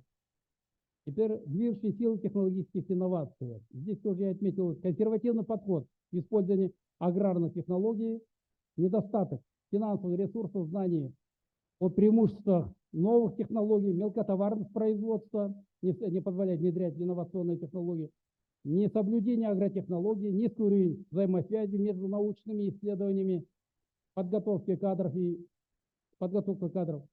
внедрение научных результатов, устаревшие нормативы методики, качество и уровень готовности внедрения научных результатов не соответствует ожиданиям потребителей. Теперь вот предлагаемые меры реагирования на геополитические и социально-экономические факторы – это пути решения. Первым это внутренний рынок, льготное кредитование по принципу развития кооперационной цепочки от поля до прилавка, внедрение встречных обязательств до торговых точек. Это у нас на сегодня кредитование тоже проблема номер 1, в особенности для мелких и средних фермеров. Тогда как для крупных это кредитование, это более-менее, для них это доступно, так как это у мелких фермеров на сегодня они не обеспечены залогом. В результате многие фермеры не могут получить льготные кредиты.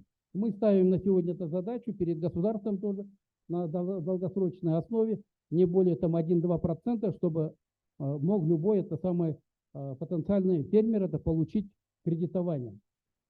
Внедрение статучета по реализации импортной и отечественной продукции. В этом вопросе тоже есть ряд определенных проблемных вопросов, как у нас это внутри республики, потому что статистика хромает, он на сегодня не соответствует действительности, это надо открыто надо говорить. Усиление контроля качества и безопасности товара, тоже вот в особенности, когда импортный товар поступает. Вот. Развитие инфраструктуры хранения, увеличение доли местного содержания в государственных закупках, образование, здравоохранение, обороны, реализация проекта «Школьные столовые, фрукты и овощи, залог здоровья». Повышение конкурентоспособности, внедрение международных стандартов. Второе, поддержка бытовой кооперации, о чем это самые мои коллеги тоже отметили, потому что мелкотоварных производств, в своем выступлении же отметил, в особенности животноводской продукции на сегодня более 80% молока производится именно личными подсобными хозяйствами и мелкими и средними фермерами. Сейчас перед государством ставит задачу, тоже их надо кооперировать, если мы хотим дальше там наращивать объем производства животноводской продукции. И второе, и дальше все, наверное, читаете, продвижение экспорта. Это тоже государство ставит задачу, тем более Казахстан имеет огромный потенциал по развитию экспорта животноводской продукции. На сегодня мы обеспечены практически со всеми продукциями животноводства свое население обеспечиваем, кроме мяса птицы. В этом вопросе есть определенные сдвиги. За последние годы в республике строится много современных на промышленной основе птицефабрик. Тем самым сейчас это доля импорта это мясо, на мясе птицы это сокращается ежегодно. Но это ближайшие 2-3 года обеспечит мясом птицы, но по прогнозам где-то выйдет на уровень где-то 5-80%. Тем самым мы закроем все это. А касательно по баранине и по говядине у нас есть очень большой потенциал. Мы смело можем это рассчитывать на наращивание объема экспортного потенциала. Совершенствование это транспортной логистики. Тоже это есть определенные, на этим вопросом сейчас работают. Ну, дальше вы сами видите, эффект, что мы получаем. Насыщение внутреннего рынка это отечественная продукция АПК до 80%. Улучшение социальной это обстановки. Рост экспорта продукции АПК 2 раза, хотя последние годы у нас идет по животноводским продуктам неплохой это самый рост идет. Увеличение доли переработанной продукции. Следующий. На здоровье что влияет? Создано единое вертикальное ветеринарное контроль по принципу центра области. Как мои коллеги отметили, я тоже последние годы у нас в области ветеринарии были определенные проблемные вопросы были. За последние 2 года сейчас сдвиги наметились, поэтому сейчас контроль по принципу это центр, область, район. Дальше идет область, район, это село. И установлены единые требования. Ветеринарным специалистам это зарплату подняли, чтобы это, потому что отток был. И потом последние годы многие не хотели ветеринарные врачи работать, так как эта самая зарплата не соответствовала. Проведение постоянного ветеринарного контроля по всему периметру государственной границы. Мы это самое сами, многие из вас, наверное, знают. Россия, и плюс это с этой стороны у нас Китай. И это южнее у нас это самое Кыргызстаном. И такие у нас мы и сотрудничаем, и там у нас как раз ветеринарный контроль по всему периметру на сегодня там у нас работает. Поддержка сельхозтоваропроизводителя при выходе на экспортный рынок сбыта. Государство берет, мы это затраты на инспекцию, и потом в последнее время поднимаем вопрос, чтобы транспортные расходы тоже государство субсидировало. В Казахстане включен перечень там 68 видов болезней. Теперь это предлагаемые меры реагирования на экологические факторы. Развитие, вот, ну, вот я читать я все полностью не буду. Вот именно это у нас субсидирование, это индиосубсидирование с 2014 года у нас работает, и работает неплохо. Я своем тоже в этом выступлении это сама отметил. Именно это самое у нас для развития животноводства хромает кормопроизводство, недостаток кормов. В особенности это фермерских хозяйств, это мелкие и средние фермерские хозяйства и личные подсобных хозяйства. Тогда как это крупные товаропроизводители, они имеют доступ, у них есть это пастбище, у них есть пашня, у них есть сенокосные угодья, они могут заготовить сенаж, карнаж и силосные культуры. Тогда как это самое вот у нас, я только что отметил, вот, ЛПХ и плюс это мелкие фермеры могут только рассчитывать то, что у них есть там под рукой, или многие там закупают по рыночной цене. Поэтому сейчас вот тоже у нас кормозаготовительная техника, государство уделяет большое внимание, потому что это у многих фермеров, это так будем открыто говорить, это у некоторых 80-е, 90-е годы еще эта самая кормозаготовительная техника работает. Поэтому ну, далеко не уедет.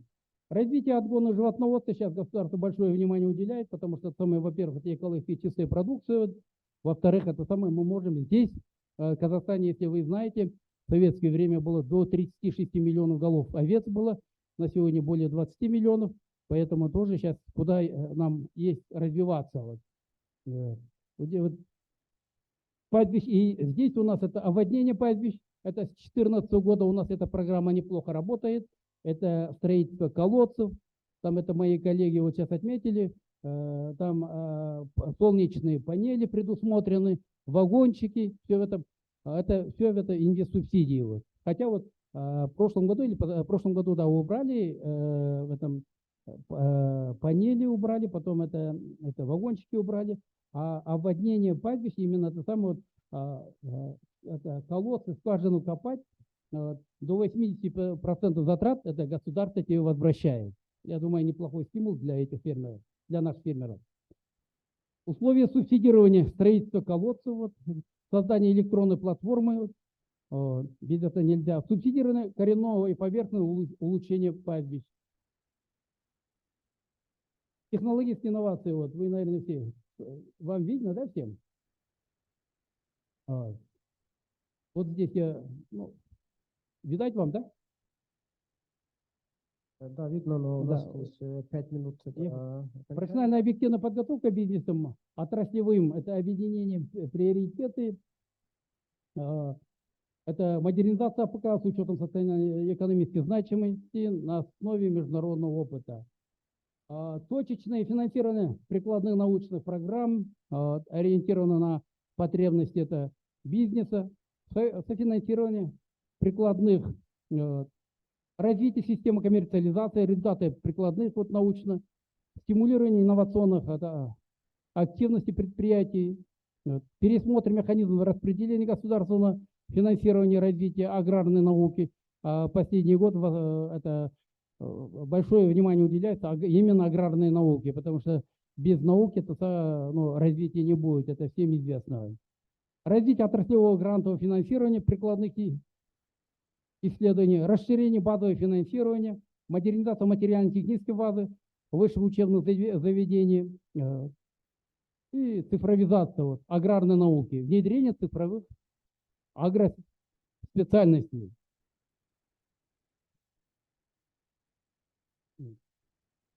Ну, спасибо большое. Это всем участникам семинара хочу пожелать это плодотворной работы. Благодарю за внимание. Спасибо большое. Очень насыщенная, информативная презентация. У нас есть еще 5 минут на вопросы и ответы. Кто-то хочет? Да, пожалуйста.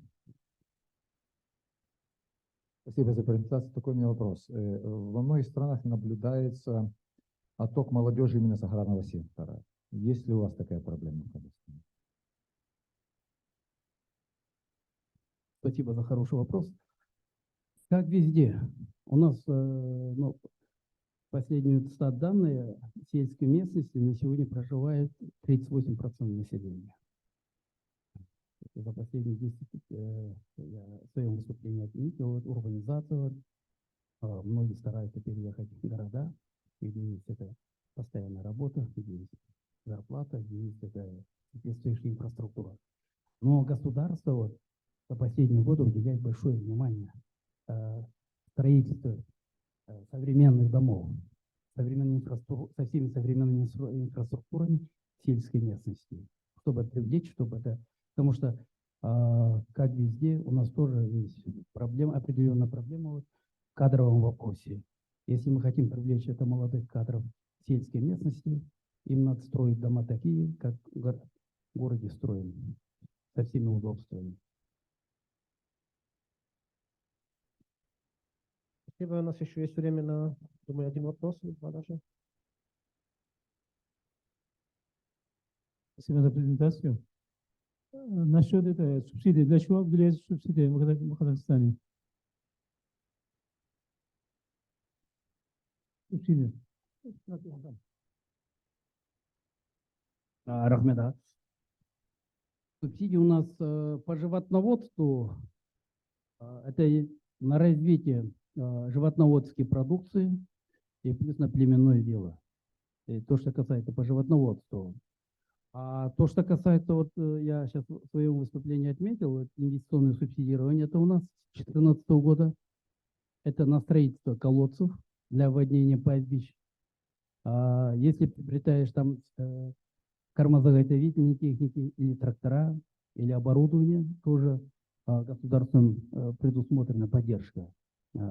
Но на мясо, на молоко в текущем году убрали, на яйца убрали субсидии, а так на животноводство молоко, мясо, это все это у нас субсидируется. Нет, сейчас тоже субсидируется. Единственное, в текущем году на яйца, так как это само у нас идет перепроизводство, мы полностью внутренний рынок закрываем. Поэтому нет никакой необходимости, чтобы это там субсидировать. У нас, если я в своем выступлении же отметил, сейчас за последние 3-4 года это сильно строятся современные птицефабрики на промышленной основе. Вот последние годы у нас был Макинская птицефабрика на 50 тысяч. Сейчас это сами еще одни птицефабрики. До этого вот там фабрики строились. Вот. Поэтому это единственное сейчас у нас государство хочет довести там 80% обеспеченности именно по мясу птицы. По остальным показателям по животноводству у нас. Но есть, конечно, и если по переработке, вот, там колбасные изделия у нас мы много импортируем. И плюс это молочные изделия. Вот. И соседние это российское государство. Спасибо большое. Я думаю, у нас уже времени нет на вопросы и ответы, и мы перейдем к следующей презентации. Это будет у нас презентация из Грузии. Пожалуйста, прошу.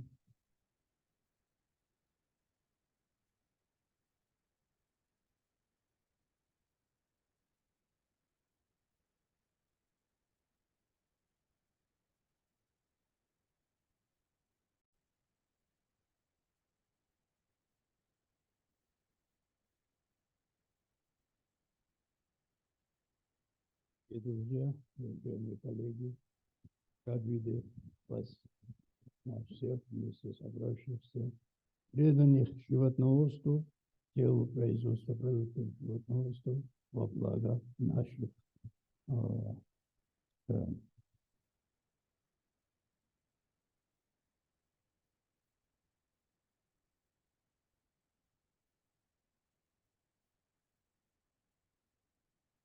Грузия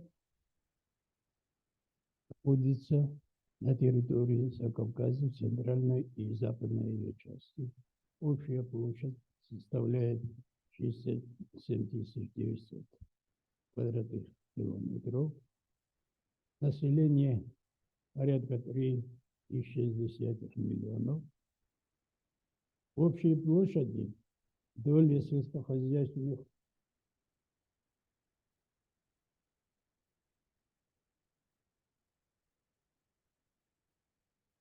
годы составляет всего 3025 гектаров. Из них Африки всего 810 тысяч, то есть всего 12, порядка 12%. А сенокосные пастбища, естественные сенокосные пастбища, почти 64% общей площади. Исходя из такого экономического, такого положения, особенностей рельефа и природно-климатических условий, нам, специалистам сельского хозяйства, приходится решать многие вопросы с учетом дифференцированного подхода для конкретного уголка или региона страны.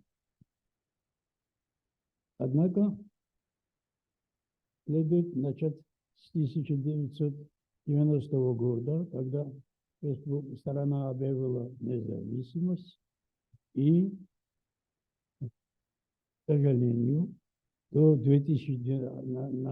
начиная с этого дня до 2012 года начались стрессы, то есть в стране неоднократно сельское хозяйство перенесло неоднократные потрясения. И началось с 1993 года, когда было объявлено о приватизации сельскохозяйственных угодий. Все это было правильно с точки зрения экономической, однако сам процесс прошел с большими нарушениями не только законов, а простых человеческих отношений. К сожалению, период продолжился это период 2003-2012 годов, когда не учитывались требования аграрного сектора и что отрицательно сказался на общее положение дел. Вершиной всего этого беспорядка было, начиная с 2006 года, упразднение всех 15 научно-исследовательских институтов сельскохозяйственного направления. Плюс к этому были объединены Грузинский зоотехнический, ветеринарный и аграрный университет, и как итог в аграрном университете было прекращено прием студентов, так сказать, абитуриентов на зоотехнический факультет. То есть была прекращена подготовка студентов, специалистов в этом направлении. К сожалению, в результате такого положения нам и сегодня приходится раскрыть. Противоположно с этого, начиная с 2012-2013 годов, все усилия были направлены на поддержку сельскохозяйственного производства. И что сказалось за последние годы, результат был увеличение производства продуктов в общем сельском хозяйстве, в том числе и в животноводстве. По животноводству статистические данные такие. Произведено молока 500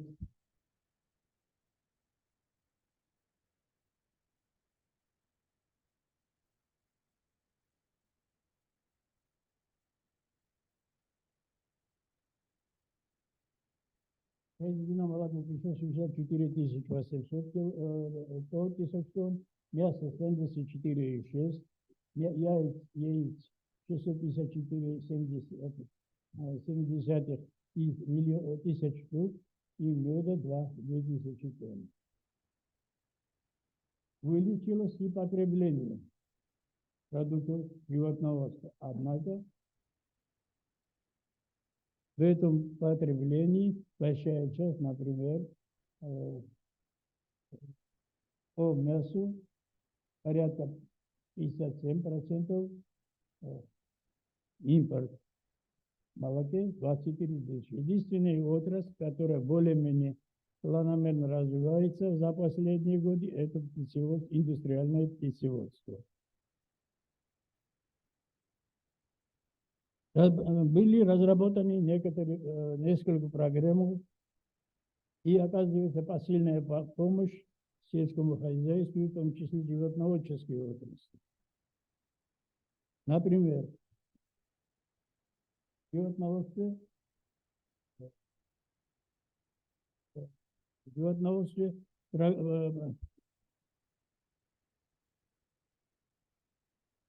стимулирование фермерских хозяйств, программа модернизации молочного животноводства, молочного скотоводства, то есть программа поддержки сельскохозяйственных кооперативов, проект софинансирования перерабатывающих предприятий, льготный агрокредит и программа технической помощи.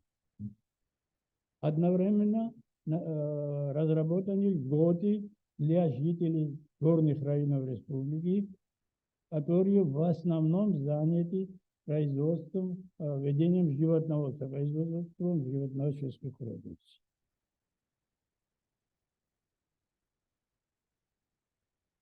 Имеются и другие стимулирующие программы. В качестве примера могу привести самую свежую новость. Министерство охраны природы и сельского хозяйства разработана программа на увеличение производства молока на 2024-2030 годы. Общее финансирование государственной поддержки составляет более 1 миллиарда лари. Более 1 миллиарда лари. Один из авторов и соавторов сегодняшнего нашего выступления присутствует здесь, это Умар Тилдерадзе, который в полной мере разделяет авторство этого выступления.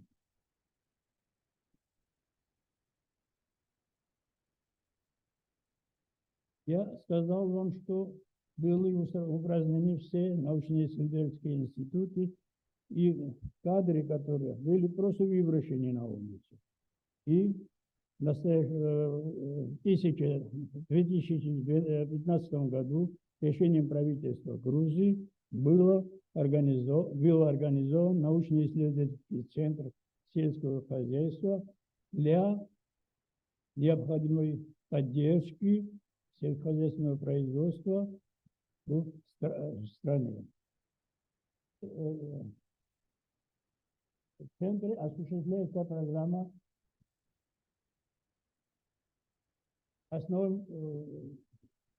программы, которая представляет, что восстановление и улучшение местных пород и популяций домашних животных, птиц, рыб и полезных растений и создание генетического банка. В этой программе два раздела. Поиск и восстановление и улучшение местных пород и популяций животных, птиц, рыб и полезных насекомых, и изучение, интродуцирование в Грузии высокопродуктивных пород сельскохозяйственных животных и разработка рекомендаций по их разведению. Начнем со второго, что подразумевает этот подраздел программы. Многими специалистами у нас и в бывших странах Советского Союза есть мнение, и совершенно правильное мнение, по нашему мнению, что дальнейшее увеличение продуктивности производства продуктов животноводства необходимо проводить с учетом достижений генетики и селекции европейских стран, ведущих стран мирового животноводства и технологий, одновременно и технологий. Вместе с тем, расчеты показали, что расширение импорта в связи с экологическими проблемами у животных, о котором азербайджанские друзья говорили сегодня об этом, а также дороговизны племенного материала и другими проблемами вызывают сомнения. По-видимому, такая тенденция отмечается и в европейских странах. В связи с этим Зоотехническая комиссия Европейского Союза разработала рекомендации регламента 1016, которое было одобрено Европейским парламентом в 2012 году. Название регламента о зоотехнических генеалогических условиях разведения, торговли и ввоза в Союз чистопородных ломаных животных, гибридных племенных свиней и их репродуктивного материала.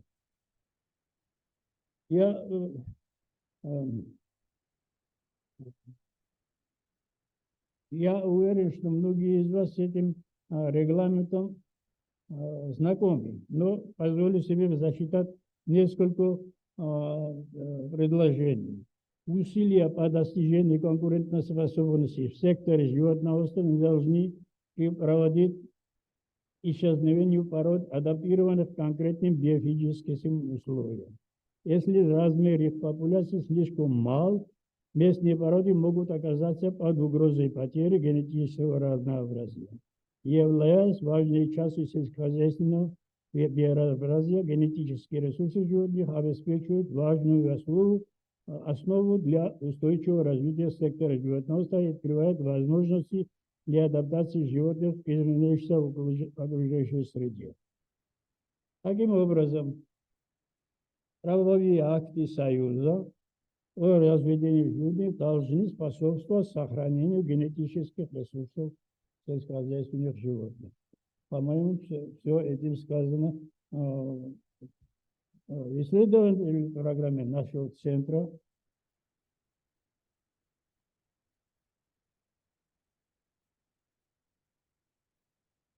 исследовательской программе основное внимание уделяется именно изучению местного генофонда и улучшению и распространению их распространения. Учитывая это, по нашему мнению, необходимо соответствующее внимание уделять вопросам сохранения и увеличения продуктивности и размножения местных пород сельскохозяйственных животных. Это особенно заслуживает внимания в контексте предстоящего или идущего глобального потепления. Я уже говорил о возможности сохранения генофонда, но повторю, так как акклиматизационная способность, устойчивость к заболеваниям и продуктивное долголетие, а также способность переносить стрессовые ситуации без видимых изменений и других вопросов, они незаменимы и в будущем. Повседневной жизни животноводам и специалистам, особенно в регионах с жарким климатом и разводящих животных, близких к естественному, приходится с этим сталкиваться. Это факт. И, думаю, нет смысла доказывать обратное. Сохранение и улучшение распространения экономических и эндемических и аборигенных пород животных имеет и другие важные преимущества. Эти животные являются результатом многовекового труда, материальной реализации сознания, взглядов, подходов и представлений жителей того или иного уголка планеты или конкретной страны. И поэтому имеет большое значение познание истории их прошлого. И второе. В Грузии от 95 до 97% поголовья всех видов сельскохозяйственных животных и птиц представлены этими породами. И вам судить, как и какие материальные усилия потребуются, чтобы их заменить высокопродуктивными. И, наконец, кратко о той работе, которая проводится в исследовательском центре Департамента животноводства, кормопроизводства и племенного дела. Согласие частных предпринимателей, частных владельцев на договорной основе нами организованы генофондные хозяйства всех трех местных пород крупного рогатого скота, имеретинских овец, озмегрельской породы и почти всех других пород, я их не буду перечислять. Одновременно создан Эливер, одной из новых пород, утвержденных в 1961 году для Кавказской бурой, где выращиваются быки и передаются они населению, кооперативам и другим предпринимателям. В будущем мы собираемся создать банк спермы и начать изучение их наследственности. Успешно ведется работа по остановлению и оздоровлению свиней кахетинской породы. Один из интереснейших пород, я хочу отметить, вчера мы с Батонием разговаривали, вот этой породой заинтересовалась корпорация Иберико из Испании. Испанские друзья были в гостях у нас, они посмотрели этих животных, сами провели убой животных, и из мяса было изготовлено сыровяленая ветчина иберик, то есть хамон. После дегустации было отмечено, что этот продукт ничем не уступает именно испанским хамон, а по некоторым показателям там было такое замечание, не замечание, а такое подсказку они добавили, что это намного сочнее, намного приятнее этот продукт.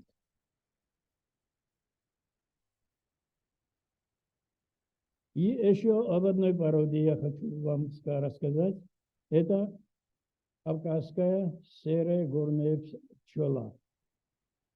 То есть я могу сказать, что это грузинская, но в свое время она была названа так и вошло, так сказать, в сельскохозяйственные учебники и терминологию, как кавказская пчела.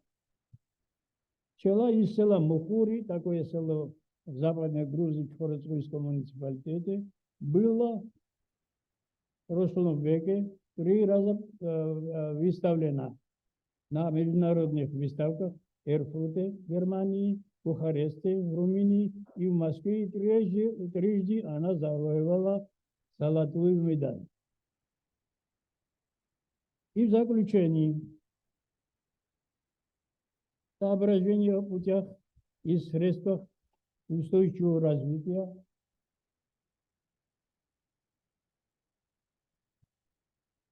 животного в Грузии.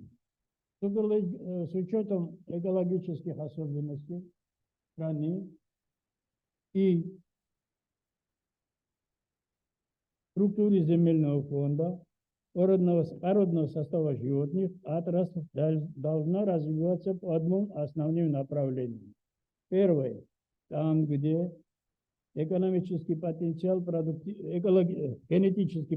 продуктивности животных и возможности кормопроизводства дают гарантии, следует переходить на современную индустриальную технологию производства молока и мяса. И второе, мелких и средних хозяйств, разводящих местных пород или популяций, поддерживать развитие технологий с планомерным исследованием природных кормовых ресурсов. В обоих случаях основой для поддержки и увеличения продуктивности должна стать планомерная селекционно-племенная работа, планомерная организация этой работы и внедрение современных методов селекции.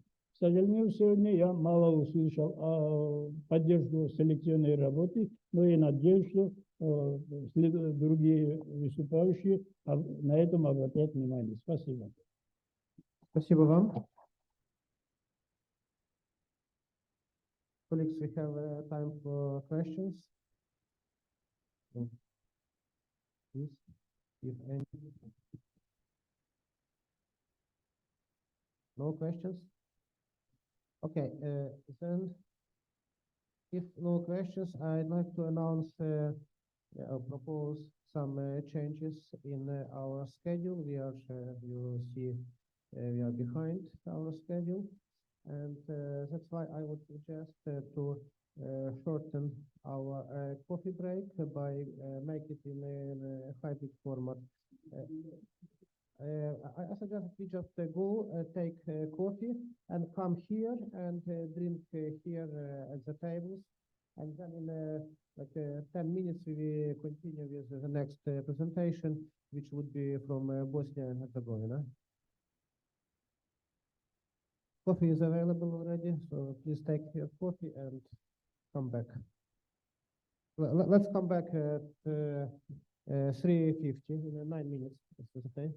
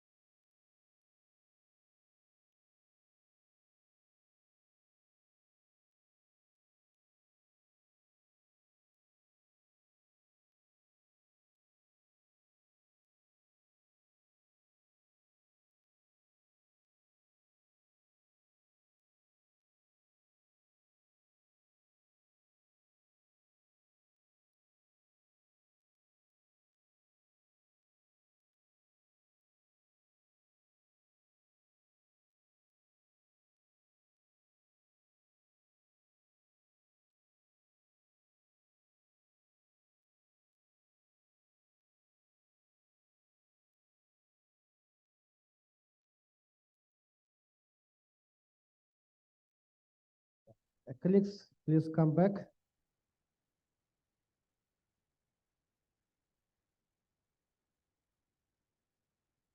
Let's go back. Okay, this.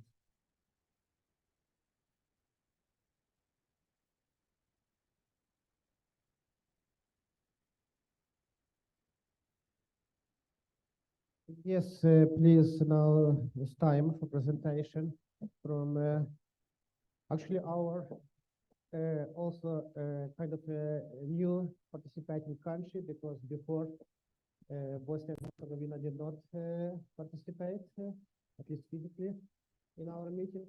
So that's very good. Yeah, this is the first time, right? Yeah, yeah. Expanding our coverage east and west. So Of now, course. welcome. Yeah. Can we start? Yeah? Yes, please. Okay, Let's good start. afternoon, ladies and gentlemen. On behalf of my team from Bosnia and Herzegovina, I'll be the one who is presenting today. My name is Dunja Kovac, and I'm Doctor of Veterinary Medicine, and I currently work for FEO in Bosnia and Herzegovina as animal health consultant. As you can see on the presentation, it's not my name, it's Sasha Bošković. He is also here, over there. He's a CVO and Director of Veterinary Officer in Bosnia and Herzegovina. So later on, if you have any questions regarding this presentation, you can direct your questions to him, and I will be more than happy to translate it. Okay, so this will be a brief overview of challenges for sustainable livestock production in Bosnia and Herzegovina. Is it working or what? Okay.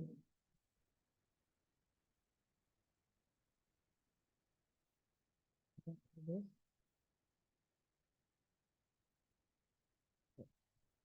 Okay, regarding geopolitical and socio-economic drivers, here in Bosnia and Herzegovina, we have three ongoing challenges regarding our economic module. First one is that public policies and incentives are always leaning more towards public sector rather than private sector. The second one is that we are more focused on consumption rather than investment. And the third one is that we are more challenged towards import rather than export.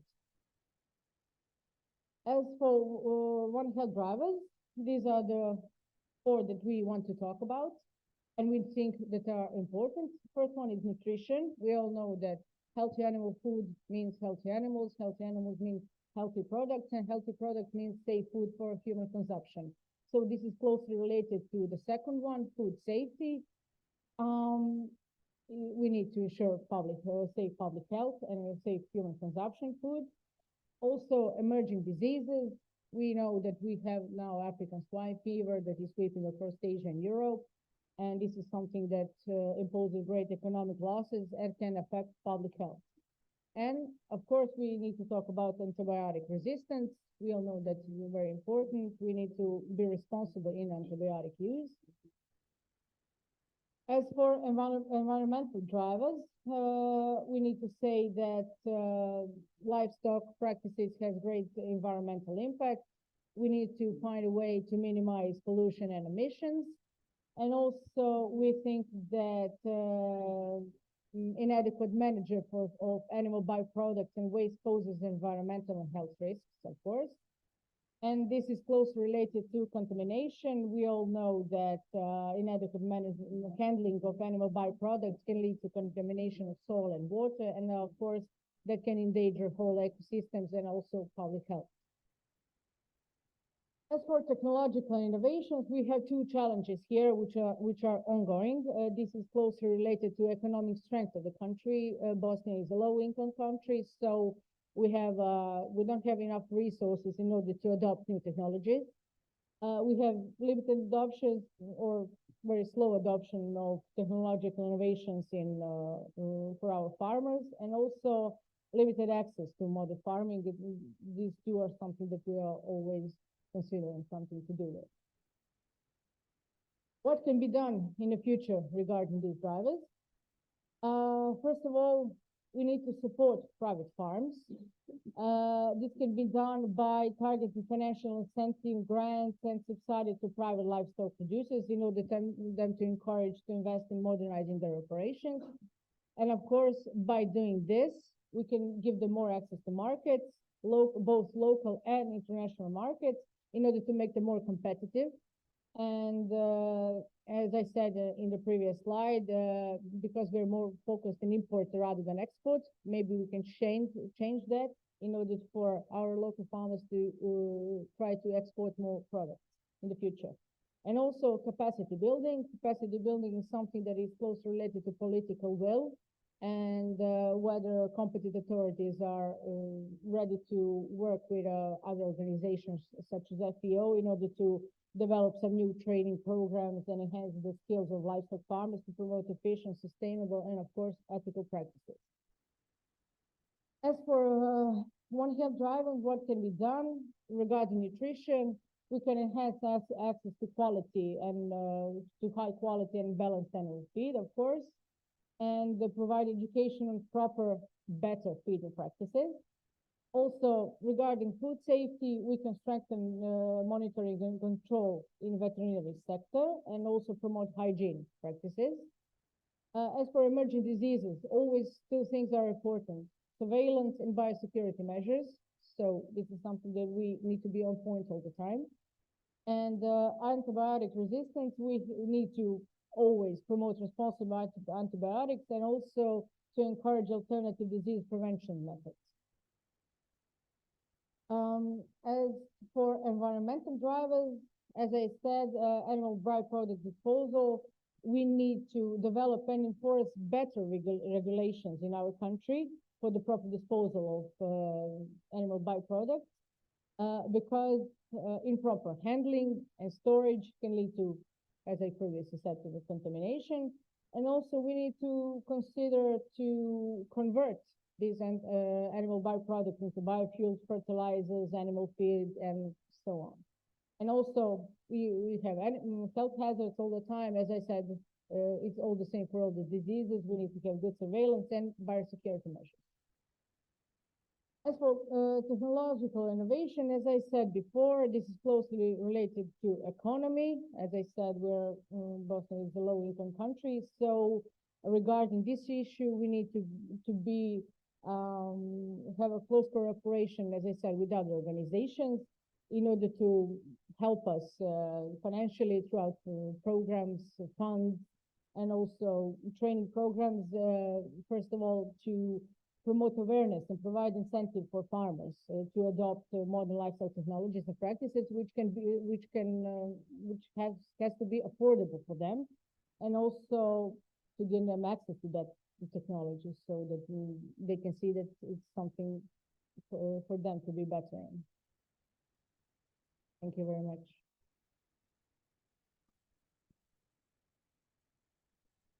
Thank you. It was very impressive. The shortest, most concise presentation, and you used only 7 minutes. So it was only 7.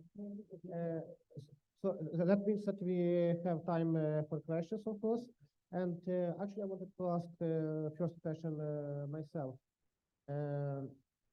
On the geopolitical drivers, how important you would consider your status of your country as a candidate for European Union membership, or how it would impact livestock production system?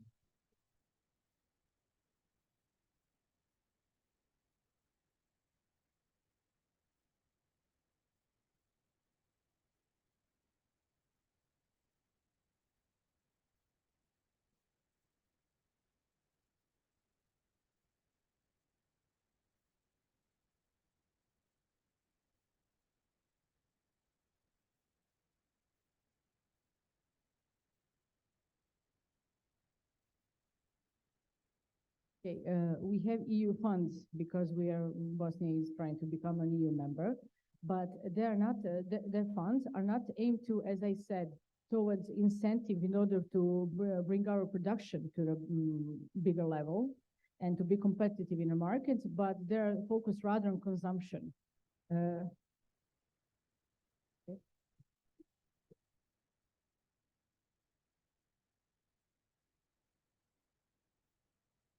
We don't have enough technological advanced system in our country not to be competitive in the markets in the EU. So we are far away from being competitive in that way. We just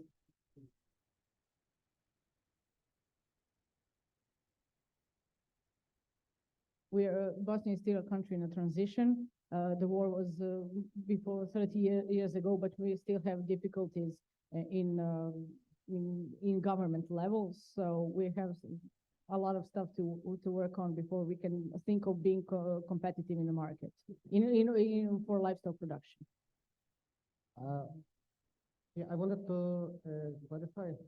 Do you think there is potential for your country to benefit from niche livestock products, some products with geographic identification, possibly organic production? Because of course it sounds like being competitive with the mass production sector is very hard. But if you're talking about niche production. So,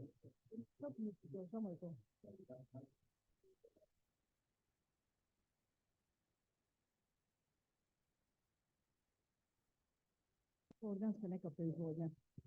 Da.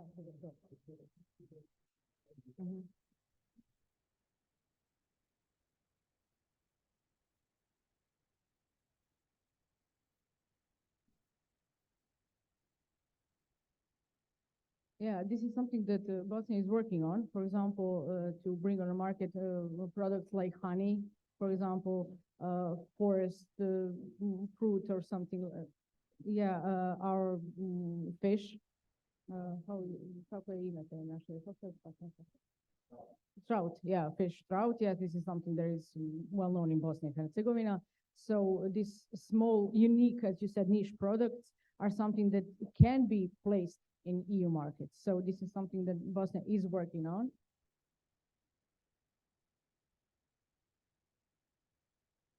Yeah, also from goat farming, cheeses, for example, this is something that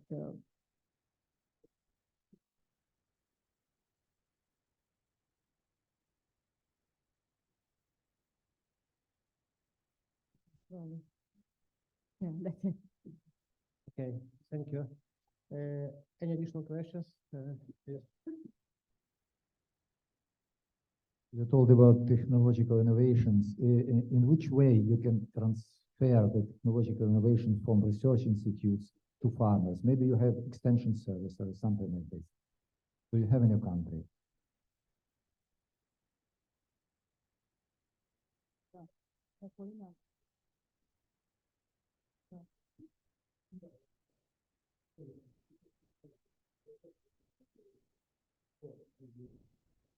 Yes, we have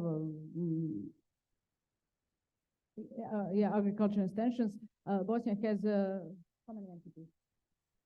3 entities in country, and every entity has its own agricultural surveillance network. So it can be done. Yeah. Okay, thank you. More questions, please? Presentation was very concise, so I guess we have time to keep it. Okay, but if no questions is also okay, you can do it. Yeah, it was very good. Yeah, thank you. And also according to my instructions, which I like. Thank you very much. Okay, and now we are moving to Kyrgyzstan presentation. From Kyrgyzstan, actually we will have one more small presentation tomorrow on a project idea, but today we have general country presentation like from all other countries prepared by stakeholders from education, from university, and also from very strong and very respected by me NGO. Yes, thank you. Thank you, Yuri. Hello, everyone. My name is Jirgal. So I'm coming from Kyrgyzstan. So here my name, you can see, and I am representing the NGO titled Camp Alato. Camp is Central Asian Mountain Program, and Alato is the name of our mountain in Kyrgyzstan. So I'm not alone here. So I do have also my I do have also one person from Kyrgyzstan. So he's Dr. Maksat Nurdinov. He is actually representing the state university in Naryn region. So, and my presentation is different comparing to other presentations because I'm representing NGO. So I do not have that much numbers. Yeah. So maybe I will tell you in general about livestock system. And as I am working on pasture management, maybe I will do an accent on pasture-related, management-related information. Yes, next. Okay. Yeah, thank you. Yeah, as I said, I'm coming from pasture and I'm not familiar with these tools. Yes, so there is actually a network in Central Asia. It's titled Central Asian Regional Pasture Network. If you want to join this network, you can join and you can obtain information about the region, Central Asia, and pasture-related things, not only about Kyrgyzstan, but all Central Asian countries. Here, I wanted also to show here that the tendency or the dynamics of this livestock number starting from 1916. So, as you can see here, in blue lines, so the tendency is always growing. The number of livestock is growing. Only in such events like war or Second World War and the collapse of Soviet Union, so you can see decrease in numbers, but in other times the number is keeping growing. Yeah. So that means the pasture degradation is also taking place. So we are degrading pastures. The number of livestock is growing.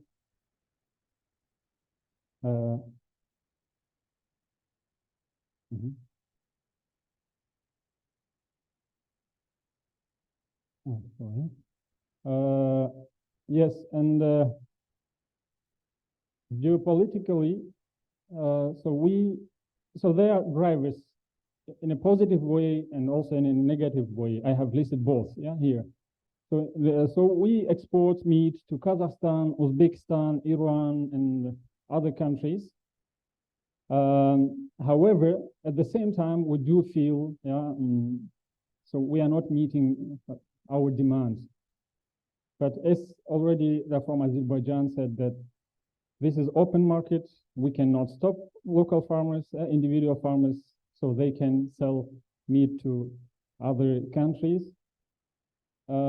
And socio-culturally, livestock keeping is important aspect of rural population, and economically is one of the main source of income generation.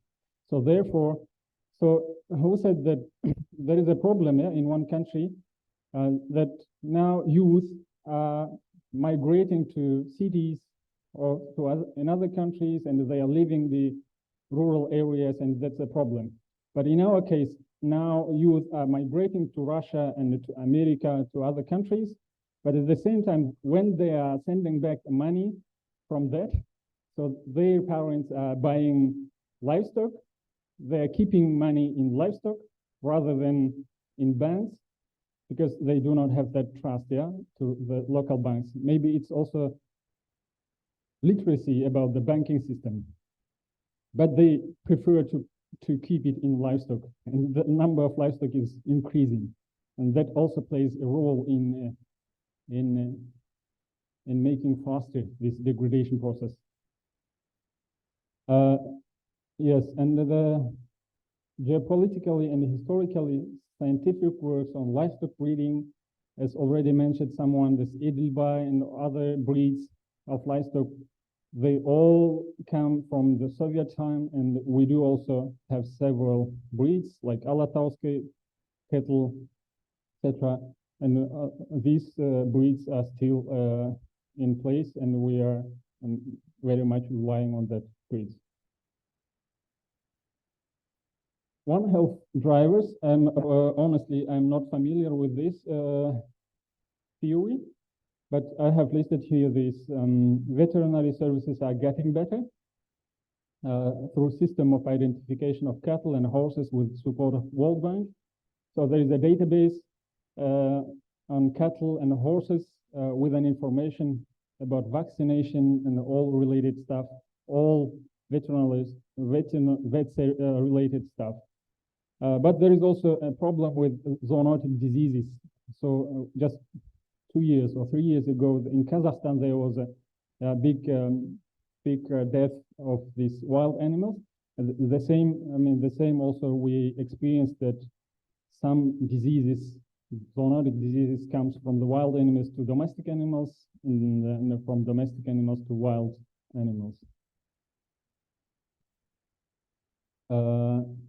Yes, in Kyrgyzstan, we do have about 9 million hectares of pastures.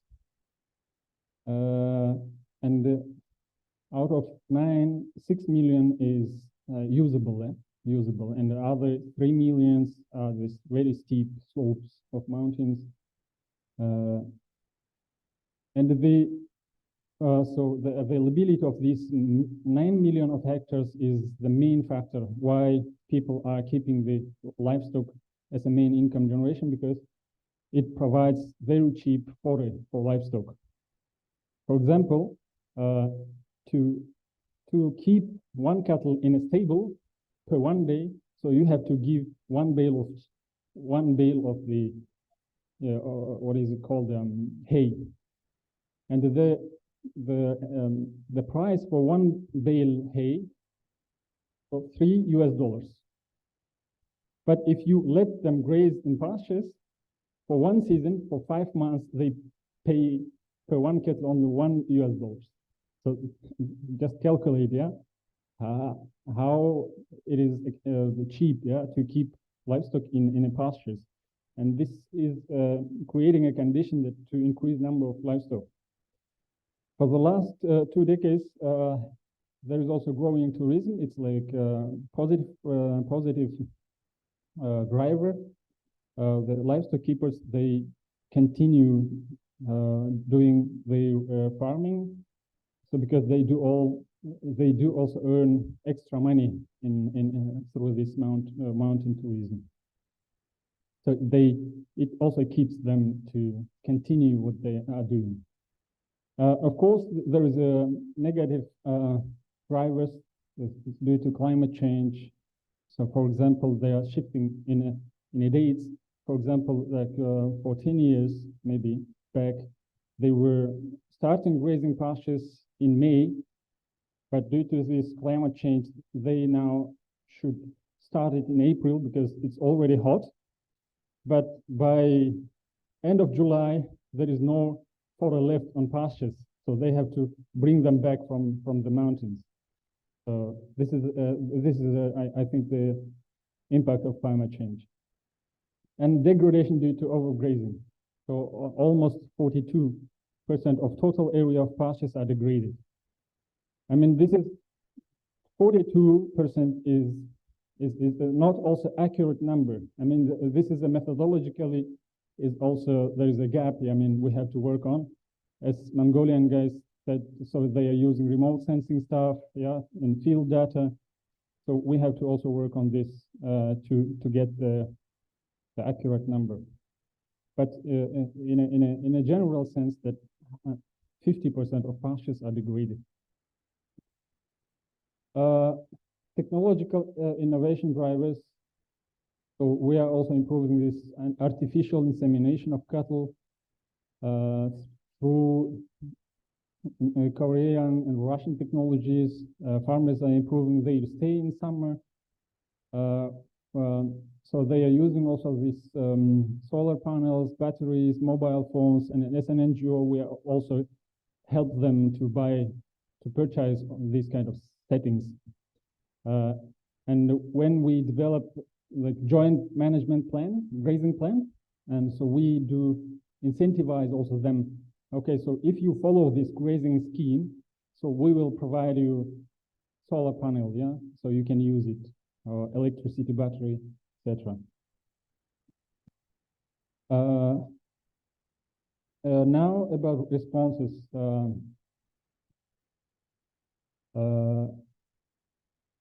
So we have to continue this improving the veterinary services. So and we do also. So we are eager to cooperate with you and within this network to exchange experiences on pasture management. And if, as I showed you in my first presentation, so you can also join in that regional pasture network. So and we can also chat there. So you will find more about the Central Asia. So regarding the One Health, so we also interested to cooperate with international partners. Yes, and the second is important in my opinion as an NGO. So there are a lot of projects being implemented, but the sustainability of projects sometimes they are discussable. Yeah, you can discuss it. But within these farmers, they have created their own chats. They have created their own communities in this WhatsApp and Telegrams, and they are exchanging information how to heal like certain diseases, zoonotic stuff, and it's very sustainable. So it's like self-organized mechanism. So and if projects can come and just give them an advice how to, so within that community, there are always knowledgeable people, veterinarians, like pasture management experts, but they are just orally providing information which needed within that community. And if projects can help them how to structure their information and how to provide this, that would be also very interesting. So there was also an idea like establishing a pasture inspection. So we do have pasture law adopted in 2009. So according to what the pasture users unions were established on local level. So they are planning and they're implementing these plans. But there's a need for enforcing that law. Yes. So they do develop these plans according to the law, but nobody is enforcing to implement it. So probably we do need this establishing the pasture inspection. Yes. So we also developed as an NGO Kampala. So we do, I mean it's not advertising, but also it can be also mainstream it on a national level. So we developed this rotational grazing. We digitalized this management of pastures. So there is a digital device, software, so you can enter all needed information, and the software provide you with a plan, with map and etc. We did also develop the pasture health assessment mobile application. So you can go to the field and collect data, and as a result, so you can download all the analyzed information from that. So as I said, so we do have degraded pastures, and to improve those degraded pastures, Ministry of Agriculture purchased about 100 tons of pasture elite seeds from Russia and Kazakhstan. And they are sowing this year, and maybe they will continue it in next spring. And yes, so they purchased about 6-7 type of seeds of pasture plant seeds.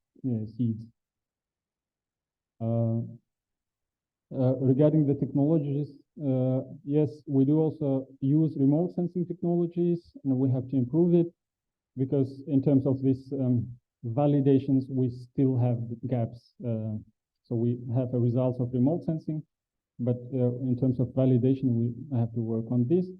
We do use also drones to assess pasture health. So we do also use these drones for sowing of seeds. And we have to also intensify fodder production using hydroponics. And this is the last one was given by Dr. Marsat Nurdinov, but at the same time, so the deficit of fodder during the winter time is the main factor of limiting the livestock number, yeah? But if we will provide more fodder, so we will increase number of livestock more, and it will have an impact on pasture degradation itself. So we have to approach this problem comprehensively, yeah?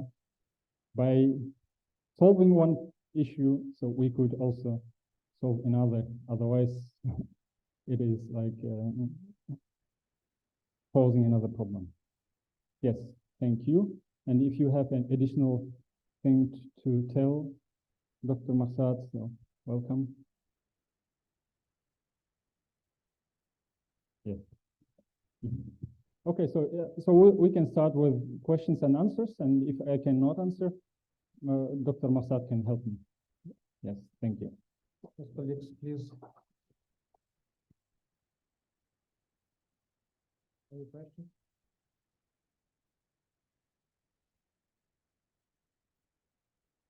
So thank you very much for your very interesting presentation.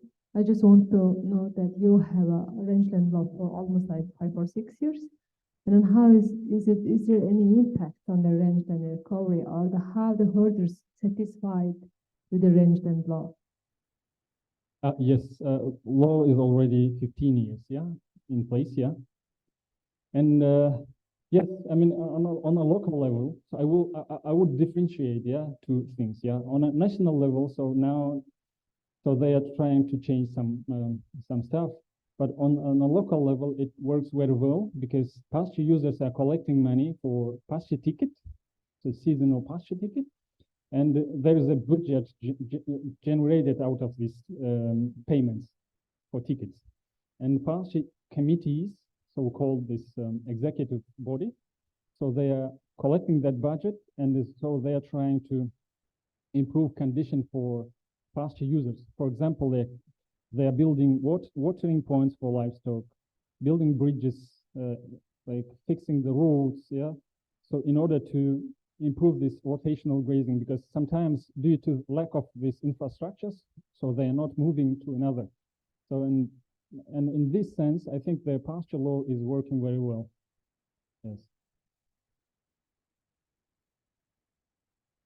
I mean, it's like self-organized structure. So they are making decisions themselves, and so they are solving the problem themselves without intervention from the state body. Any other questions? No more questions. I wanted to comment a little bit. Actually, it's very nice to see that you are working with digital tools on pasture management. And I wanted to suggest that maybe we should see how your experience can be used in other countries as well. In some cases, I just thinking that, for example, Turkmenistan, we are starting to work on pasture management plans with use of remote sensing data. And potentially, I guess it would be interesting for you to, for us all to communicate together and see how your experience can be transferred and how it can be used in Turkmenistan. That's the first thing. Second, just idea, maybe a little bit unusual because it is not related to the livestock as we understand it in the global agenda. But for example, in Uzbekistan, we are trying to promote digital tools for information exchange between beekeepers. Some people say that these are also livestock, so maybe not. And agronomists and forest management people. Make sure that bees are used in most efficient way to match match the number of colonies with the melliferous flora available. And since in Kyrgyzstan, actually percentage of fields is quite low comparing to Uzbekistan or to Ukraine or some other countries. It is mostly pastures, and pastures are also source of honey. So I'm thinking if your tools can eventually maybe incorporate also distribution of bee hives around the country, because we had a interesting conversation with stakeholders from Kyrgyzstan back in the May month, both from big tech sector and from digital innovation governmental institution. I don't remember what that's called. So yeah, we have some experience in Uzbekistan. We have such working solutions in Ukraine, and let us think, let us maybe later if we can incorporate beekeeping into partial management. Right. Yes, thank you. And regarding the first, maybe it's not related to that. I mean, in Kyrgyzstan, so we have started this pasture reform management with creating this pasture users union, and we have organized study tours for different countries, Tajikistan, for all 5 Central Asian countries, and we also received delegation from Armenia as well, and from other countries. And if you are interested to come to study Kyrgyz experience on this, so you are always welcome, and so we can show what has been done, what's being done. Yes, thank you. At this stage, I guess we just would have an online consultation and see how we can proceed. Okay, colleagues, any more questions? No, then thank you very much. It was interesting, useful. And now we are going back west. Presentation from Moldova, please.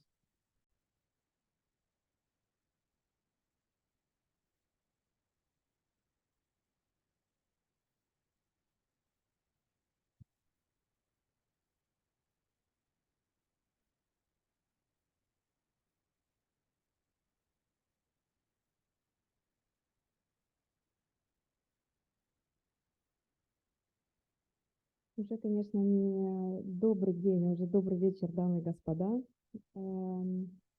Очень такой познавательный, очень много информации, поэтому модератор нас не может остановить ни от вопросов, естественно, ни от презентаций, потому что на самом деле много животноводство — это такая отрасль, что оно округляет даже много сфер, много сегментов, начиная с законодательства и начиная законодательством, инновациями, академическими опытами и так далее, заканчивая уже финансами, которые мы и так сильно нуждаемся как фермерам. Меня зовут Людмила Котлабуга, я представляю ассоциацию фермеров-производителей молока в Молдове. У нас 120 членов ассоциации, это от малых фермеров и до самых больших, которые у нас имеют около 1000 голов ферм.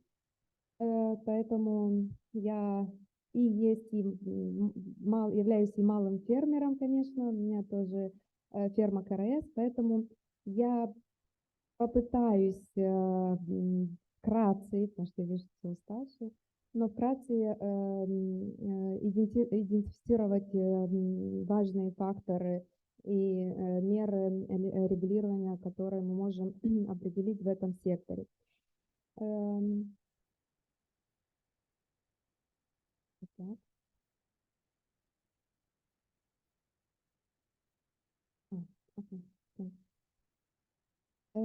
Если мы будем говорить о факторах геополитических и социально-экономических, я пройдусь очень быстро по них, потому что Я так увидела уже во всех презентациях, что это на самом деле являются именно торговыми отношениями между странами, соседними странами. Естественно, это экономическое развитие у нас тоже за последние 2 года в секторе. Мы очень, так как животноводство является приоритетом сейчас в программе, в государственной программе, приоритетом, очень тщательно начали, мы уже радуемся, фермеры, обращать внимание на нас, это нас радует, и мы как ассоциация пытаемся быть, и как фермеры пытаемся быть тем ближе к правительству, к законодательству, чтобы могли на начальных этапах все очень хорошо объяснить, аргументировать, что именно нужно частному сектору. Если мы говорим о развитии именно сельской местности, потому что животноводство, оно является очень важным фактором в развитии сельской местности. Естественно, во всех, как у коллег увидела, что вот этот разрыв от урбанизации сельской местности, она очень такая явная. Поэтому молодежи затянуть в сельской местности, развивать животноводство очень тяжело, если в зонах нету нормальной инфраструктуры. Изначально самые элементарные условия для экономического развития, то, естественно, сельские местности, они остаются, и все больше молодежь, демография у нас, естественно, падает, а молодежь выезжает либо за границу, уже не говорю о специалистов в этой области, потому что если ниже увидим в нормативно-правовой базе как фактор, да, и в академических и учебных заведениях мы очень сильно ставим акцент на этом, потому что специалистов в этом секторе у нас тоже, количество специалистов и качество, естественно, тоже есть. Если пойдем дальше об едином здоровье, здесь факторов, естественно, мы очень много ставим акцент сейчас на устойчивость к антибиотикам, естественно, новые заболевания, которые могут быть уже по программе всякой вакцинации, по прослеживаемости ветеринарных препаратов. Регулирование сейчас очень много поменялось, так как у нас идет очень обильная такая гармонизация с законодательством по ЕСу. У нас то, что ставим акцент на устойчивость к антибиотикам. Сейчас очень да и Агентство национальной пищевой безопасности имеет плановые работы, проверки, и безопасность пищевых продуктов это уже тянет за собой именно вся эта прослеживаемость пищевых продуктов. Естественно, забота о здоровье животных, людей, окружающей среде – это общая наша ответственность, так сказать, для здорового будущего. В целом, сейчас на мировом уровне этот фактор, он очень явный, потому что животноводство, если возьмем в комплексе и мы будем придерживаться именно окружающей среды, оно очень тесно связано, поэтому акцент на этом и как фактор он очень важный для нас. И по факторам окружающей среды, естественно, изменение климата наблюдается, как я услышала, во всех странах, во всех регионах. Я очень сожалею, что вся это и выбросы парниковых газов, и отрубка лесов, и все, что может привести в конечном итоге вот к этой глобальной температуре, все изменения, которые у нас в этом году были очень такие невыносимые засухи, а это уже ведет за собой очень много негативных моментов, имея в виду даже, ну, первоначально это у нас корма, который на этот сегмент есть проблема, поэтому изменение климата это очень такой важный фактор, и на него обращают внимание не только фермеры, но и правительство, и даже социум как народ, потому что стали уже больше обращать внимание на загрязнение, чтобы смогли уменьшить из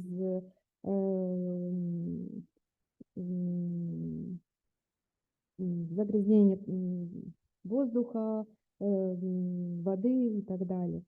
Если мы смотрим на землепользование, изменение земельного покрова, у нас опять же ведет за собой, видим ниже, это сельскохозяйственная практика, которая за многие лет нам дало такие довольно хорошие проблемы в том виде, что очень много использования синтетических удобрений, пестицидов и так далее, поэтому для нас очень важно, и мы будем, наверное, продвигать в дальнейшем. Мы говорим circular agriculture, это была бы круговая, не знаю, сельское хозяйство, где, естественно, животноводство, оно будет иметь свое место обязательно. Поэтому дальше пойдем по инновационным технологиям. Здесь оно чуть более обширное. Я постаралась вкратце, но они на самом деле их много. Мне каждый из них кажется, что он самый главный, самый важный для животноводства. Естественно, у нас сейчас началось очень часто уже в фермах использовать именно точное выращивание КРС. Это, как мы называем, точное животноводство, так сказать, которое объединяет все эти технологии, система софты, анализы данных по кормам, по молоку, по welfare,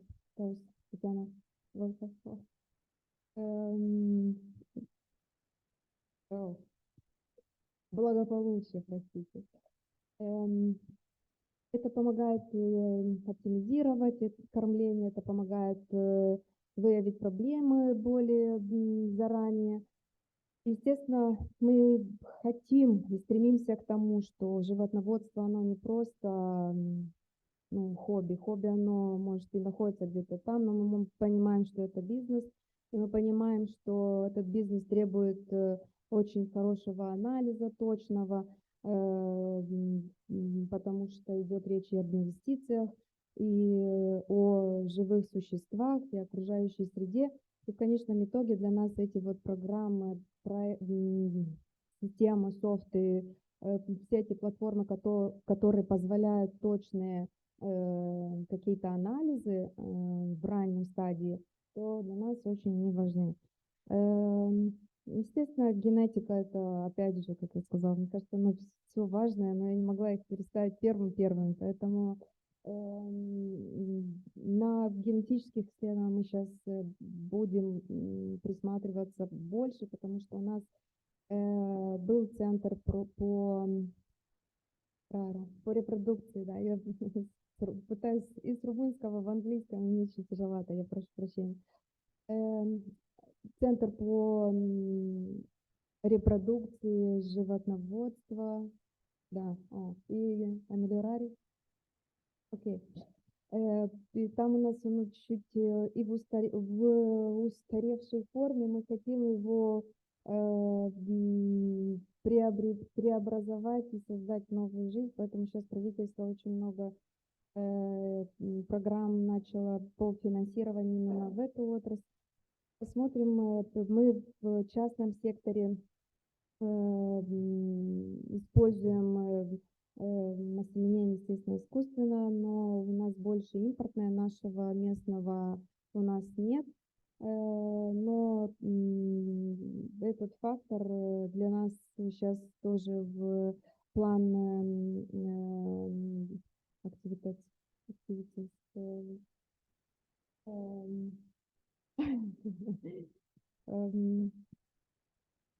так, естественно, по отслеживаемости и мониторингу здоровья, биотехнологии тоже, управление отходами, экологические устойчивость. Здесь очень много ставится акцент на утилизацию, правильную утилизацию технологий навоза. Мы пытаемся внедрять какие-то системы. Ну, биогазы у нас есть в некоторых фермах, но не в таких масштабах, которые мы видели, допустим, в ЕС, но опять же начали внедрять и в наших фермах. Естественно, государственные и отраслевые инициативы, то, что мы видим и очень являясь и представителями в комиссиях при министерстве, наши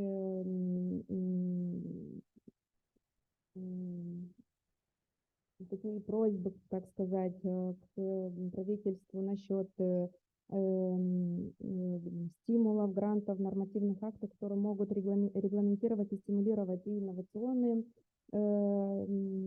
инновации в секторе животноводства, и разработки устойчивости, и в конечном итоге, конечно, эффективных методов, потому что мы на самом деле хотим рентабельности, мы хотим результатов, и в этом случае, вот, ну, естественно, фактор, он, конечно, последний, но он тоже важный.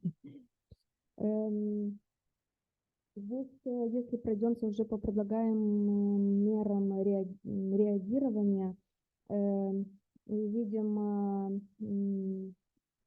геополитические, социально-экономические меры, то здесь мы можем идентифицировать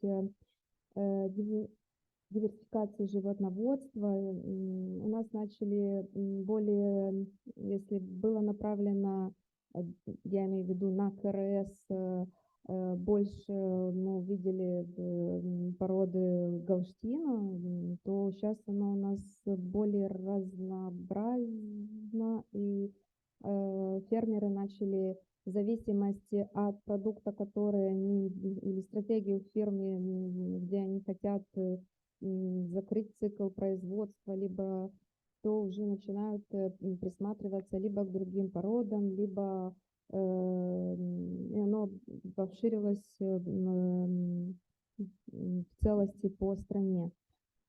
Доступ к рынку и продвижение экспорта. Мы сейчас в этом году было доступно к экспорту мясо птиц, консервированное куриное мясо и яйца категории А на экспорт в ЕС. Естественно, у нас мед был возможен на экспорт, но вот на данный момент мы начинаем очень такую обширную программу по работе и развитию, чтобы достичь возможности экспорта и на молока. Хотя у нас в стране, можете услышать в каких-то информационных либо данных, что Молдова не покрывает сырьем свой местный рынок, но для нас это важно, этот выход на экспорт, и в общей мере для наших партнеров, потому что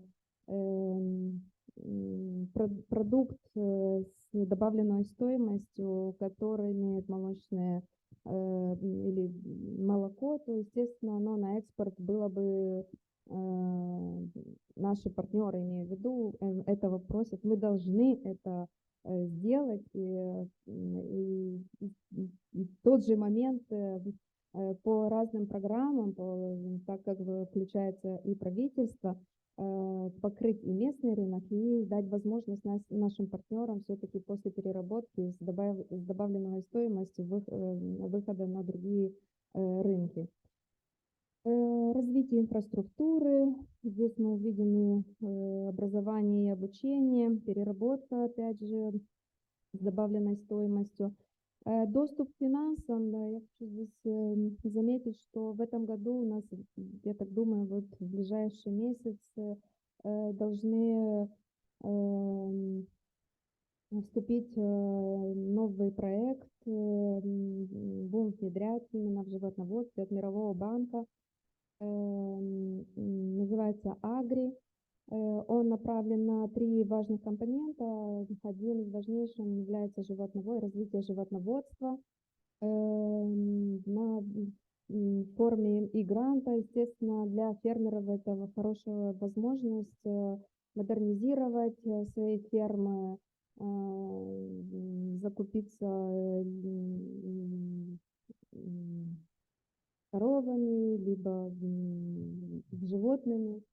И это может и дать возможность, мы надеемся, на очень быстрый такой темп развития этого сектора, потому что до сих пор, последние 2 года, на нас начали обращать внимание, мы начали принимать получать субсидии, субсидирование более такое насыщенное было, и прямые выплаты, в том числе и увеличение в процентной мере на именно молочных фермах, на очень многих позициях, начиная с модернизации, это я имею в виду и оборудование, и техника сельхоз, и вплоть до акциза на топливо, на голову, на килограмм молока сейчас в этом году было первое. То есть, если говорим о молочном секторе, последние 2 года у нас очень такой скачок. Мы надеемся, что результаты этих субсидий, этих финансов в этой отрасли должно дать хороших результатов. Мы на это надеемся и в эту сторону работаем. Естественно, кооперативное сельское хозяйство у нас, так как очень много малых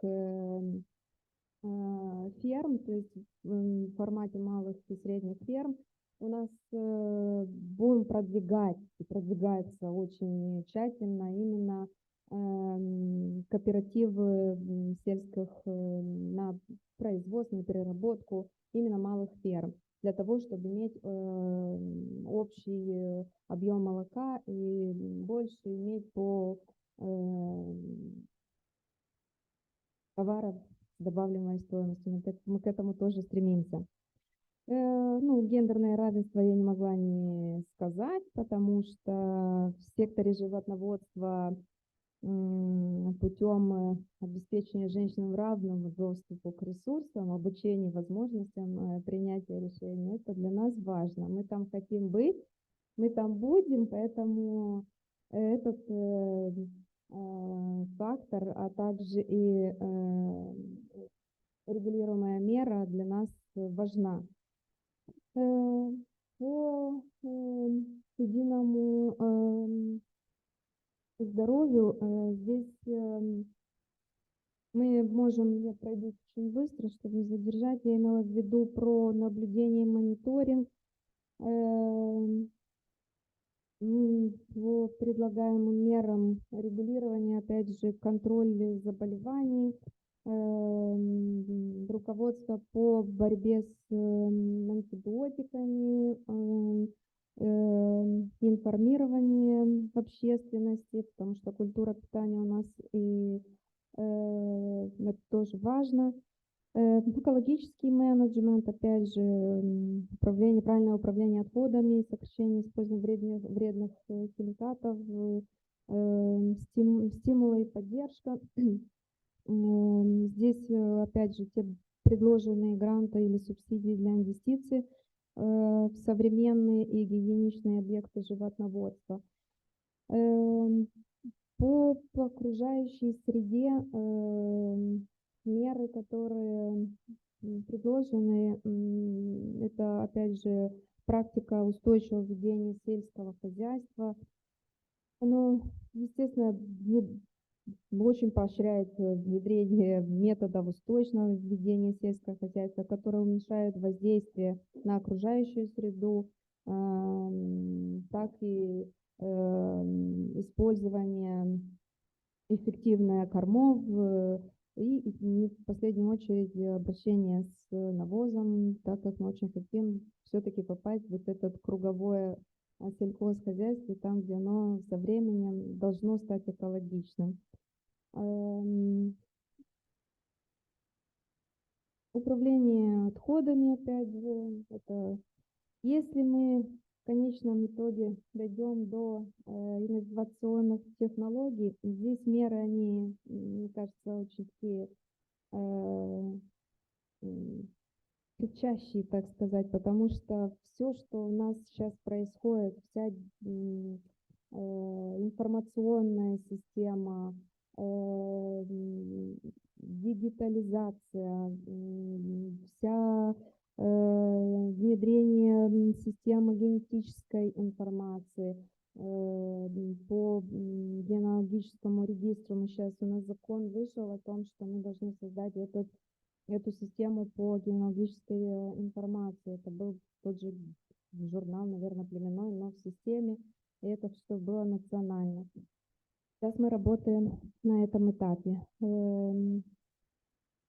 Все, что внедрение точного земледения и цифровых инструментов, у нас сейчас очень ставят акцент фермеры на этом, потому что понимают результат хорошего ведения животноводства, это, естественно, анализы и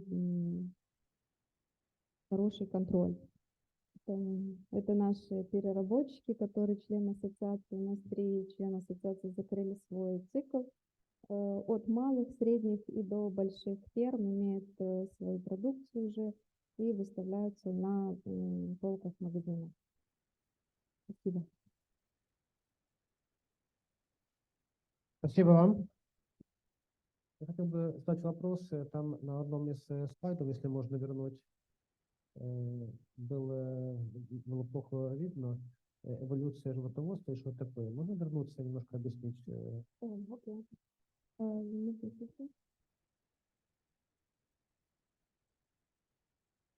Can we come back to presentation?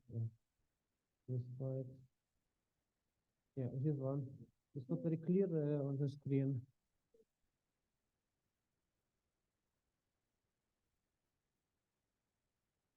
Да, я хотела, чтобы оно было обширно. Нет.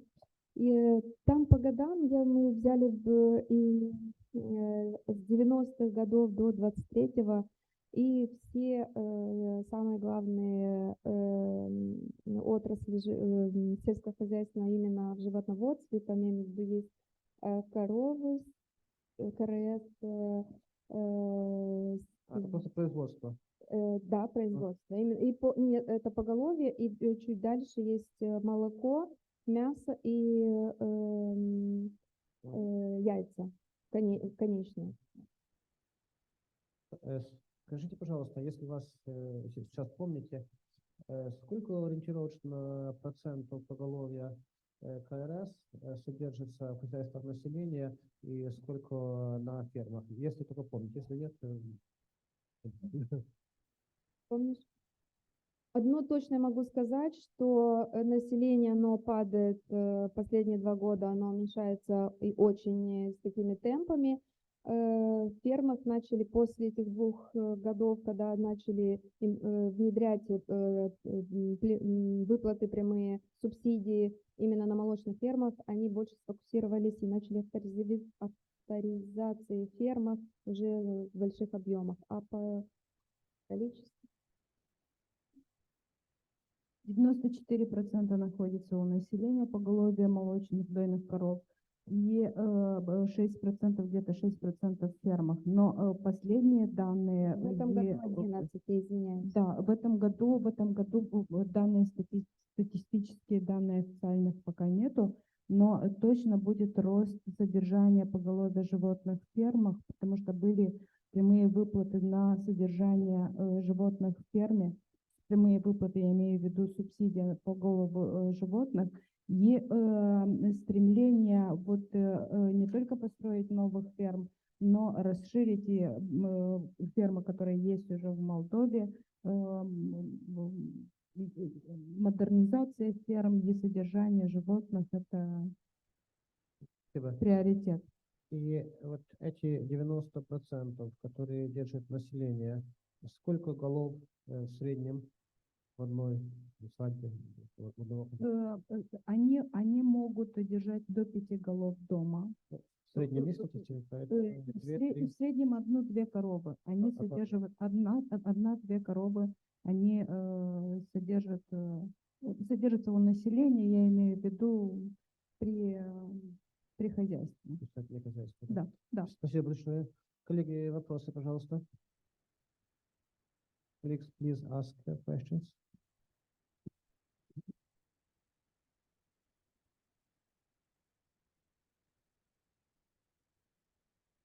Teşekkür ediyorum Ludmila'ya sunumu için. Sunumunda kendisi de belirtti. Sunumun başında özellikle kırsal nüfusun azalması, kırsal iş gücünde hızlı bir azalmanın bir problem olduğu. Yeniden başlayalım. Ludmila yeni taktı çünkü kulaklığını. Sunumunun başında özellikle kırsal nüfustaki azalmanın ve kırsal iş gücündeki azalmadan bahsetti. Önemli bir olumsuzluk olarak. Bu konuda hükümet düzeyinde yapılan herhangi bir uygulama var mıdır? Bunun geri dönmesi, kırsal iş gücünün, hayvancılık kolundaki iş gücünün arttırılması için ya da desteklenmesi, özellikle genç nüfusun.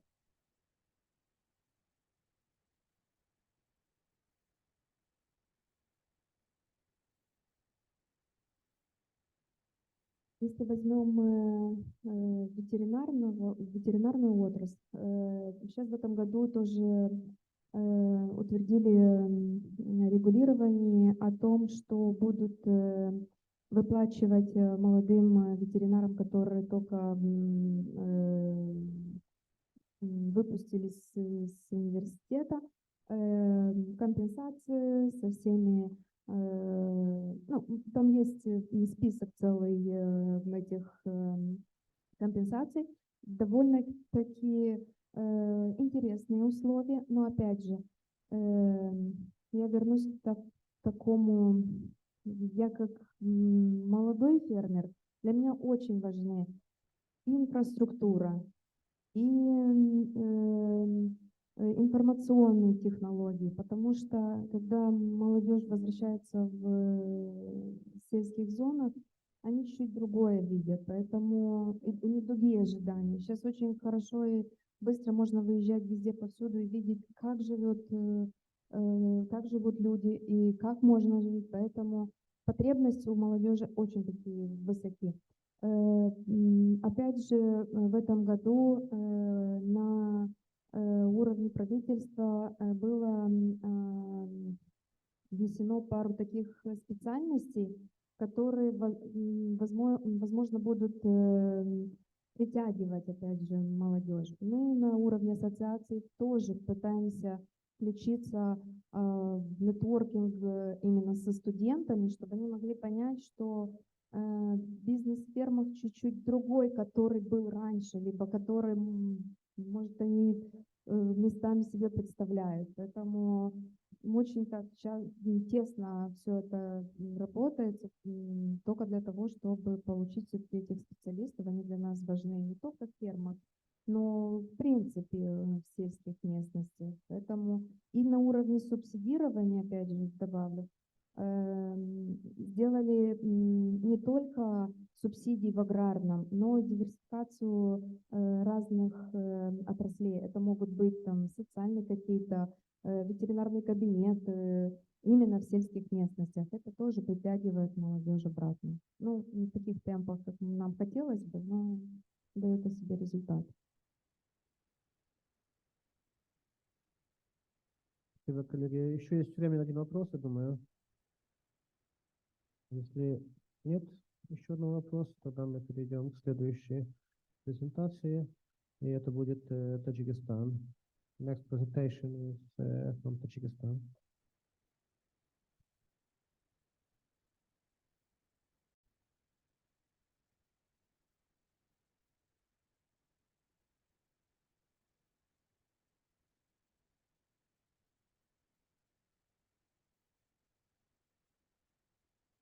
Уважаемые товарищи, я представляю Республику Таджикистан. Я Рахимов Шароф Таирович, доктор сельскохозяйственных наук, профессор. Я думаю, что вы немножко устали, но я постараюсь более быть конкретным и как-то уложиться.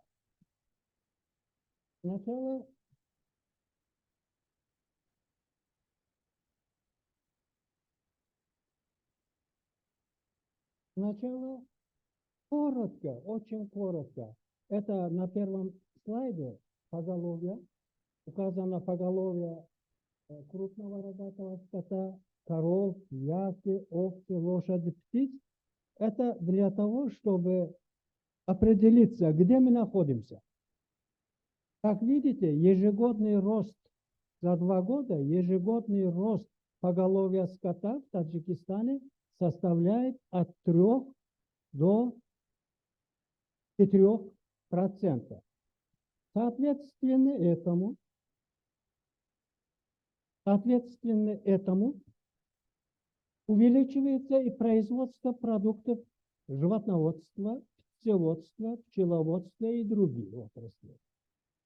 Если к этому учесть ежегодный прирост населения страны, то мы находимся на одном месте. То есть Таджикистан находится на одном месте. Вот можете сами сделать вывод. Теперь, вот в таком случае глобальное устойчивое развитие животноводства для Таджикистана очень необходимо. Если мы будем придерживать стратегию, которая охватывает рост поголовья ежегодный и ежегодный рост производства на 2-3%, мы никогда не будем обеспечены по отношению продуктов животноводства, которые составляют, например, по мясу, оно составляет где-то 45%, а по молока составляет 60-65%, не более. Теперь переходим конкретно то, что от нас требует господин Нестеров. Вот конкретные геополитические и социально-экономические факторы. Первый – это Таджикистан горная страна. 93% это горы, только остается 7%, но оставшиеся, имеющиеся 97% горные и предгорные зоны благоприятствуют развитию животноводства. Тем временем, ввиду того, что в Таджикистане низкий уровень развития промышленности, население остается относительно бедным. От того, что они остаются бедными, 70-75% от 10 миллионов, они работают в сельском хозяйстве. Вы прекрасно знаете, когда экстенсивное животноводство, когда уровень животноводства не достиг еще высокой интенсивности, оно накормит вас. Но оно не обеспечивает, чтобы вы были богатыми. Поэтому я считаю, что население остается бедным. Что получается? До меня с Кыргызстана, по-моему, сказал, мигранты, трудовые мигранты.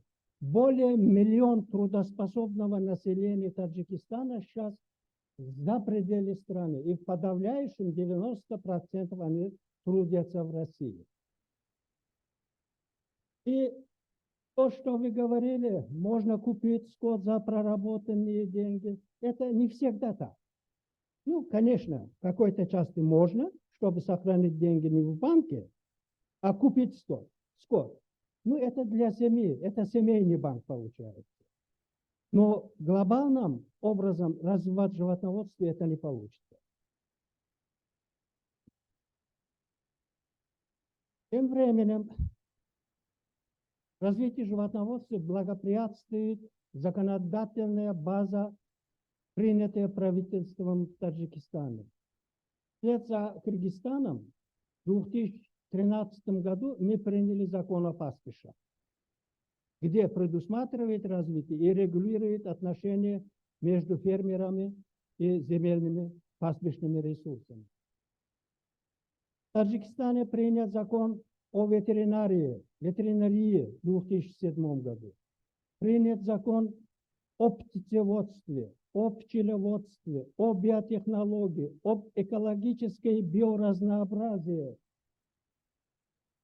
и другие ряд подзаконные акты. Это все в итоге очень благоприятствует развитию животноводства, обеспечивая институциональные основы развития животноводства в стране. Ввиду того, что имеется острая нехватка продуктов животноводства, в Таджикистане развиваются относительно альтернативные пути обеспечения населения продуктами животноводства. Например, это производство колбасных изделий. Если взять натуральность, это может быть 10% это натуральное, это мясо. Остальное это пищевые компоненты, особенно соя. Другие пищевые компоненты. И вот такой итог. Если мясо стоит $7-8, натуральное мясо, колбаса стоит $2. Такой колбаса. Но население едят.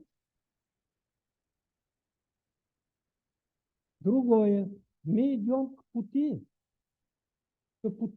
производства соевое молоко.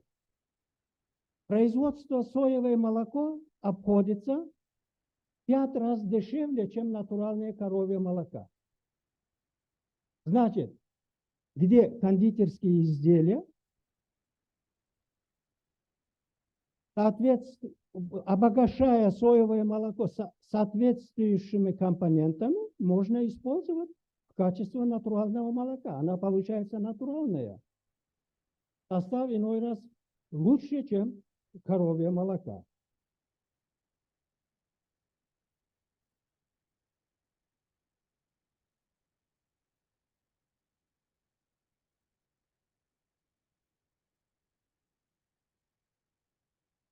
Я потерял, правда.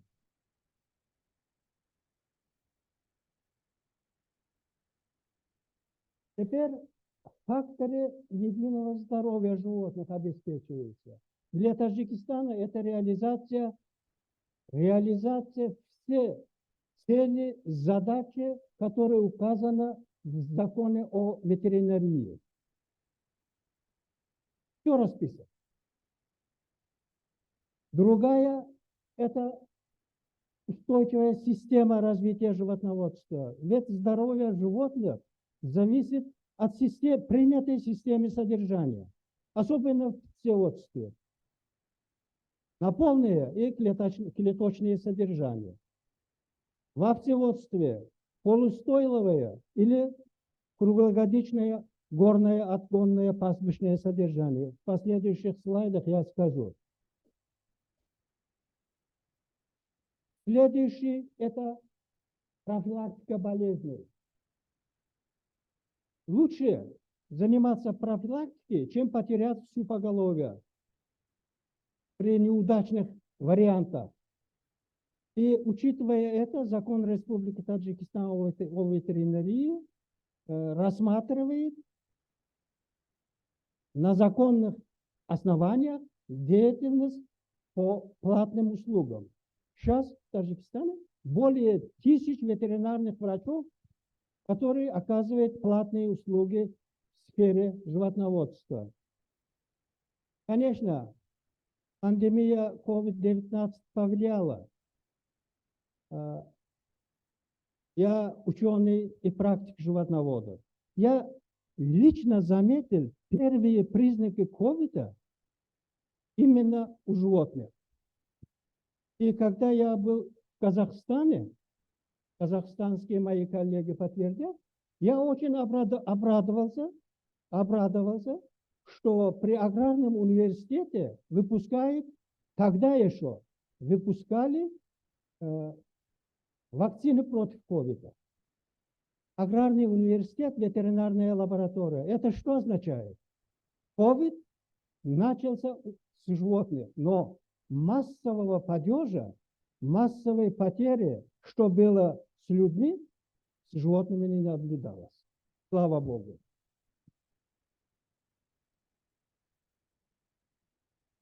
Следующий – это высокопродуктивные, устойчивые к болезни животных. У нас есть в Таджикистане таджикский внутрипородный тип швейцарского скота.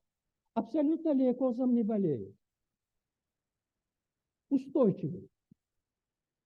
На фоне этого мы каждый год утверждаем одну-две породы, одну-две внутрипородные типы, как селекционные достижения в области животноводства. Недавно я сделал регистрацию животные ресурсы Таджикистана в ФАО. 26 регистрированных пород и внутрипородных типов. Конечно, для развития животноводства у нас очень во многом помогает субсидия. Не знаю, как в других странах, у нас в Таджикистане 87 племенные хозяйства находятся на балансе государства. Весь племенной скот, это как национальное богатство, находится в руках у государства. Государство субсидирует племенные хозяйства, освобождая их от многих налогов, иной раз от полных налогов, например, в севодстве и рыбоводстве нет налогов. Племенной скот завоз. Если мясного характера, нет налога. Корма, нет налога. К тому же, у нас существует очень много программ, которые финансируются государством и частными инвесторами. Такие программы, как комплексная программа развития племенного животноводства, программа развития птицеводства, пчеловодства, биотехнологии. Где-то около 10 вот таких программ имеется. Вот эти программы, в частности, предусматривают субсидирование вакцин против 7 болезней. Вот 7 инфекционные болезни бесплатно субсидируются правительством.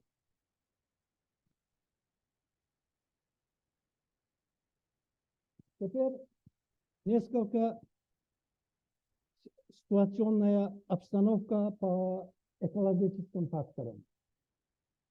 У нас ограниченная промышленность. Очень мало. И такая озабоченность, что промышленность приведет к экологической какой-нибудь ухудшению, такого опасения нет. Но тем временем наблюдается увеличение парникового газа. Увеличение парникового газа за счет неправильного ведения животноводства.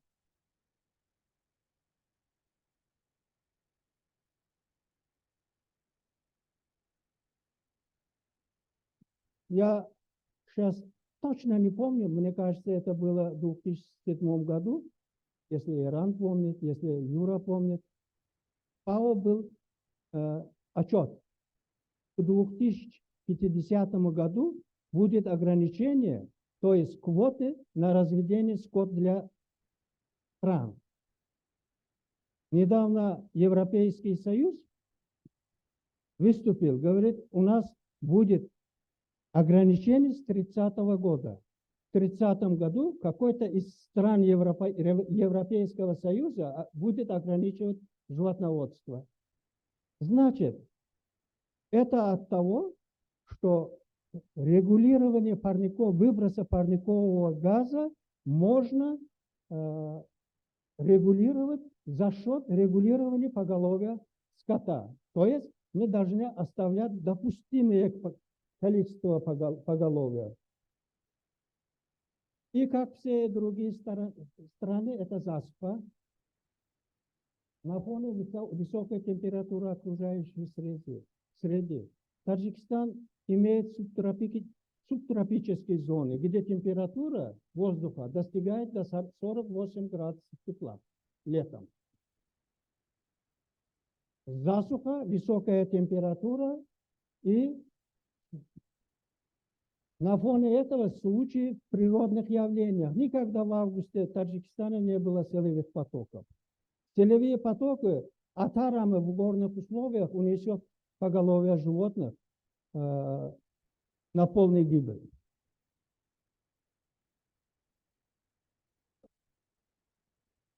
Когда речь идет о технологической инновации, я первый ставлю это научная обеспеченность.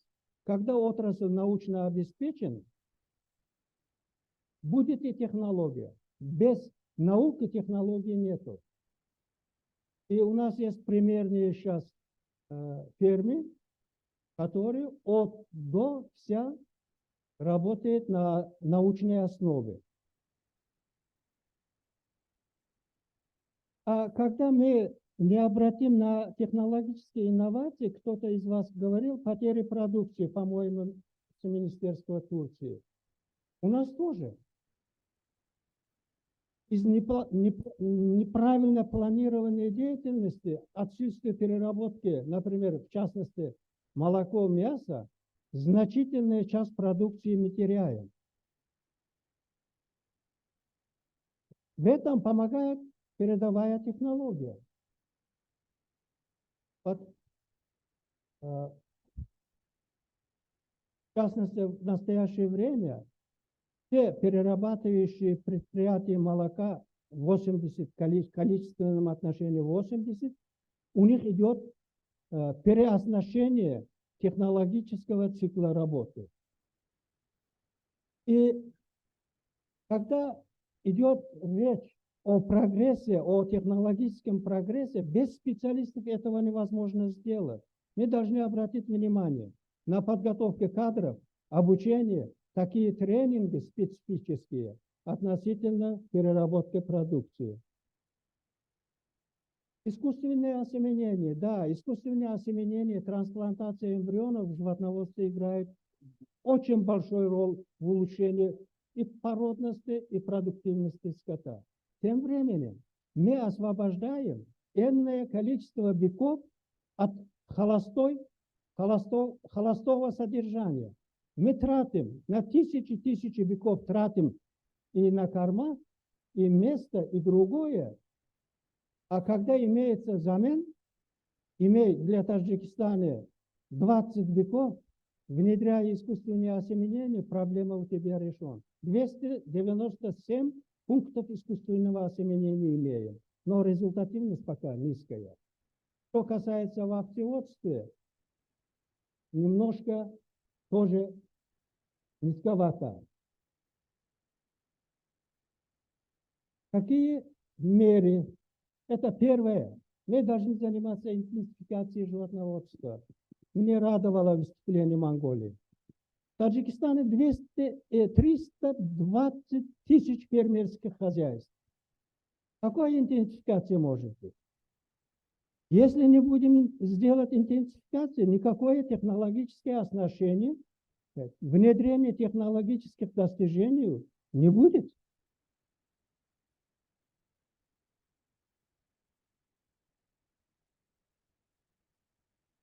В любом случае это кормопроизводство. Вы можете мне помочь?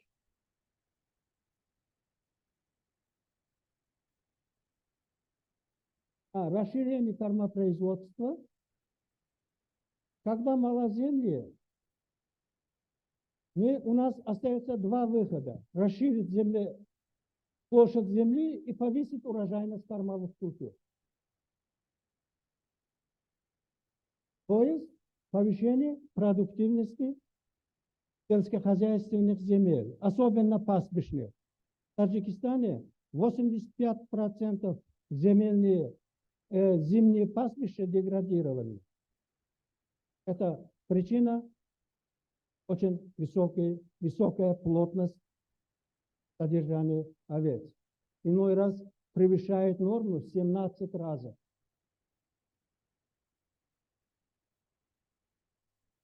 Мне очень понравится консервация генетических ресурсов. Консервация генетических ресурсов приведет к сокращению поголовья непродуктивного скота. То есть содержать скот, когда он продуктивный, когда будет экономический двигатель. Например, я знаю среднеазиатских стран, от 100 коров получаем 70-85 телят. Ну, остальное часто непрогрессивный и непродуктивный. Почему не сокращать? И, конечно, новые рабочие места. Теперь, конкретно предлагаемые меры, исходя из опыта животноводства Таджикистана, это продолжение вакцинации. Я почему и говорю о вакцинации? Когда скот, 96% крупного рогатого скота, 85% мелкого рогатого скота находится у населения, не всегда они понимают смысл проведения вакцинации. Это обязательно. Над этим мы должны работать. В Таджикистане 3,2 миллиона гектаров пастбищ. Не так уж много. Но о здоровье пастбищ никто не заботится. Там гельменты.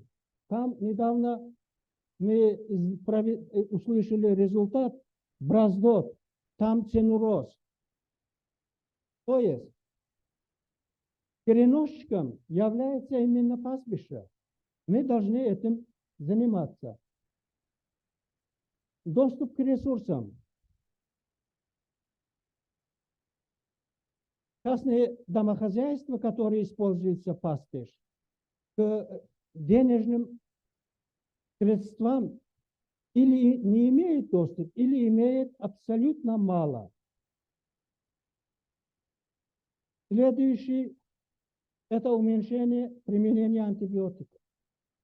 Мы вот с Ираном провели в Таджикистане, я провел маленькие исследования, тренинг-курсы.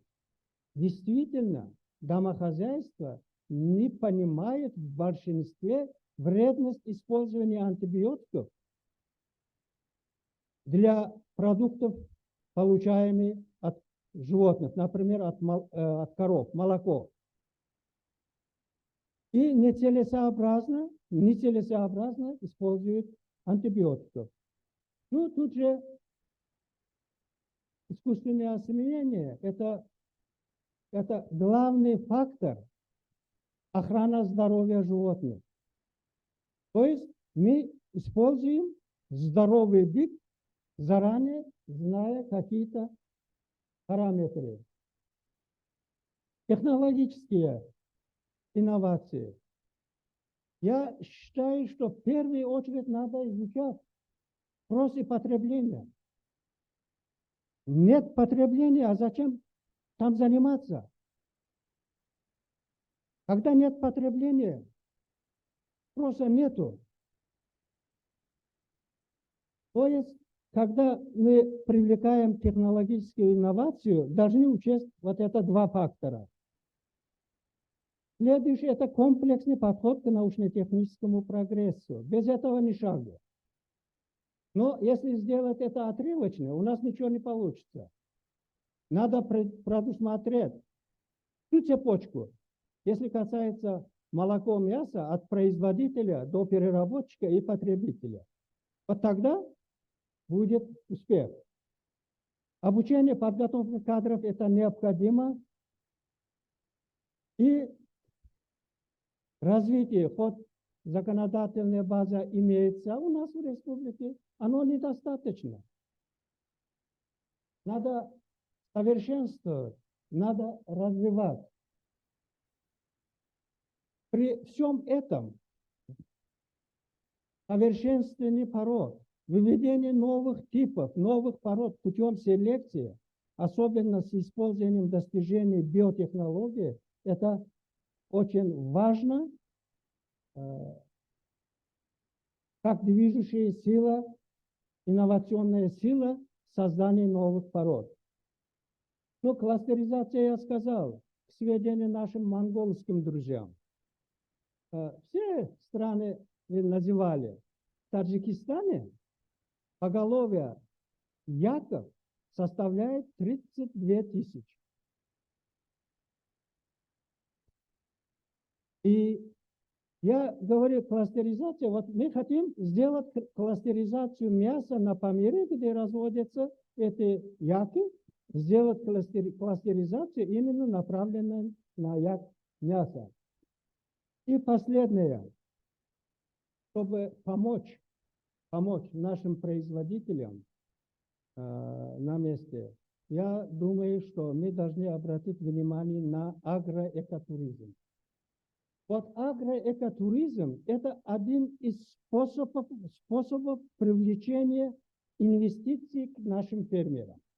Учитывая это, мы сейчас при финансовой поддержке Всемирного банка очень много проектов, грантовые проекты принимаем, чтобы развивать агроэкотуризм.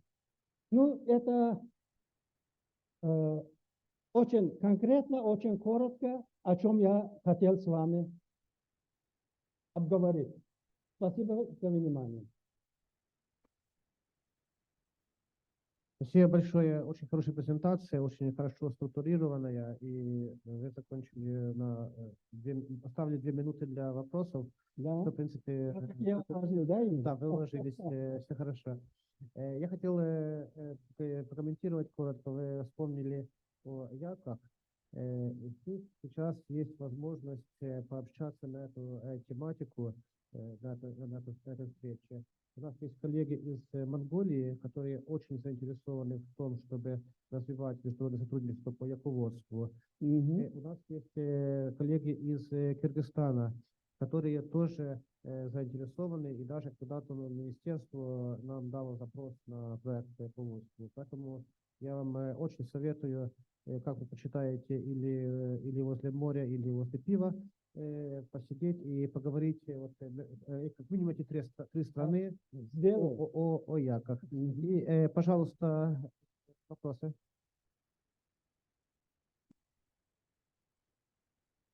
Спасибо за доклад. Меня интересует швейцарзебуидная порода. Такая была в Казахстане еще в 80-е годы прошлого века.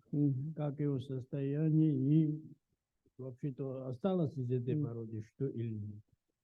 В то время у нас была при Союзе программа бурого скота, развитие совершенствования бурого скота. На фоне этого в Кыргызстане, по-моему, алатаускую породу они утвердили. В Узбекистане бушевская порода, да? Бушевскую породу утвердили. В Таджикистане, если все будет нормально, в этом году или в следующем году мы утвердим швейцарзебуидную породу. Значит, идет рост.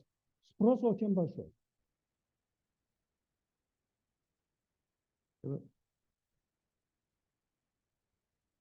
Коллеги, после этой презентации у нас будет только еще одна презентация, но она довольно короткая, от Сербии. Я понимаю, что мы немножко остаемся после нашего графика, но если вы не против, мы так поддерживаемся. Спасибо за презентацию. Вы сказали, что на 7 болезней, инфекционных болезней, государство выделяет субсидии. Да. Это что обозначает? Вот все вакцины от 7 инфекционных болезней поступают за счет средств инвестиций государства. Бесплатно потом оно распределяется Только на 7 болезней, да? Только на 7 болезней. 7 болезней. Еще есть вопросы?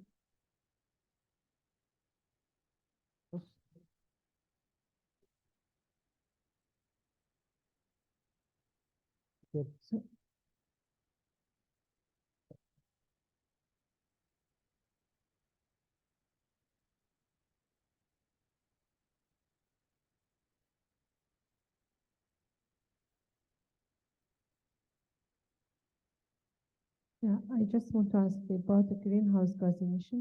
So you said that this is very important topic in your country. So it's also same in Mongolia. It's very big issue in Mongolia. But according to the methodology, are you calculating the emission from soil organic matter, or are you using only the animal head number?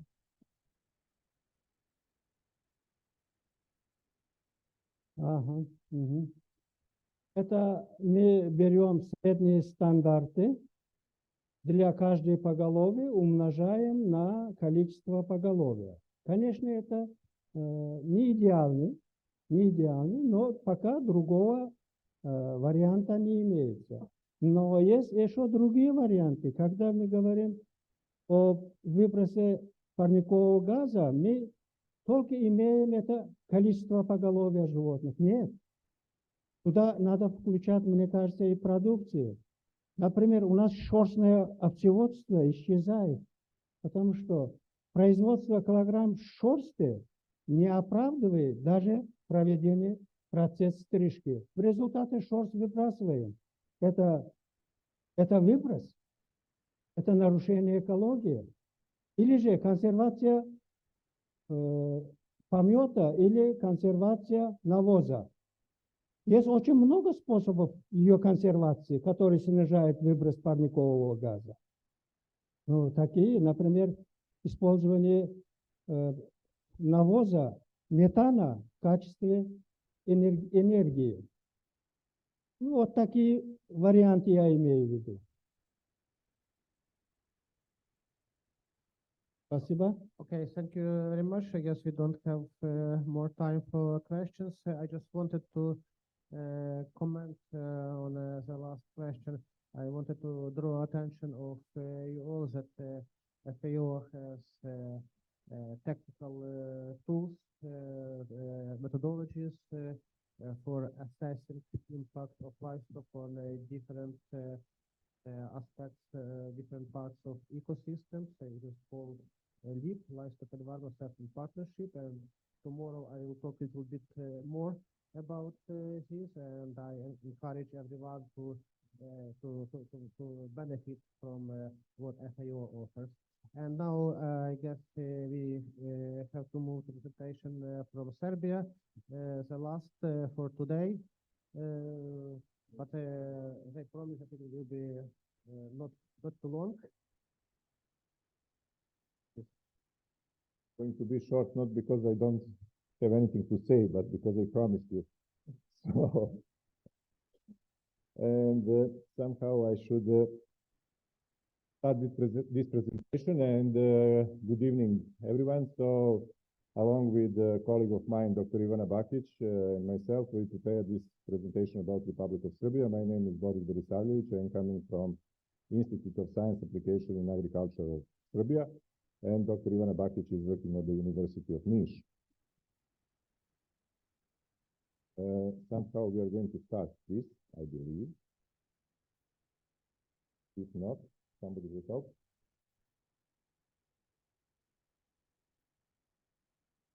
It's not the first time that you have problem with Serbia, so we are accustomed to this, so we'll move it somehow.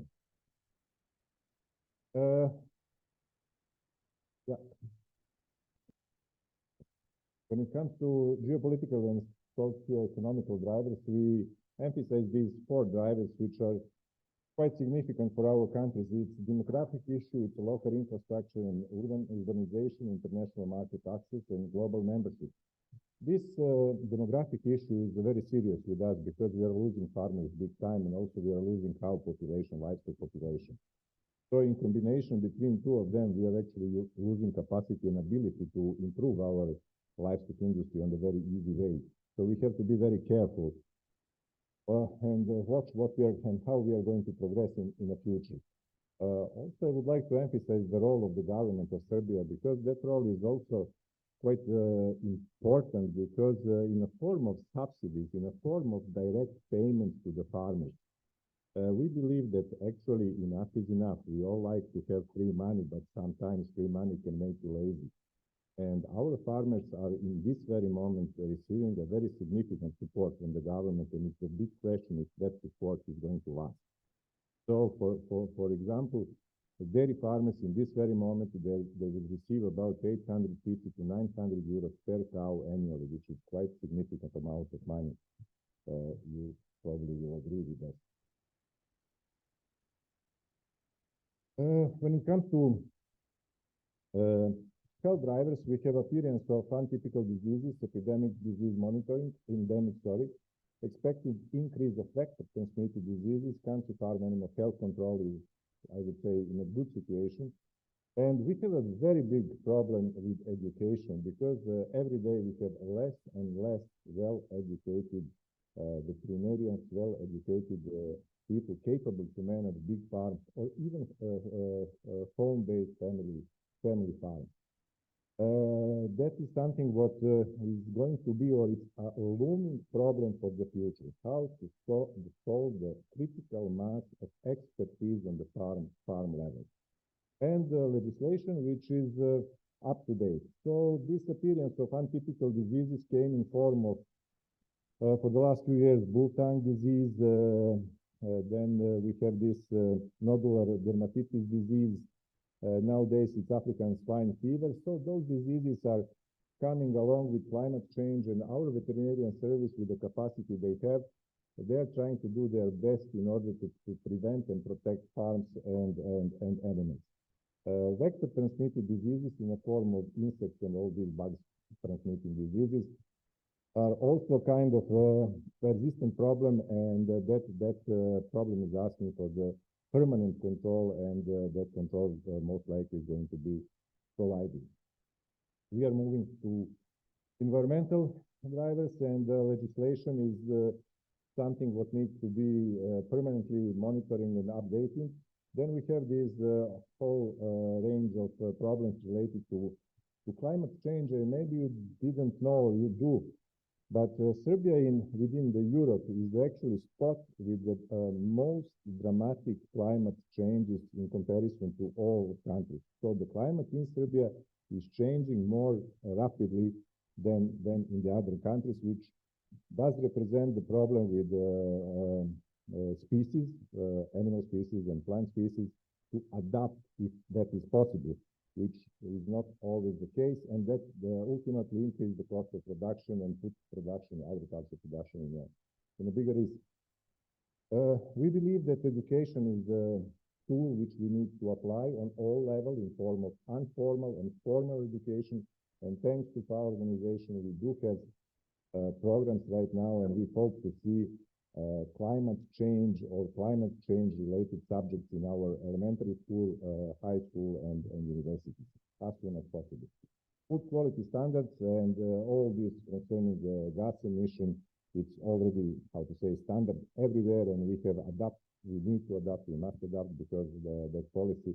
Otherwise, our food products won't be able to find a way on to international, even local markets. Technological innovations, digitalization, precision farming, and economical benefits out of these two tools, along with education, do represent the future of farming in Serbia, and not only Serbia. But I would like to emphasize something which is not written on this slide.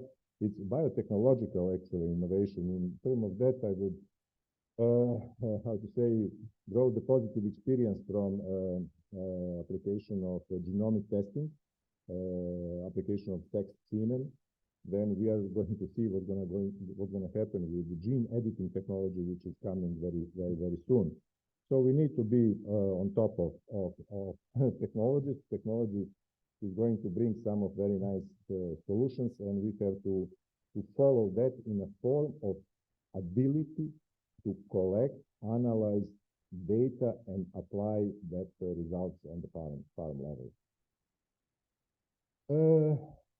What is the response and how we are going to respond? So basically, we need to look for the form of the most sustainable farming. And for those who are familiar with green economy, I would like to say that we need to practically apply those principles and work on that.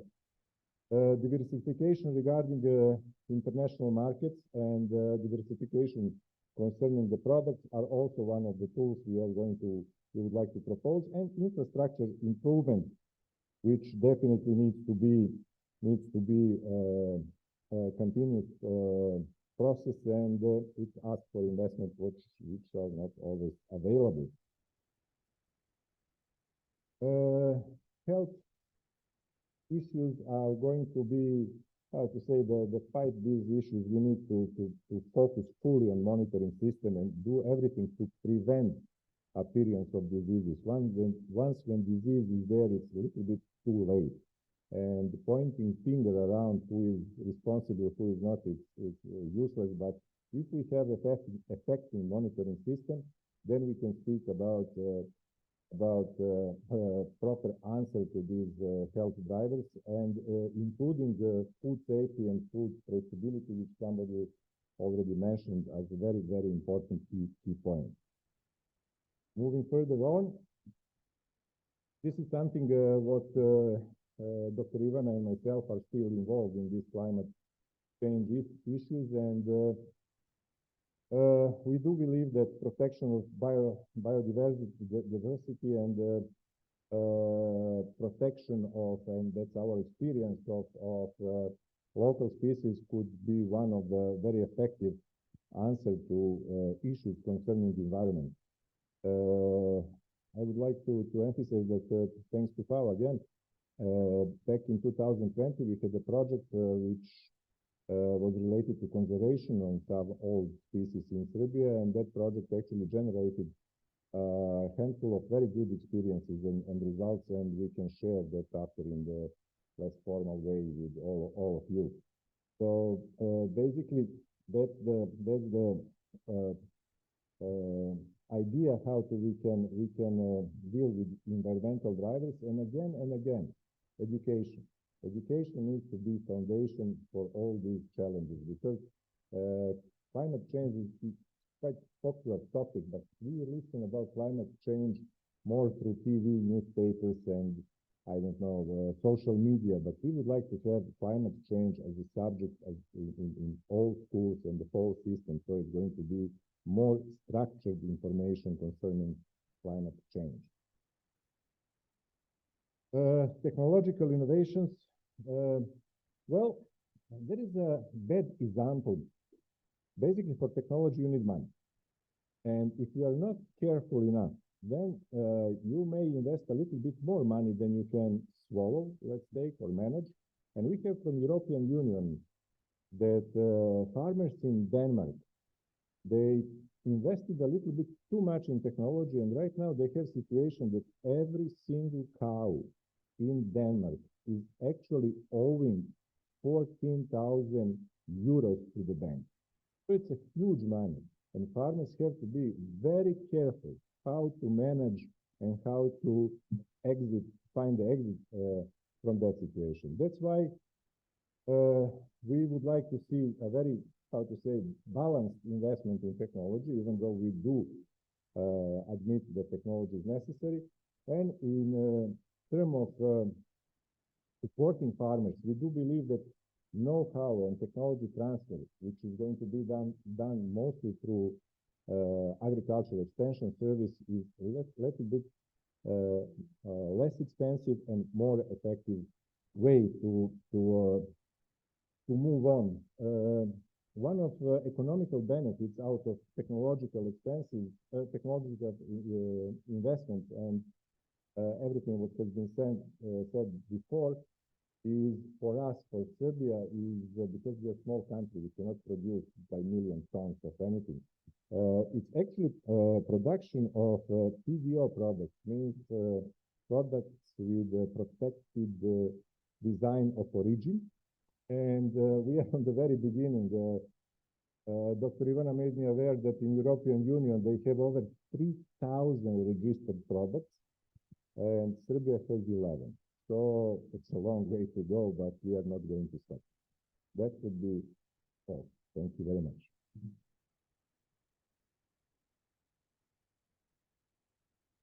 Thank you very much for your presentation. Colleagues, please ask your questions, if any.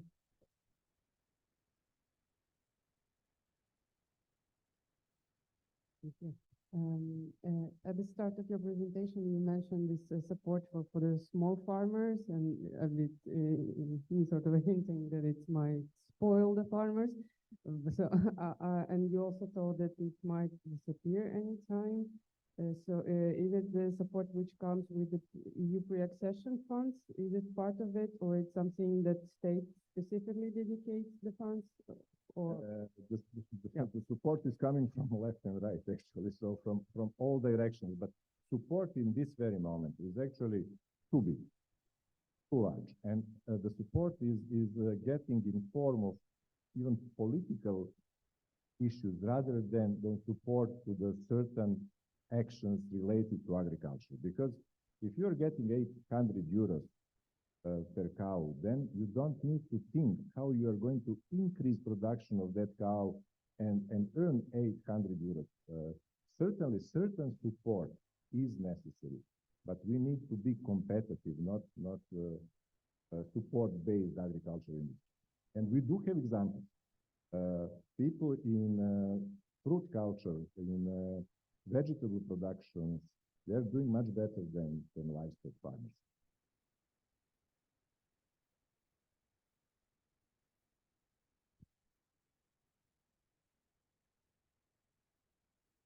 В вашем докладе вы обратили внимание на местные породы, которые разводятся в Сербии. Так как я заинтересован этим вопросом, у меня какой процент в общем поголовья и какие виды местных пород, так сказать, примитивных пород. Na samom delu moj ruski еще не добрался до уровня Есенина, но я постараюсь на русском языке вам ответить. Если не получится, тогда причисляем на English. Процент очень низкий. И причина, по которой мы занялись этим вопросом, это очень низкий процент этого поголовья, который имеет биологически очень высокую ценность. Это порода, которая называется буша. Она является самым, как сказать, производительным породом в Европе. Есть корова, которая 18 лет старый и которая появилась 16 раз. Их у Сербии осталось 1873. Вместе на Балкану меньше от 5000, и ФАО по этому вопросу и разрешил проект. Сейчас этим занимается доктор Ивана. Мы занимаемся улучшением не только биологического сохранения. Это очень просто. Очень просто. Биологически мы эту породу сохраним, этого вопроса нет.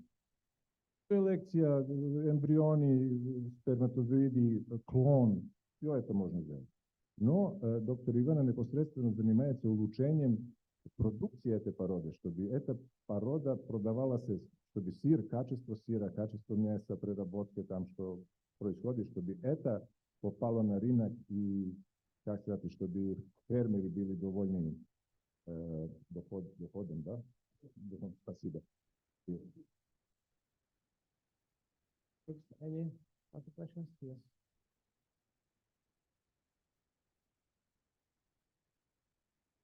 Я в дополнение к первому вопросу, в принципе, что можете сказать все-таки про ваши прямые выплаты? Я так поняла, что влияние этих выплат там... Вы хотите, чтобы я утурмул там, что вы меня посадили, когда я вернулся в Сербию, да?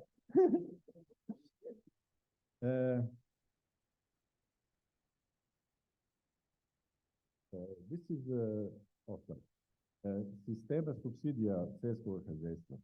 Она превышает только, не превышает, она достигает небольшое количество, небольшой процент бюджета Сербии.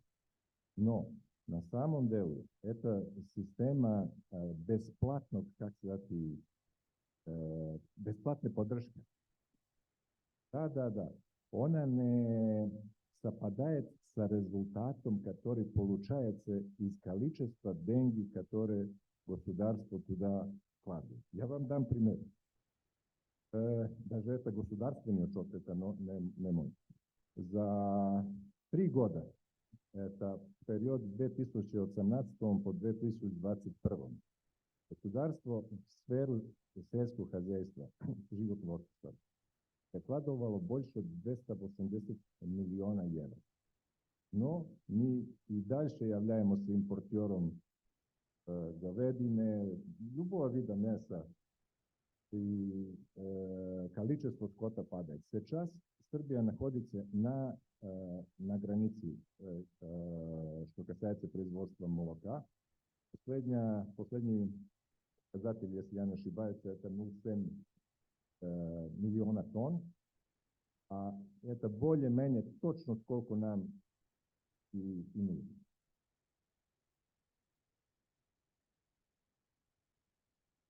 Вы разбудились сегодня утром, вам государство заплатило 900 евро за корову, которая живая, которая доит около 5000 килограммов молока, и до следующего года вы будете дать еще 900 тысяч.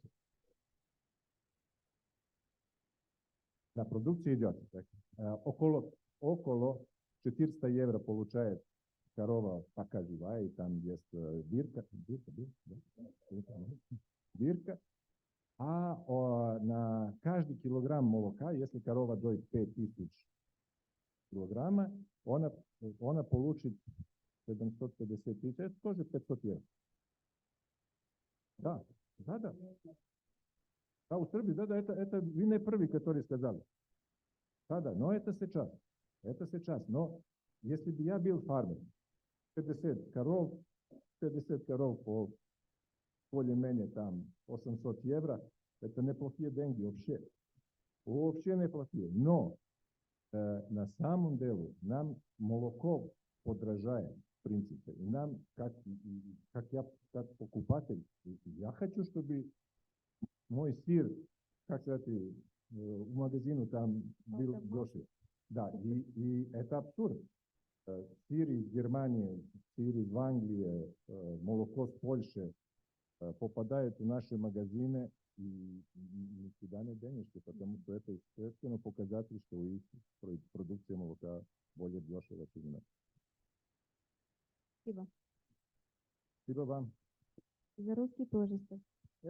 Спасибо, это напишите, чтобы у меня было свидетельство.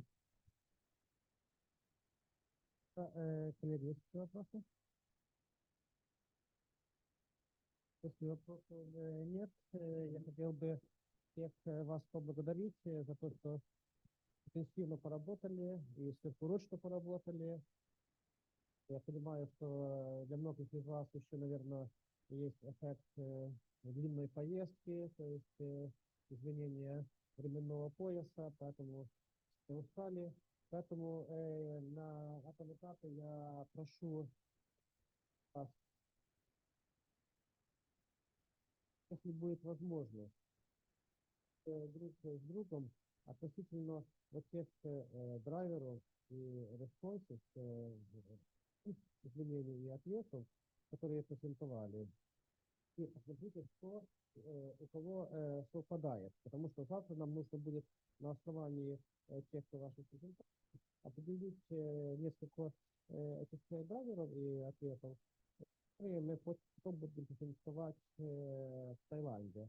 Пожалуйста, пообщайтесь между собой и посмотрите, что у вас совпадает, что совпадает. И видимо, если много людей выбирают один и тот же драйвер, один и тот же ответ, он у нас будет приоритетным. И те, кто еще не презентовал, я очень прошу на завтра редактировать ваши презентации, чтобы они были в том формате, который нам нужен. То есть 4 слайда на драйвере, 4 слайда на ответе. Пожалуйста, подкорректируйте и пришлите мне. Хорошего вам отдыха. Завтра в то же время.